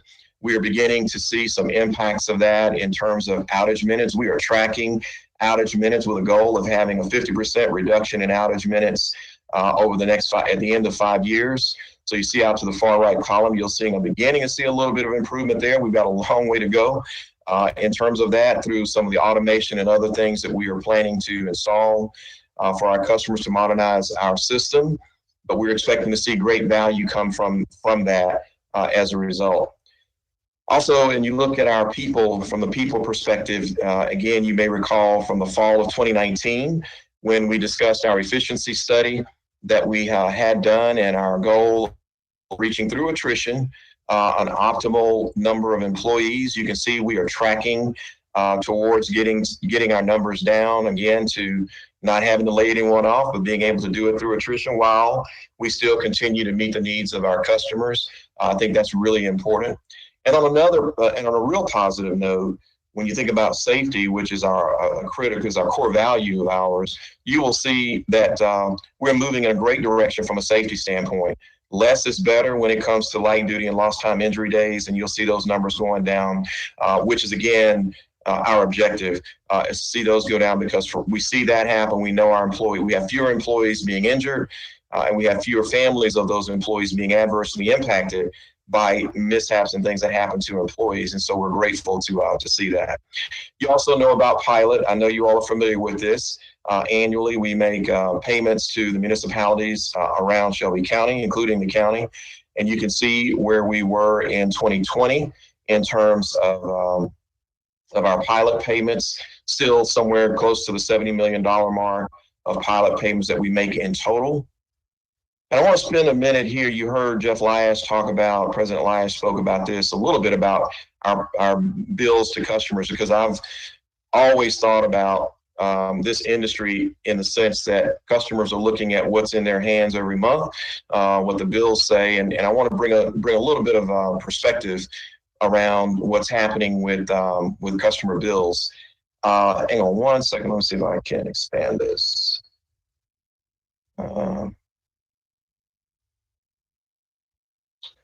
Okay, I guess I can't. Never mind. Anyway, you'll see from this over the last 10 years, you can see looking at total bills. Now, this is total bills of where we were in terms of the last 10 years, total bills. And of the last 10 years, 5 of those, when you look at the comparison that we make of our bills with other utilities across the country, you can see that we were in the top 4.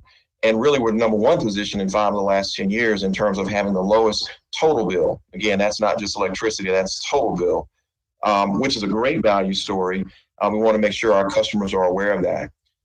More specifically, if you look at this slide, you will see that when you look at the electric, gas, and water pieces going back to 2014, you can see the relatively flat billing and even somewhat decreasing. In particular, if you look at the blue portion of the bar, you will see in 2020, the average customer residential bill was actually lower than it was in 2014, which I think is good news. It doesn't mean it can't be lower. It just means that from a billing standpoint, when you look at the average customer bill for the last several years, you've seen good stability in bills that have been going out to our customers. And it's in fact, again, been decreasing, if you will, which is again, good news. Busy slide right here. I know it's hard to see. The one thing I want to show here, and that we talk about a lot, you heard President Lyash mention this too, this is just a look-see at sort of similarly sized or larger sized utilities within the MISO footprint of the MISO market. And you see MLGW, and these are residential rates. When you look at the last 6 years, 2014 to 2019, I don't have 2020 in here, but it's through 2019. And what this really tries to give you a picture of is relevant costs at the customer level for those years when you look at MLGW compared to a number of MISO market. All these other utilities are in the MISO market, many of whom are similarly sized or maybe a little bit larger, all of whom I believe probably have their own generation of some sort. But that's just to give you a view that when you think about this, at the end of the day, our customers are paying rates that are very, very competitive, and in some cases even lower than some within the market, the MISO market.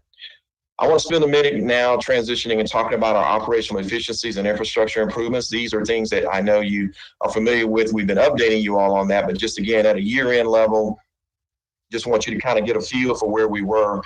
COVID certainly had an impact on our ability to complete things that we were trying to get done, of course, and you'll see that in a little bit on the infrastructure piece. However, we did see some great results. We're trending well in a number of areas. We still have a lot of work to do in other areas. You see what I talked about earlier on the people side, labor savings and all of that. Our ability, looking at refill rates, how well we're doing with refilling vacant positions in spite of making sure that we reach our target with our FTE reductions. Challenges around procurement and inventory. Again, a lot of that having to do with what's been going on with COVID, and certainly around challenges around fleet management. We actually had to make some adjustments with our fleet management due to COVID to make sure that we had enough spacing with employees, and that created certainly some challenges for us. But we're looking to make that up and move forward again this year. On the electric side, this is just looking at the project dashboards. I'm sure you're familiar with this. We share these with you. You can see our challenges around things like tree trimming. Again, COVID related, had a lot of issues with contractors and being able to retain employees. We have a lot of catch-up work to do in that area, as well as replacing poles. Our distribution automation deployment, we got the rate adjustment in the middle of the year. We issued bonds in the fall. And so we kind of got a little bit later start on all of this, but again, nonetheless, we're on track and moving forward. Did make some good headway around substation breakers and transformer replacement. Got a little ways to go with our underground cable replacements, but we're still working diligently on that. So just be aware that this is a focus for us. We're going to continue to track these metrics and make sure that we catch up. On the gas side, we had a really solid year performance-wise around gas improvements that we talked to you all about. That those projects are doing well. A lot of dedicated employees working hard to make sure that we meet our targets and objectives around that. And on the water side, again, back to what we talked about a little bit earlier, we saw we didn't quite get all 3 new wells done. I think we were 85% on the 3rd one, so we didn't count it. But we still got a long way to go in terms of rehabbing some of our pumping stations, process and controls. I will share with you, we're looking to do some forensics on our a couple of weeks of impacts on our water system. We believe, we have about $186 million of capital improvements slated over the next 4 years or so. We believe that we have addressed or will be addressing our challenges, but we're going to give it another look and see if we learned anything over the last week or two that we did not know before. And to the extent that we did, we certainly will make adjustments in our planning to address anything that we've learned that we did not already know about. Just to give you a feel for where we were at the end of the year on capital spend in each division, challenging, of course, to spend all of the capital as we had intended, because you got to remember when this budget was done for 2020, it was in 2019. We had anticipated getting started right at the beginning of 2020, which we could not do. And so that's a big reason why you see the spend where it is in terms of each of those divisions. But again, a lot of catch-up work to do. We're going to get there over time. I do want to just spend a few minutes letting you know what our employees have done. Everybody stepped up, of course. Our employees did, just to really make sure that we stayed focused on our values. From a safety standpoint, green means good. So as you can see from a safety perspective, great numbers there. We still have work to do on our preventable vehicle collisions, and we're working on that, addressing those. But again, as I said earlier, our employees are very, very focused on safety, making sure that that remains a core value. We engaged in a whole number. I won't go through all of these. A lot of different projects that we believe makes a huge difference in our community, ensuring that not only are our employees staying safe, but we're thinking about the safety of the public in a lot of ways. And so our projects that we were engaged in reference that. From an integrity standpoint, you know that we went through this last week or two, dealing with water issues. This is just a photo of our water quality lab that's here in Memphis, where we test water routinely over 40,000 tests a year. Point out that we achieved the 99 out of 100 from the TDEC on a sanitary survey, which is done every 2 years. I can't say enough about how focused and committed our employees are on making sure that water quality remains top of mind. Even the way we go about replacing and repairing main breaks, we've had several, of course, over the last couple of weeks, is done with sanitation and sanitary processes in mind, which is, I think, what allowed us to go through that whole process, even though we had the precautionary boil water advisory, not having any contamination in our water system, which allowed us to get back on our feet relatively quickly once we addressed all of those leaks. From an ownership standpoint, we of course are engaged in a number of things, doing innovative things when it comes to things like natural gas, trying to make sure that we find ways to do some hedging and doing some prepaid contracts to minimize the cost or lower the cost as best we can for our customers. That's important. And so we are trying to make sure that we act like owners in all that we do, because that's one of our values. So that when we make decisions, we're thinking about it as if it was our business. And that's very, very, very important in the work that we do.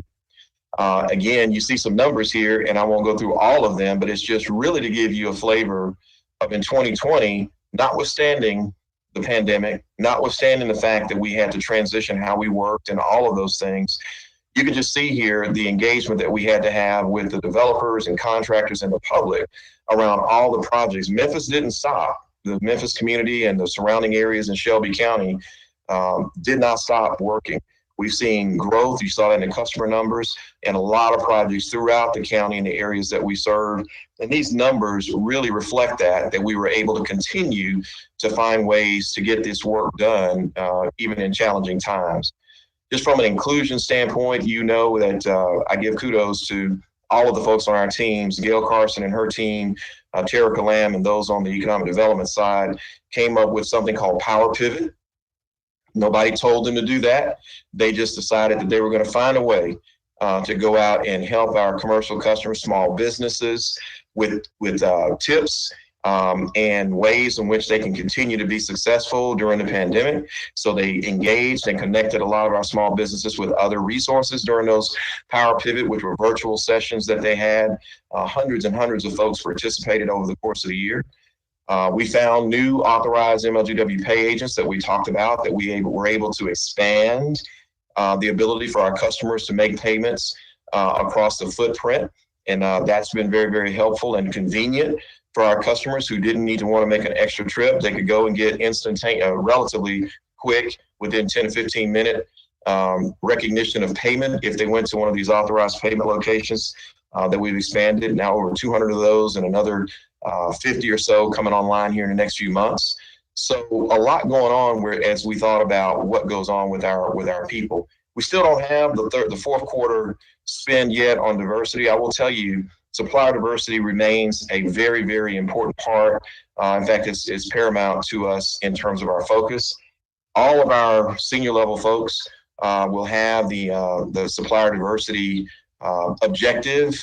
I will be expecting all of our senior folks to be focused on that. We've got to be very intentional when it comes to supplier diversity. Again, it's so important that we are inclusive around how we spend and how we do business with businesses. That's a very important part of what we do and who we are.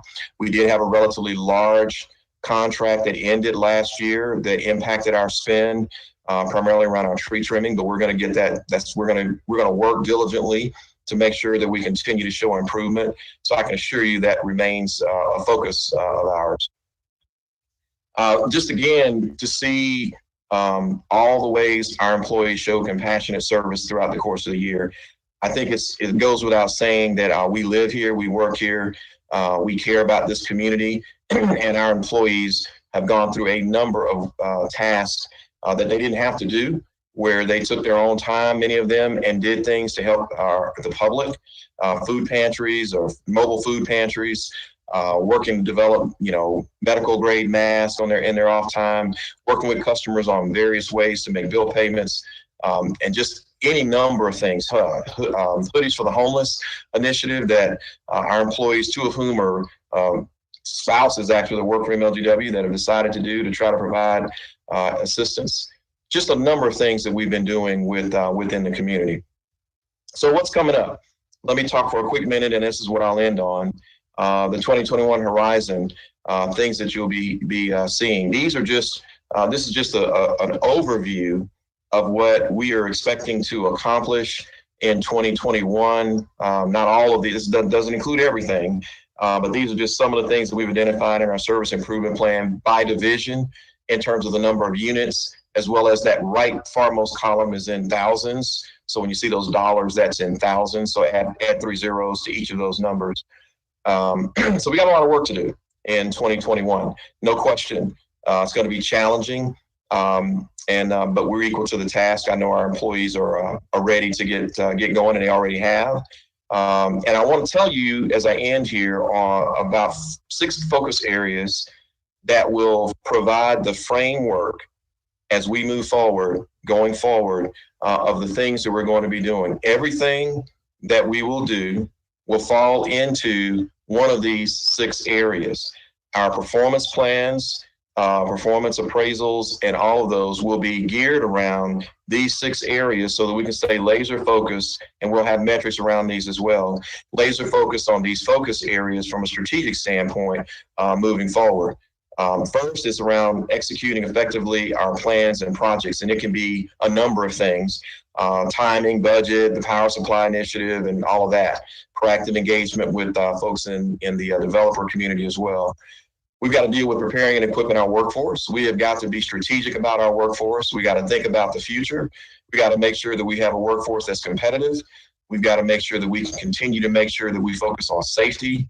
Again, training and development, succession planning, a lot of things that we're going to be doing around a heavy focus on our workforce. Many of you have met Jackie Jones, who's our new Chief People Officer. This is certainly squarely in her wheelhouse, and she'll be building on a lot of things that were laid out before she came to make sure that we reach our objectives there. We need to reshape the customer experience. We know that.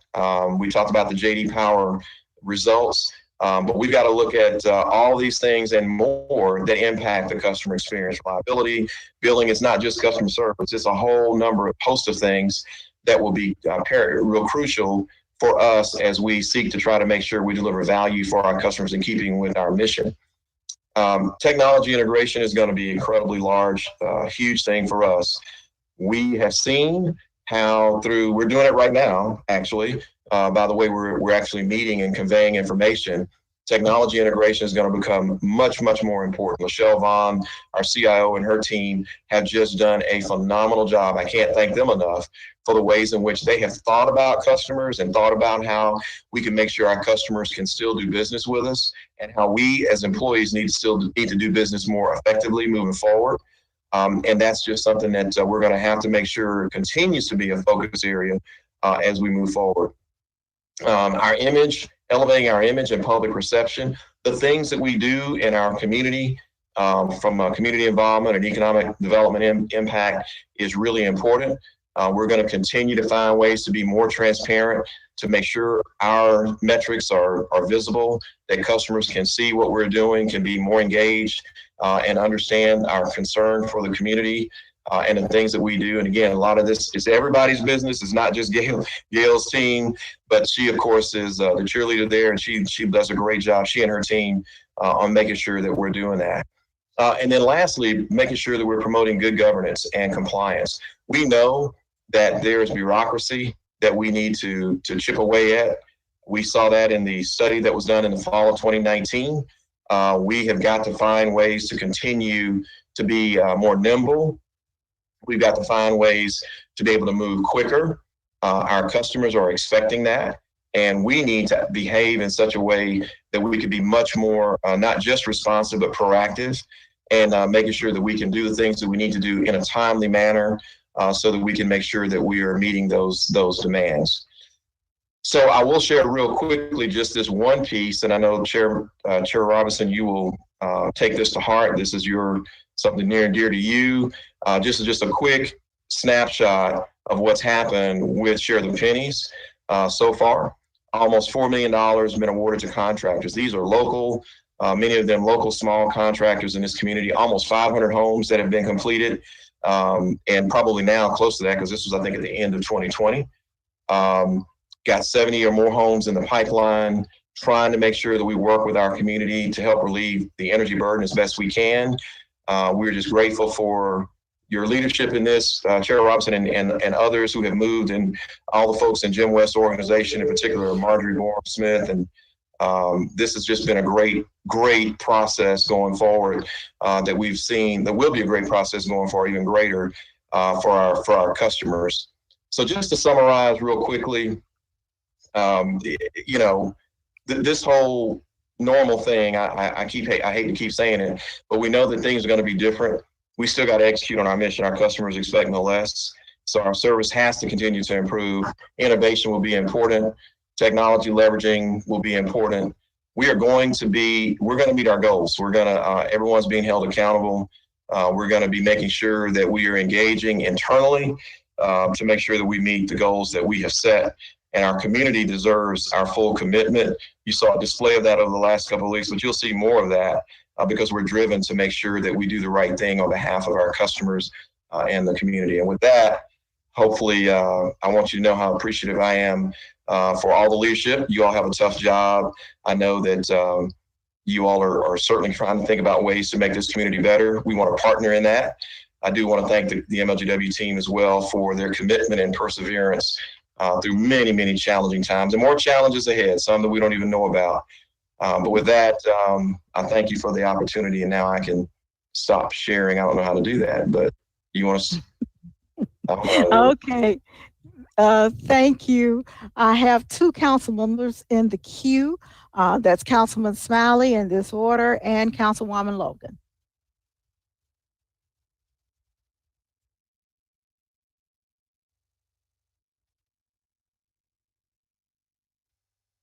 Yes, can you hear me? I can, yes, I can. Yes, we can hear you now. All right. Quick question for you. First of all, thank you, Madam Chair, for this privilege. Thank you, President Young. Have you all been receiving any complaints from residents regarding cloudy water? I have heard of some, Councilman, and but I don't. I mean, I'd have to defer you. And Alonzo Weaver is on. He might be able to respond, but I have heard that there has been, and I'm not sure that's too uncommon, but I'll ask Alonzo to chime in on that. In addition to that, Mr. Weaver, could you also talk about, I guess, like chlorine smell or something like that? Like cloudy waters and potential, I guess, chlorine smell or odor or something like that. So first of all, regarding water quality complaints, our water quality assurance lab researches all the complaints, and they go out and they get samples, and they work with the customer and talk through what's going on at that particular system. And if there have been any complaints, that would be where they would go. I don't know how many we've gotten, but we're set up for that just as a normal course of business. So if people have concerns about their water quality, we need to make sure that they call that into our number for that, and we will make sure that someone contacts them around that. Now, as far as chlorine, in the chat, someone. I'm sorry. Is there a way that we can drop the number in the chat so that we can make sure that the folks who were listening? Yeah, give me a second to get that number. I'll get that together. And as far as chlorine is what we put in the water to make sure that we don't have any contaminants in the water system. So if you smell chlorine, it's a good thing. But if it's too much, we need to check that too. So just let us know. Like, once again, if you got any water quality complaints, and I'll get that number to you in just a second. Thank you so much for the explanation, and look forward to getting the number and making sure the folks in the city of Memphis have that information. Councilwoman Logan, we only have a few minutes left, so let's try to get through this pretty quickly. We got about 7 minutes before our next, well, actually 5 now, to our next meeting. Thank you, Chair. I appreciate that. And thank you so much, President Young, for your presentation. 2 questions. One, the first question is, are the customers being charged for the water that's coming out of broken pipes? Are they being charged for the water leaks? So one of the things that we announced last week, once we announced the lifting of the boil water advisory, we also made it clear that we are going to do an automated process. So we have once a year, we allow customers to have a leak adjustment in the event that they have excess water usage that was unintentional or something, or a leak somewhere. So we were telling customers to call us, but we then decided really that it would be best, since we had so many, that we would have an automatic adjustment that we would make. So the goal of this adjustment is to make every customer indifferent as to if they had a water leak or if they had a broken pipe, for example. So from a billing perspective, we are working to make sure that no customer will see any excess billing for that leak. So in other words, our team is working now to make sure that customers will see nothing greater than what they might have otherwise seen if they had not had that leak. It's actually going to be a sort of automatic leak adjustment. So the answer is no, they should not see increased billing for water leaks on their side of the meter. Okay, all right, thank you for that. And number 2, can you briefly share how you are reshaping?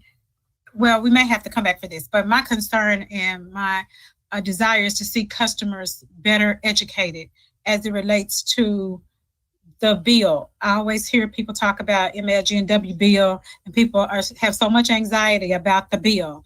But from the presentation that we heard today, you all have received, a reduction in your costs. The rates are the lowest across the country. And, from your side and our side, we're saying that our rates are low. But from the customers and the constituents, they're saying our bill is high. And so there are a number of things that are on the bill. And I know we've had this conversation many times. There are a number of things that are on the bill that has nothing to do with lights, gas, or water. And however, if they don't pay that portion, their lights, gas, and water will get cut off. And so there needs to be some type of alignment so, that Memphians and customers can have better understanding and know what to expect, or we need to do something to bring alignment to that, because there's a misperception somewhere there that the bill is high, but there are a lot of things that are on the bill that has nothing to do with it. So as we move forward and as you look to 2021 and in your reshaping customer experience and elevating image and public perception, I would hope and pray that we address that once and for all and begin to do a marketing campaign or community or customer engagement so that people will understand, from the elders to the new couples, understand what they're paying for and what the bill includes and how we can manage that process. Thank you. Certainly will. Thank you, Councilwoman. We'll certainly do that. Thank you. Okay. Last question is for Councilwoman Johnson.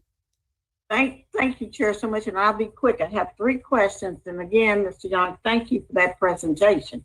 The first question is, you mentioned your water testing facility. Do you post those water results and where? That's a great question. And I can tell you that we've seen, Alonzo's coming back in now. Alonzo, do you know where that might be? So first of all, they do 40,000 tests a year.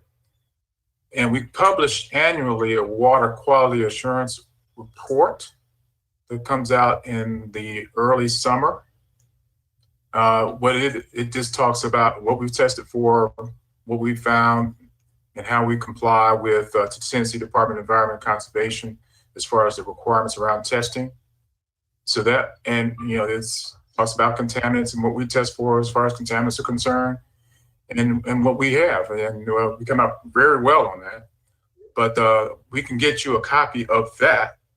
But the 40,000 tests come into the water quality lab, and we make sure that we have compliance testing on a regular basis. And that report, just Councilwoman, that report is actually on MLGW.com. Anyone can go out and look at that at any time. Okay, thank you. Next question. You mentioned the weatherization program. Is it currently active? Yes, ma'am. Okay, so people can contact Memphis Gas and Water to get applications. Well, I think that we just had our latest round of signups. I don't know if Jim West is on here or not. He could tell us if he was, but I don't know. January. I'm sorry? We did it in January. That's what I thought. Yeah, I thought that was done in January for the most recent. So I think it's closed for now, I think. And again, Jim can correct me if I'm wrong, but I think we did that in January. Okay, how often do you do it? Every year, once a year? Three times a year, I believe. Two to three times a year. It's more than once a year. I know that. Okay, thank you. My last question, where do we get our gas supply from? A number of suppliers supply us with gas. So we don't just have one. I could, probably, there's several. We got gas coming out of a number of areas. And again, Alonzo can probably speak to the names of those gas suppliers, but we have a number of them. Okay, maybe he could just send me that. I know time is tight here. I don't want to slow it down, but I think we can get that list. Yeah, there's a number of, and Alonzo, you probably have that. I think we have three. Yeah, it's a long list. Yeah, 3 pipelines, and I think there's about 20 suppliers in any given month. But we can go ahead, Alonzo. Yeah, that's about right. So I don't have all the names memorized, but we have quite a few suppliers. Okay, thank you, Chair, for the opportunity, and thank you again, Mr. Young and Mr. Lee. Thank you. Okay, and thank you, MLGW, President Young, and Mr. Weaver, for your presentation on today. We'll see you in 2 weeks. Thank you. Okay, this meeting is now adjourned, and thank you, Councilman Jones, for allowing us to move your item to 2 weeks from now. This meeting is now adjourned.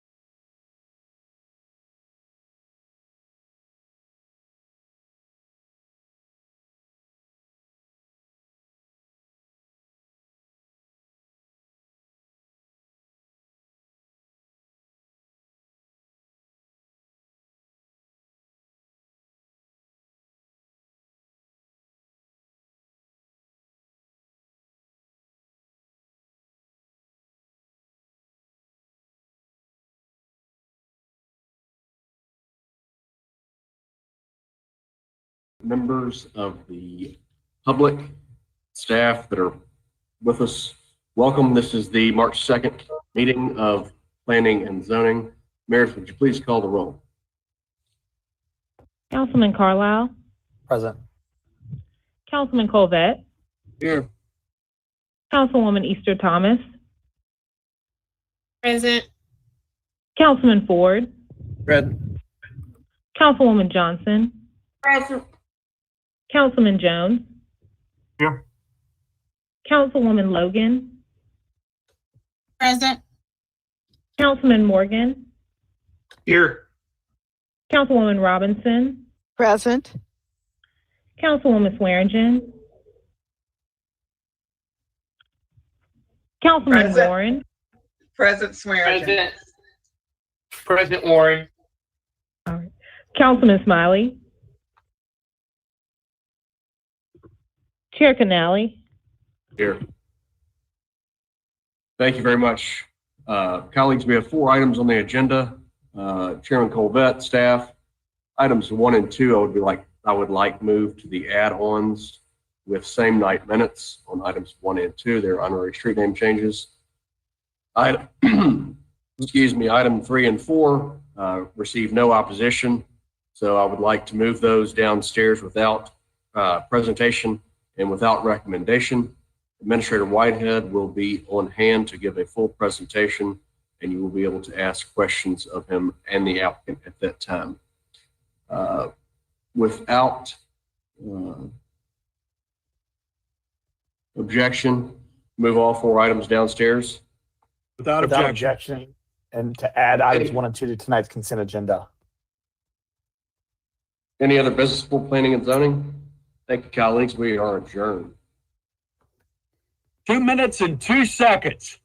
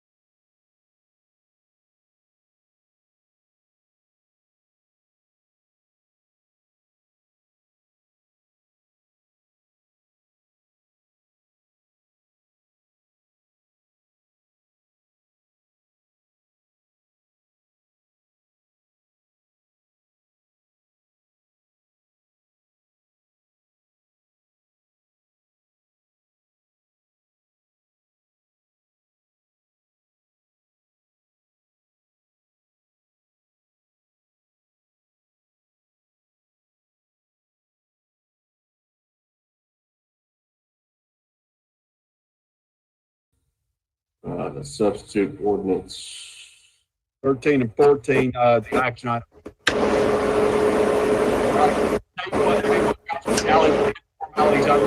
Ladies and gentlemen, council's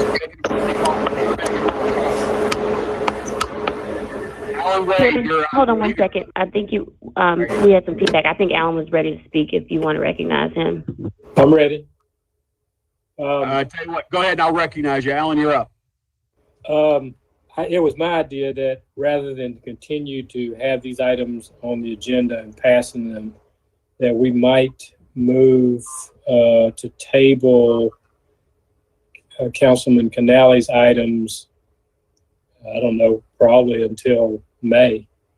And then they would automatically come back on the agenda at that time because he's waiting on legislation from the General Assembly.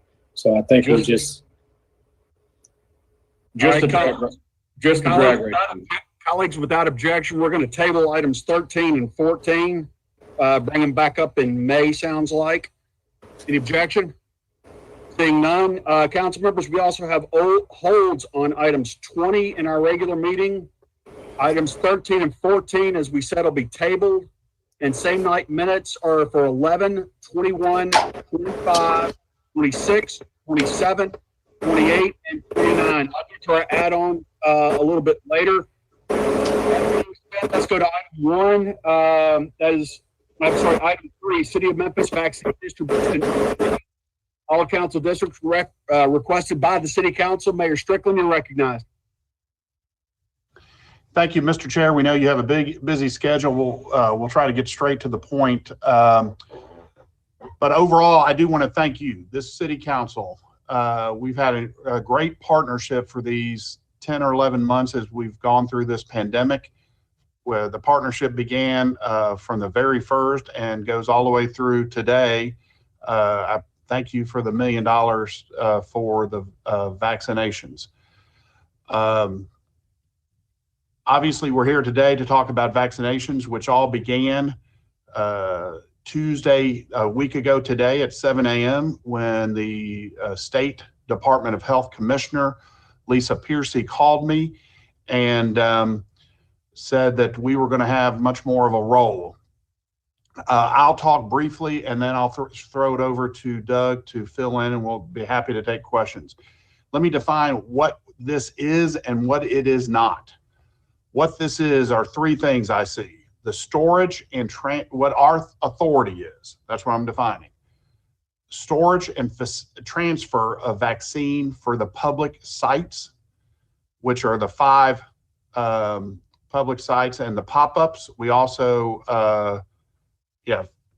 Number 2, scheduling for those public sites. And 3, we are the lead in a joint decision-making group on the allocation of the vaccines among the public sites, hospital, and neighborhood clinics. What this is not the city.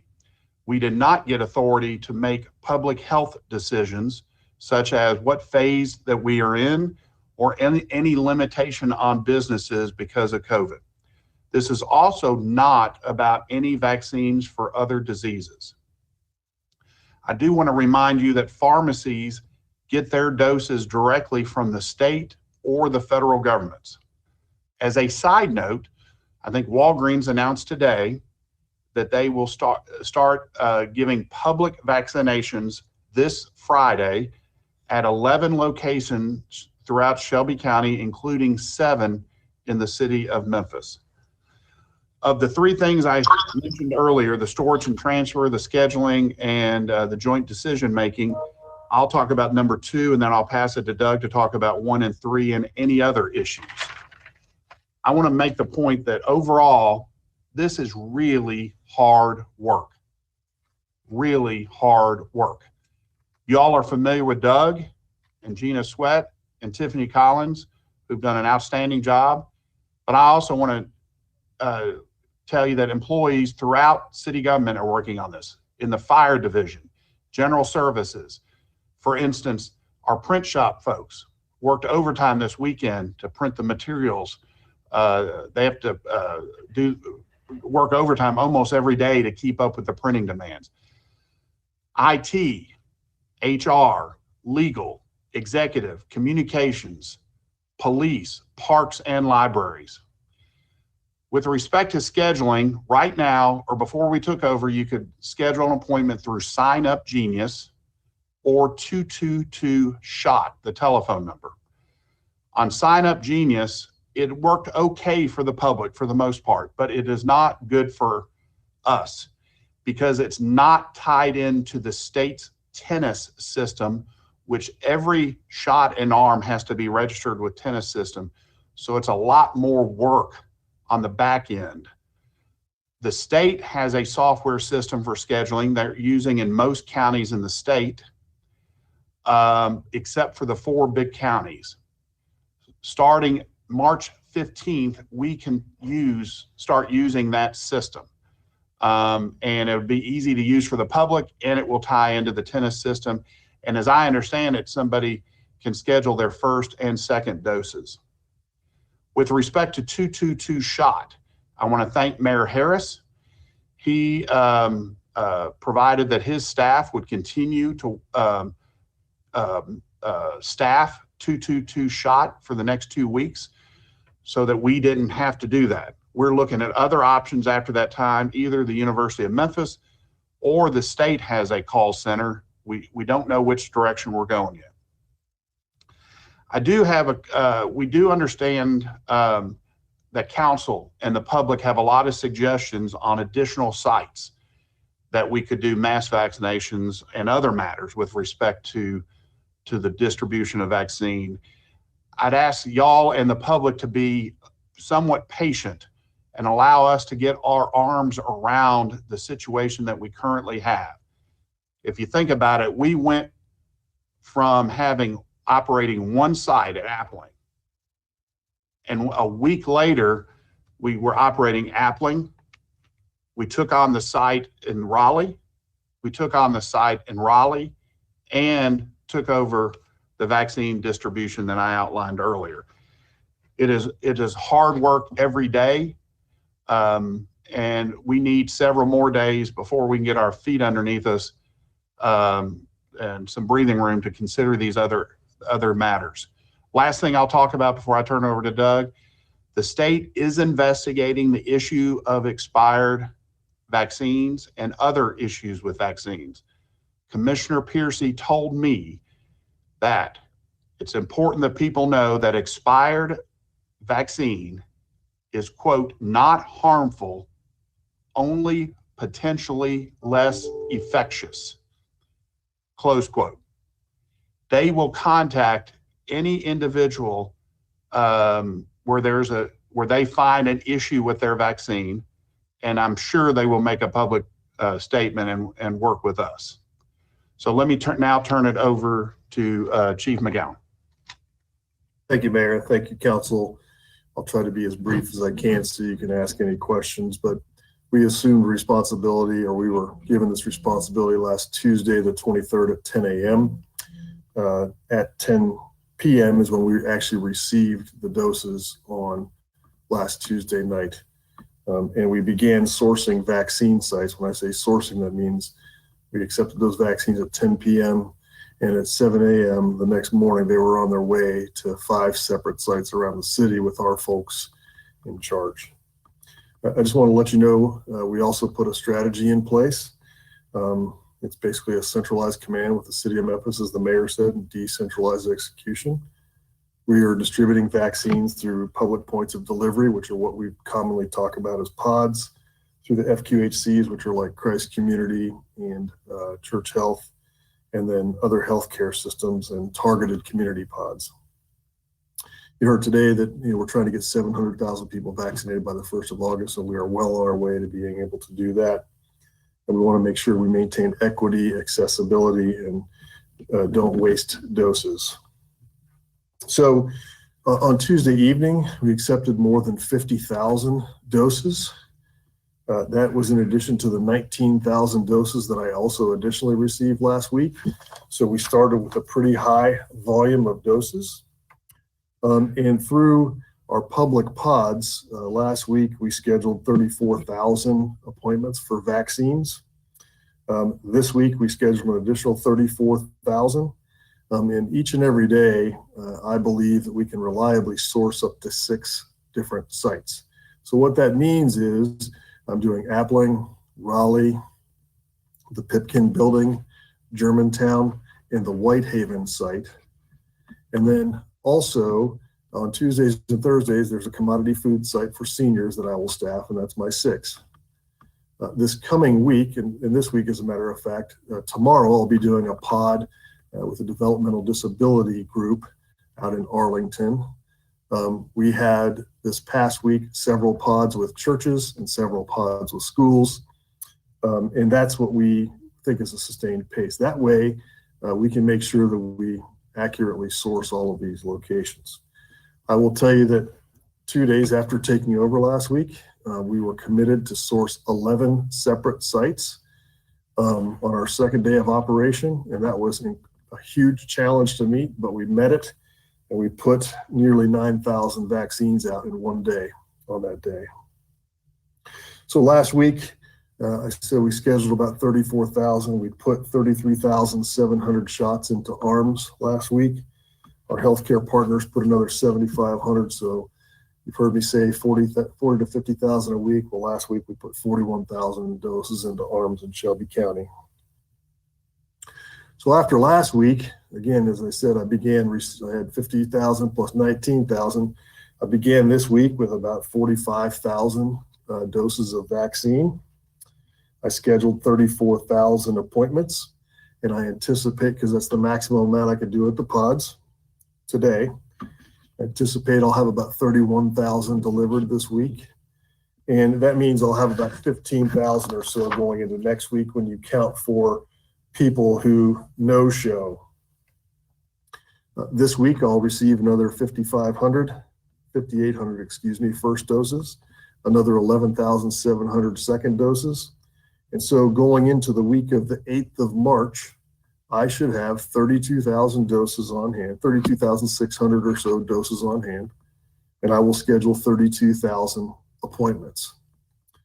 I anticipate next week, we will have about 11,700 second dose appointments for Pfizer, 3,600 second dose appointments for Moderna. And you may have heard from many people, they're wondering when they could get their Moderna.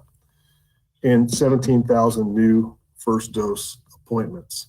I'll pause on the Moderna for a minute and say we were transferred 3,600 doses, but there was not a record of whether they were first or second dose Moderna. We deduced with some help this week that all of those were supposed to be second dose. And so yesterday we opened up second dose appointments at Pipkin starting Monday and Tuesday of next week. So anyone who needs that, those appointments are already open. There are plenty of available. I should also say there are plenty of appointments still available this week for anyone who wants a vaccine at many of our sites. So please go on covid19.memphistn.gov, where you can call 222-SHOT and they will get you an appointment. Part of the problem with the appointment system was that they filled up very quickly, and the 222-SHOT line filled up very quickly.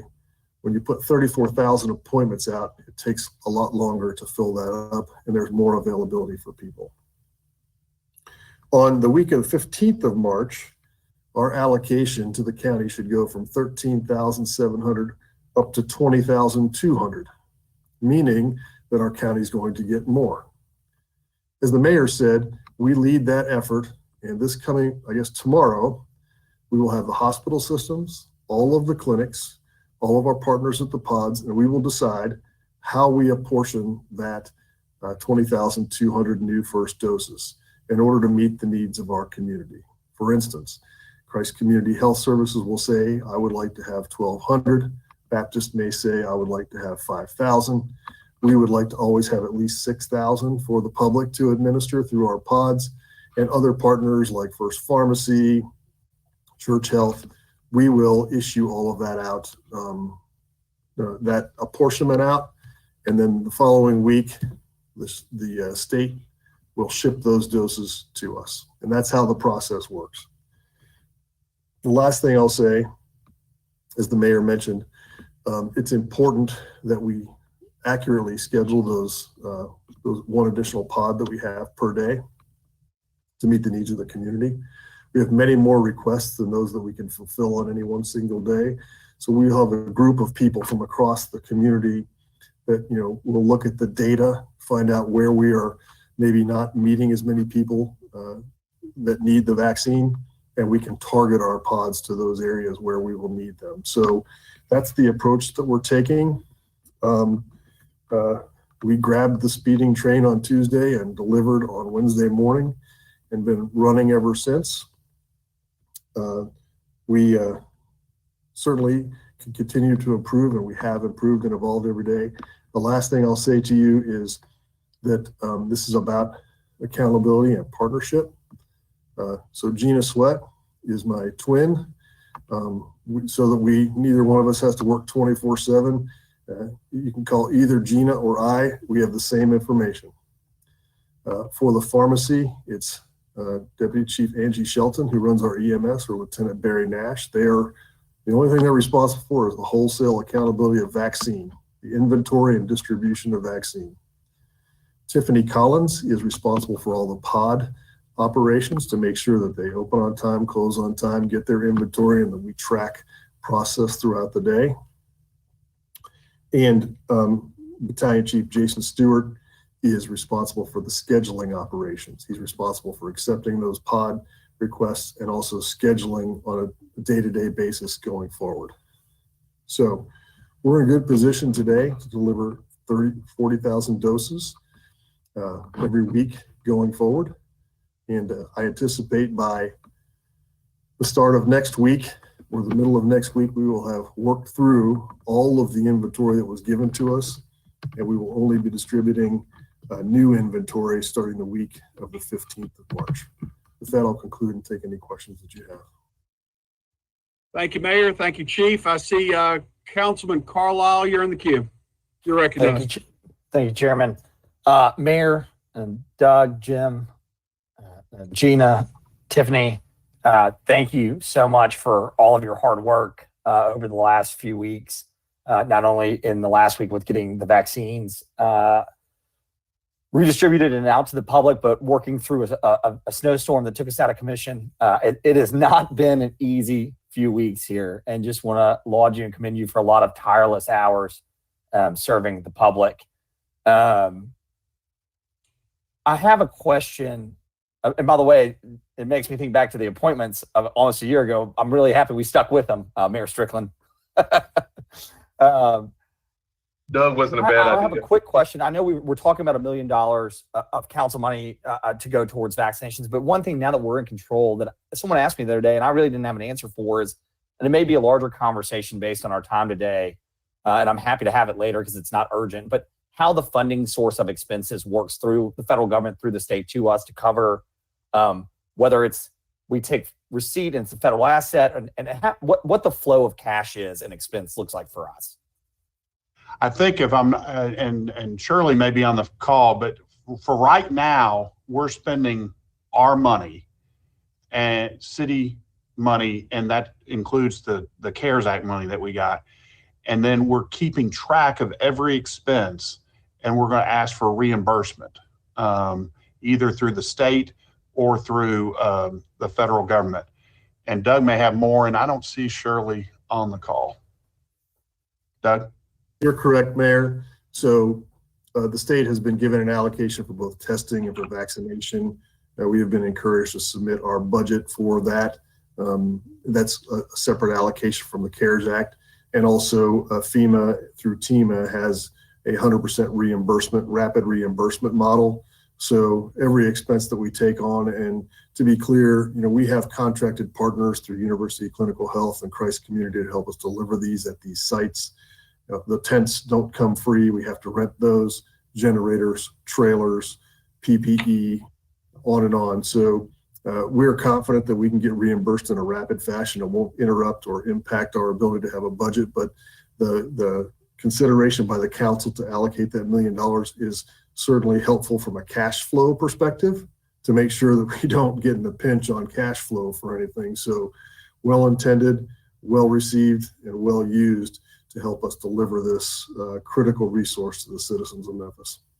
And if I can add just one more thing, each of the 3 sites that we run cost about $100,000 a month to run. And Germantown, Collierville confirmed to me the same thing with respect to the one in their city. Yeah, thank you. That's very helpful. And again, I know it'll probably be a later conversation. So I'm happy that we were able to come up with some what I'll call a float as we start to get these reimbursables back. And if there's one thing I think we all know about Shirley, she ain't going to miss a nickel. So I feel good about that. Again, thank you so much, and just really appreciate all that's gone on. And Chief McGowan, again, we've had a lot of vibrant conversation today about accountability and just wanting to know mistakes. And I know that there's one thing that we'll have good teamwork between the council and your team, and making sure that the public feels like we have their best interest at heart, and really appreciate your comments regarding that. With that, I yield back, Chair. Thank you, Councilman Carlisle. Council Lady Logan, you're recognized. Thank you, Chair. Thank you, Mayor Strickland, as well as Chief McGowan. We appreciate your expertise and your willingness to take this on and jump right in there with doing it the way you know how to do it best. So we really appreciate that. And as citizens, we are very blessed to have that expertise. One question that I have that has been asked of me is, if it's not your category, but you somehow got into one of those slots when there was somebody that couldn't go, and now you need your second dose, but you don't meet the category, how do you, and your time is coming up, your 21 days, how do you get your second dose? If you've got the first dose and you don't fit that category, go ahead and schedule your second dose, just like everyone else. Well, when you go through the prompts, it asks you if you're that age, or it's my understanding that you're asked questions, and if you don't meet those questions, you're not allowed to continue on, or it won't give you. Well, I didn't, then they might need to call 222 shot. But it's my understanding, if for some reason somebody who didn't qualify got a first shot, that we're obligated to give the second shot. That's correct, Mayor. So I'll check that for you, Councilwoman. But today, if you had a first shot and you're due for your second, just sign up for the slot. And if there's any troubles, I'll have our team make sure we sort it out. Okay, thank you. Thank you, Chair. You're back. Thank you, Council Lady Logan. Councilman Jones, you're recognized. Thank you, and good afternoon, Mayor. Good afternoon, Mr. McGowan. The question that I have is, you gave us a number of how many vaccinations have been distributed. The question that I have is more so related to the number of cancellations and how people have been notified, because I was able to get mine Friday, and I'm clearly not in the eligible list, but through what I would just call it informal network, word of mouth, did I learn that the Board of Education had some extras on Friday. So if we're having these, so my first question is, and I know this is not anything that's unique to Memphis. I've seen other cities talk about they've had a rash of people not being able to make the appointments. How are we communicating that we may have available slots, and if it's the end of the day, instead of having to discard those vaccinations, how are we informing the public in general that there's some availability? All right, let me first say, with the respect to Shelby County Schools Friday, they controlled that. We did not control. So I don't know how they opened it up. The way we've done it is the county ran VaxQ, which was an online portal. We got them to give us access to that, and we've divided that up, or we're able to segregate it by age. So I forgot what day it was, but there was some day recently, and maybe even today, where so this would be the second time where we just started a mass call campaign, and we started at the oldest on the list, and asked them to come in. It worked the other day, and we hope it works today. So, and we figured we'd start with the oldest because that's living by the spirit of the phases. But if we have to go lower than age 65, we will. And I would offer, Mayor, too, Councilman, that social media post at the Board of Education was was fabricated, but they got a lot of people standing in line, and so they were fortunate that they actually had some left over, because the health department, the schools that were administering were like in a panic, saying, "Wait, I have people standing in line who aren't teachers." So sometimes there's a little bit of a social media push. We saw this the very first day at Lindenwood, where people were like, "Come on in and get your shot." So let me just say one other thing too, because I think it's important. We get predominantly Pfizer. It can stay for a long time in its deep frozen state. Only when it's thawed do you put it on a 5-day window. So for instance, today, if I have thawed Pfizer and I take it to a vaccination site and I have some no-shows, it's perfectly okay as long as that vial isn't tapped to put it back in the refrigerator and use it the next day.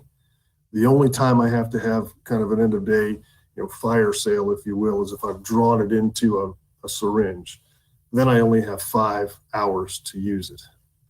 The only other circumstance is a day where, today we have some that is, has to be put into arms today. So we prioritize that and put that at the front of the list for everybody. So when we're putting it out in the pods today, those are the very first ones they used.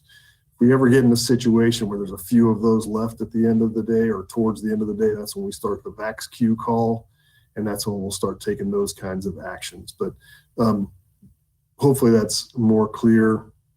I know there were problems with that in the past. And to your specific point about no-shows, we are, just to be clear, in a bit of a transition. We are still executing second dose appointments that were scheduled under the Shelby County Health Department. And some of those are actual appointments that were scheduled. And some of them are appointments that people just simply told the individuals, come back on this day, that we may or may not have a record of that. So we are doing our best to estimate how many are going to show up on that day. That problem will resolve itself over the next week or two, but we're doing our level best to make sure that everybody who thinks they have an appointment or actually has an appointment, when they show up, there's a vaccine for them to go in their arm. That means we're probably gonna have a few more left at the end of the day to put back in the refrigerator and use the next day. But we're working very hard to sort that out. And then my next question, I think that was anybody from the administration able to hear the presentation this morning regarding a couple of church sites? And And if not, I would just encourage you to do so, because I would be hopeful that there could be a number of different, more so decentralized locations. I know this is a gargantuan task to try to manage the distribution of it, but I think that if we're going to be able to inoculate as many people as we want to have just a Pipkin building type of location. I know we've opened it up to some others, and it's easy to manage one location, but I think I saw something about a person who may have been a comment that was earlier today, somebody who was wheelchair confined, and it wasn't convenient for them to sit in a place like a Pipkin building to wait however many hours to do that. So what I was hopeful of with the money that was approved by the council today, that it would be a means to open up more mobile sites, more pop-up sites to do so. Yeah, we're committed to continue the pop-ups. I was not able to see the presentation, but I got a copy of it. We may have already reached out to her. We're trying to reach out to her and schedule an appointment. We've also had churches directly reach out to us. We are committed to the pop-ups. And in addition to that, our fire department is working on a homebound strategy for those people who just can't get out of the house. How do we go to them? And I feel like they should have that strategy worked out here in the next week. Well, and then I think it may have been one other thing, and this will be my last comment too. Maybe even mobile units. I was talking to a buddy of mine who he lives in Atlanta, but his mother still lives here, and she lives over in the French Fork community. So people may not necessarily be able to get downtown or to the Pipkin or whatever, but if we could use Gaston Community Center, some of our community centers and parks, and set up nothing but what may be a 15-passenger van or just some mobile unit. Hopefully that's part of the strategy as well. But thank you. Thank you. If I could just add one thing, Councilman and Mayor, I very much appreciate that. We have tried our level best just to get stabilized at 6 fixed sites every day, which in one of those is a pop-up that moves around. That's certainly part of our strategy to get out as many places as we can. Just for folks' awareness to know what that means. Our folks come in the morning when they take that Pfizer vaccine, there's an accounting for it, put into an AccuCold cooler, and we have to send 2 individuals with that AccuCold cooler for chain of custody and for temperature control. And then we also have to send a separate group of individuals to consolidate, mix, and draw up those vaccines. So when you have 6 sites, that's already almost 24 people that are going just to support those sites. And those are Memphis firefighters. I wish I could say, this is great. I just asked our vaccine division to begin this work, but obviously we're just taking this out of Hyde and doing it. So I will tell you, when we did last Friday, 11 separate sites, the system was at its limit. So we fully endorse getting out into the community. It is just a logistics train that goes with, whether it's, quite frankly, whether it's 200 vials or 2,000, 200 doses or 2,000 doses, it's the same logistics train that has to go with it. So I think that's just important for folks to understand. And we're not unwilling, but we just need to scale ourselves up to be able to do a little bit more than we can do with our existing resources today. So, and the only other thing I'll say is, and we're working on some pharmacy support as well. There's some very specific licensure requirements from the state that people have to support that. So we're working on all that, and we'll be ready to respond to the needs of the community here. I feel pretty good about where we are today, one weekend. All right. Mayor, Chief, thank y'all. I see no other members in the queue. Or do any other members wish to be recognized? Seeing none, thank you for everything, guys. All right, let's get our add-ons, and then I want to talk puppy mills.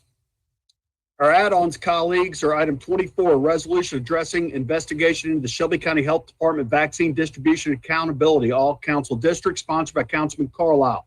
Item 25, resolution requesting the City of Memphis be exempt from Senate Bill 29, House Bill 105 of the 112th session of the General Assembly, all council districts, sponsored by Councilman Smiley. Request for same night minutes. a resolution to create a muffler exchange program, all council districts, sponsored by Councilman Canale, Carlisle, Colvett, Logan, Smiley, and Warren. Request for same night minutes. Item 27, resolution approving an honorary street name change of South Yates Road between Walnut Grove and Shady Grove Terrace for Mrs. Bert Adler Prosterman, District 5, Super District 9, sponsored by Councilman Warren. Request for same night minutes. Item 28, resolution approving an honorary street name change of South Yates Road between Walnut Grove and Shady Grove Terrace. I just did that. Staff check on that, 27 and 28. I think 28 is a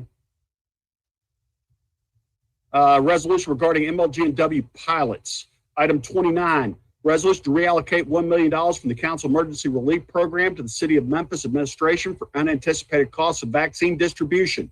All council districts, sponsored by council members Canale, Carlisle, Colvett, Easter Thomas, Ford Senior, Johnson, Jones, Logan, Morgan, Robinson, Smiley, Swearingen, Warren. Request for same night minutes. Those are our add-ons. Mr. Chairman. Please. Chairman Colvett, there was a mistake on your paperwork. 28 will be a resolution approving honorary street name change of North McLean Boulevard. That was added in planning and zoning. My apologies. No problem. Just make sure we get the appropriate paperwork. Councilman Canale, you're recognized. That was what I was going to alert you to, Mr. Chairman. Thank you. All right. Thank you for the clarification. Seeing as our time, let's go to item 2, a presentation on ordinance 5777 to restrict the retail sale of dogs and cats. All council district. This is requested by Councilman Morgan. I believe you have former Councilman Shay Flynn to make a presentation. Thank you, Mr. Chairman. Shay Flynn will be giving the presentation on behalf of over 5,000 Memphians that have signed the petition in favor of this ordinance, as well as his soon-to-be, hopefully, position on the Animal Advisory Committee. Shay was on the City Council for 7 years, as well as serving in the State House on a number and participated on a number of issues that included animal welfare legislation.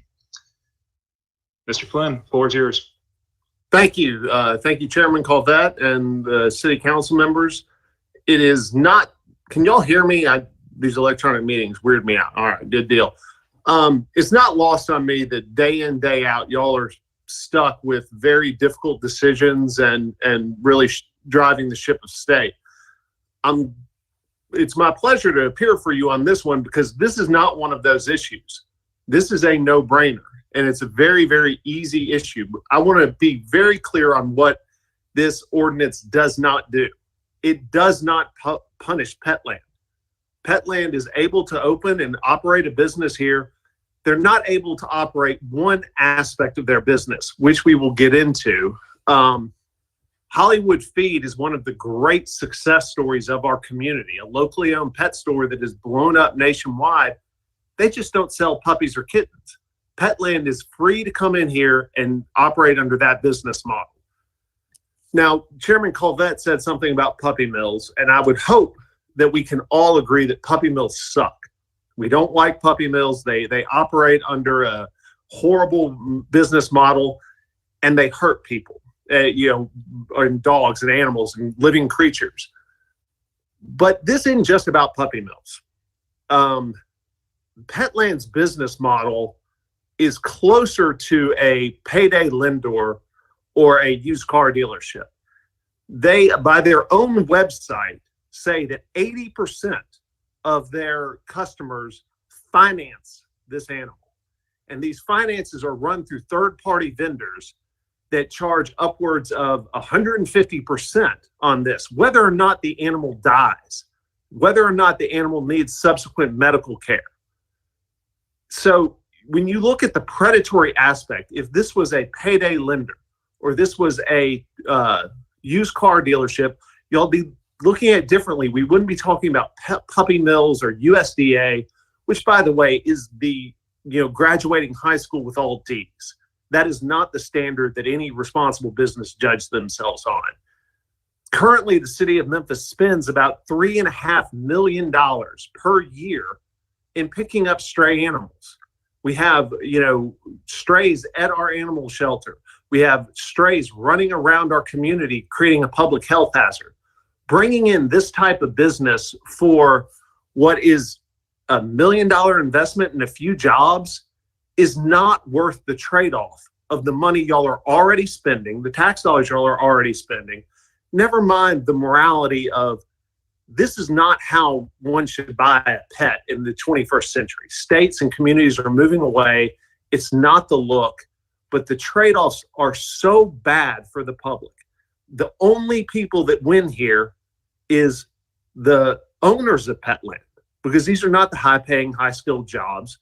This is not, I mean, this is something where your constituents did not send you to this office to bring in predatory lenders. They did not send you into this office for people to sell sick puppies to unsuspecting, to keep animals in humane conditions.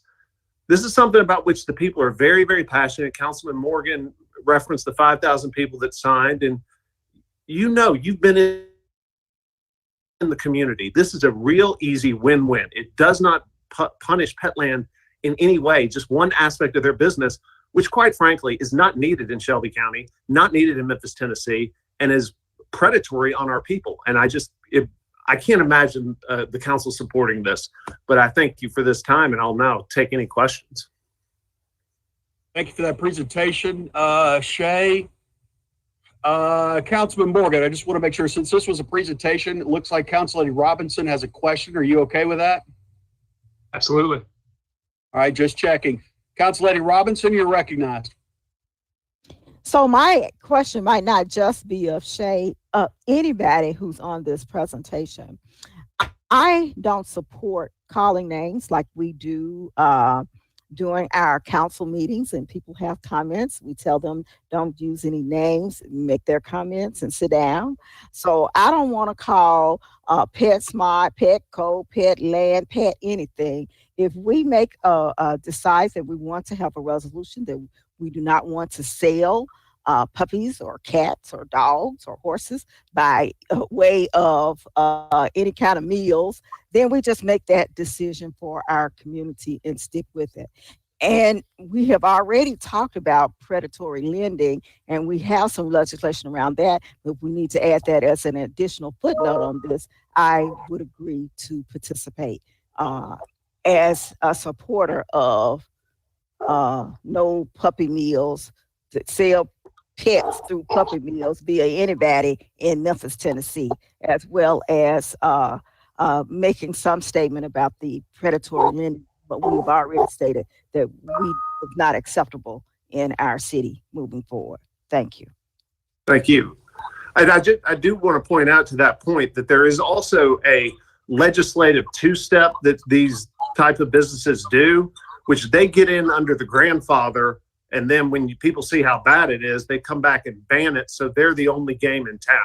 So be on the lookout for that as well. Thank you very much, Council Lady Robinson. Council Lady Logan, you're recognized. Thank you, Chair. This pet land is in my district, and I went by to look at it. I love dogs. And so I wanted to put my eyes on everything and see for myself. And the main thing that I noticed was their transparency and how transparency is built into the store or their business. Now, I'm not familiar with, I did do the research on the puppy meals, but from my understanding, their presentation and the transparency built into the store and their policies and processes, it seems as though, it's a legitimate business, that they are forthright, and it's an opportunity for a different type of dog store or animal store. You get to interact with the dogs, and the way it's designed, it was such that I had never seen before. And I've had to go to Kentucky to purchase my dog. I've had to go to Atlanta to purchase a dog. And, some people may not be able to afford to take trips across the country to get dogs from breeders. And if a company here can be selective and, have good practice in getting dogs from breeders that are reputable and that are certified, I want to hear from you all what the opposition is to that, because I think it would open up another sector of people that can access dogs without having to travel far, but yet still get good breeders as long as we have policies in place that protect our citizens. And we put those things in place that protect them financially as well.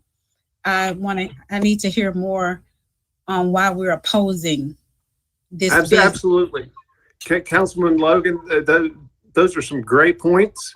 But the transparency, you go to the transparency on the third party financing, because what you find in pet lands across the country is they're not transparent about that. And you have circumstances where people are financing and end up paying $12,000 for a dog that died.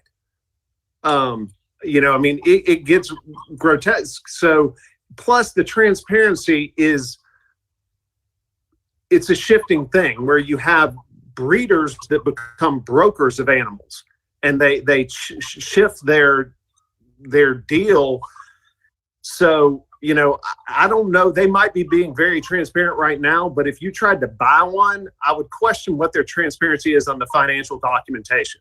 And if someone already can't afford to travel to get whatever puppy, I would recommend that they go check out our animal shelter where you can get one for $50 and save a life. Okay, thank you, Council. Councilor Logan, you wish to respond, or you want me to move on?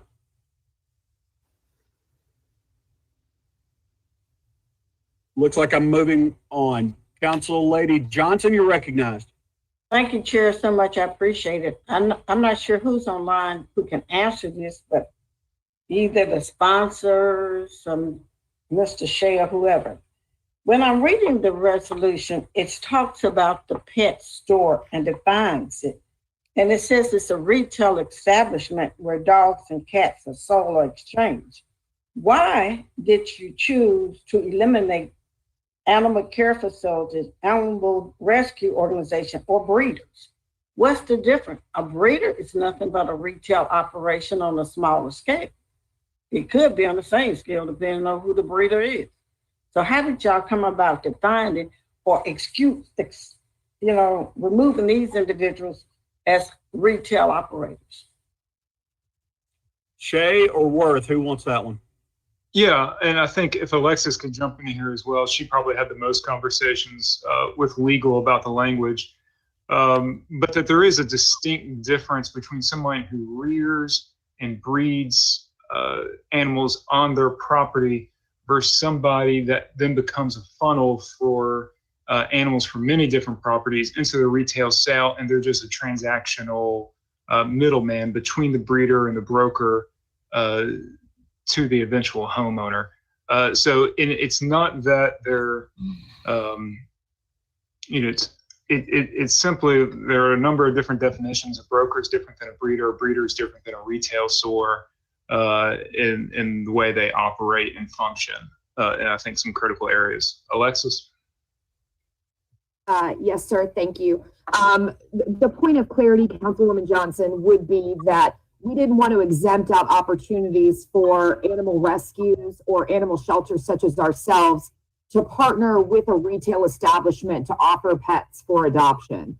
And that what we know is that a responsible breeder who breeds on site and offers pets for retail sale has a closer connection from the actual birth and breeding of the puppy to that point of sale and who the ultimate purchaser is. So basically what was done was we evaluated what are the conditions under which we feel a responsible transfer of ownership can occur, and in what circumstances does that responsible transfer of ownership become impossible due to the distance and the sourcing issues when a retail pet store only ships in animals just like they would a product, like the Gap would ship in t-shirts. When you purchase online and you ship things in with a truck, you lose that connectivity to the sourcing. So this is specifically aimed at locations that do not source locally, that do not have a vested interest in the breeding portion or that sourcing portion of the sales, the supply chain. Okay, I guess all that depends on who. May I speak? I'm sorry. May I respond? Councilor Johnson, you're recognized. Okay, I heard that, but I still think that's back to an opinion in regards to breeders, because I know some breeding operations and I shake my head at those facilities. So it's really not correct. when in some situations where at least at a retail pet store, it's going to be monitored. They have guidelines they have to govern themselves by. And I mean, they're strictly open to the public. And the animals are not kept there for an extended period of time. But that's just one thought I have. The next thing, Councilwoman Johnson, yes. To that point, you are absolutely correct. There are some breeders out there that are USDA licensed and obey USDA standards, and they are terrible. And those are in Petland, not only across the country, but also the Pensacola and Fort Walton locations source from those breeders. They help keep those breeders in business, and that is well documented. There's a 3-page document that Alexis has sent to us twice that I hope everybody had a chance to read that was specifically about the Fort Walton and Pensacola stores that the people that are opening in Memphis have sourced their puppies from, who have violations and abuses against the dogs. So you're correct. There are bad breeders out there. And part of that is to try to cut off a market and supply chain in these retail stores. Okay. The next issue that I'm concerned about, it seems as though everybody is looking at the financial option that the retail store may make available. But you think not, if we post signs or have people to sign off on long-term obligations and what the cost would actually be, that wouldn't be a hindrance? Look like to me, I'm hearing more about the financial setting than the actual abuse of the animals. So can someone address that? What would be an option to correct that, you know, if the retail store could function? The retail store could function by not offering the financing, but they don't, because 80% of their business is built on this financing, which is sold to third-party lenders that have borderline usurious terms. I mean, they make your credit card bill, your interest rates look ridiculously low. You know, so in that financial documentation is really one of the big distinguishing factors, to your other point, Councilwoman, that, you know, a breeder doesn't offer you that. They you know, you need to pay them because they have a certain number in their litter. But if they're just churning and burning and treating them as inventory, they can finance all day. If you return the dog because of health problems, they can just resell it. And they can get the, you know, in the third party financer, you're not free from that obligation. So this is just a bad business model. It's not to punish, you know, we want more, you know, Hollywood feeds, and there's a lot of money to be made for a business that wants to operate like this. But when they want to bring this into your community, you know, as our guardians, it's y'all's job to say no. So would it be advisable to, rather than tell a operation or business they cannot do something because I'm not quite sure if a fear of how they may treat the animals and the cost of financing, why not just say pets cannot be purchased on a credit card? I'm sorry, I don't understand the question. Why should we not just have an ordinance passed that said pets shall not be purchased with a credit card? That would eliminate that particular problem. Well, I mean, it's a combination of the problem. I mean, a credit card, if you want to deal with the credit card interest rates, that is a worthy goal and certainly something worth looking at. But it's distinctly different than when you have third-party people filling out. Think back to 2008 and the mortgage brokers and stuff like that, when all of a sudden they're just putting in your income. Maybe you don't make $5,000 a month, but we're going to say you do, so you qualify for this loan. You know, it's a very unregulated thing. It's just there's no public policy reason to have this. Chair, I thank you for the opportunity. Thank you, Mr. Shea, for your information. Thank you, Councilwoman. Thank you, Council Lady. I have multiple members in the queue and only about 12 or 13 minutes left. So can we direct our questions, if any, to Shea, as he was the presenter? We obviously going to have a full and lengthy debate on this in full council. That takes me to Councilman Jones. You're recognized. Thank you, Mr. Chairman. Well, the question I have is we're only addressing it to Mr. Flynn. Why do we only have the one presenter today? Mine are more so general comments for the deliberation of those who will be making this decision. if I understand correctly, Councilman Morgan asked to have Mr. Flynn present to us. He's the presenter. You can aim the questions at him, but obviously when we go into full council, we can have the debate and you can share your thoughts in general then. Okay, well, but before we get into that, I know we've beat a dead horse. I still see this as we're taking a sledgehammer to kill a fly. If we have a different company that comes in with a different model than Petland, what this ordinance does, it prohibits that one as well. And so it could be a different player with a different company that may not have have the pet name associated with it. But this ordinance right here is prohibiting that. As I mentioned at the last meeting, and I'm hopeful that in the time that it's only been a week since we met, I hope that we would more so consider an ordinance that talks about regulating and eliminating any bad players who may operate in that space, as opposed to eliminating any type of business that could offer pets for retail sale. But the premise of this, when we were talking about the premise of this being introduced when we only had one company in mind, still to me seems like we're targeting a particular entity as opposed to, because it's the only one who's supposed to do so. However, if we approve it, we are prohibiting any business that to come in from doing that. And I don't think that that's in the best interest of those that we serve. Jay, would you like to respond? Yes, Councilman Jones. And someday you might be correct, but as long as we have a shelter full of animals, as long as we have a stray problem in many sectors of our community, I don't know why on earth we need to have retail sales that is just going to make those problems worse. You're already spending $3.5 million. Mr. Flynn, I bought a dog this past August. And the breeder that I wanted to buy it from, I wanted a puppy. I had to go to Missouri to buy it. So what you're doing, based upon this, you're taking away my choice of the dog that I want to buy and where I want to buy it from. And so I don't feel that the government, should be in that business to determine what I buy and from where I buy it. But that's what this ordinance would do. So, okay. Well, I mean, I can only say that when it comes to used car dealerships, when it comes to check cashing places, that is really what our zoning laws is about, is to say what we as a community consider acceptable or not acceptable. I think Memphis is the type of city that's going to be on the momentum that is not going to be acceptable at that. And I think the majority of Memphians feel that way. This is just not a retail establishment that is necessary to promote Memphis as a place to live, work, or play. And quite frankly, it does the opposite of that. All right. Thank you, Councilman Jones. While we wrap this up, we'll go with Councilman Smiley, and then Councilman Morgan, you can close us out. Thank you, Mr. Chair.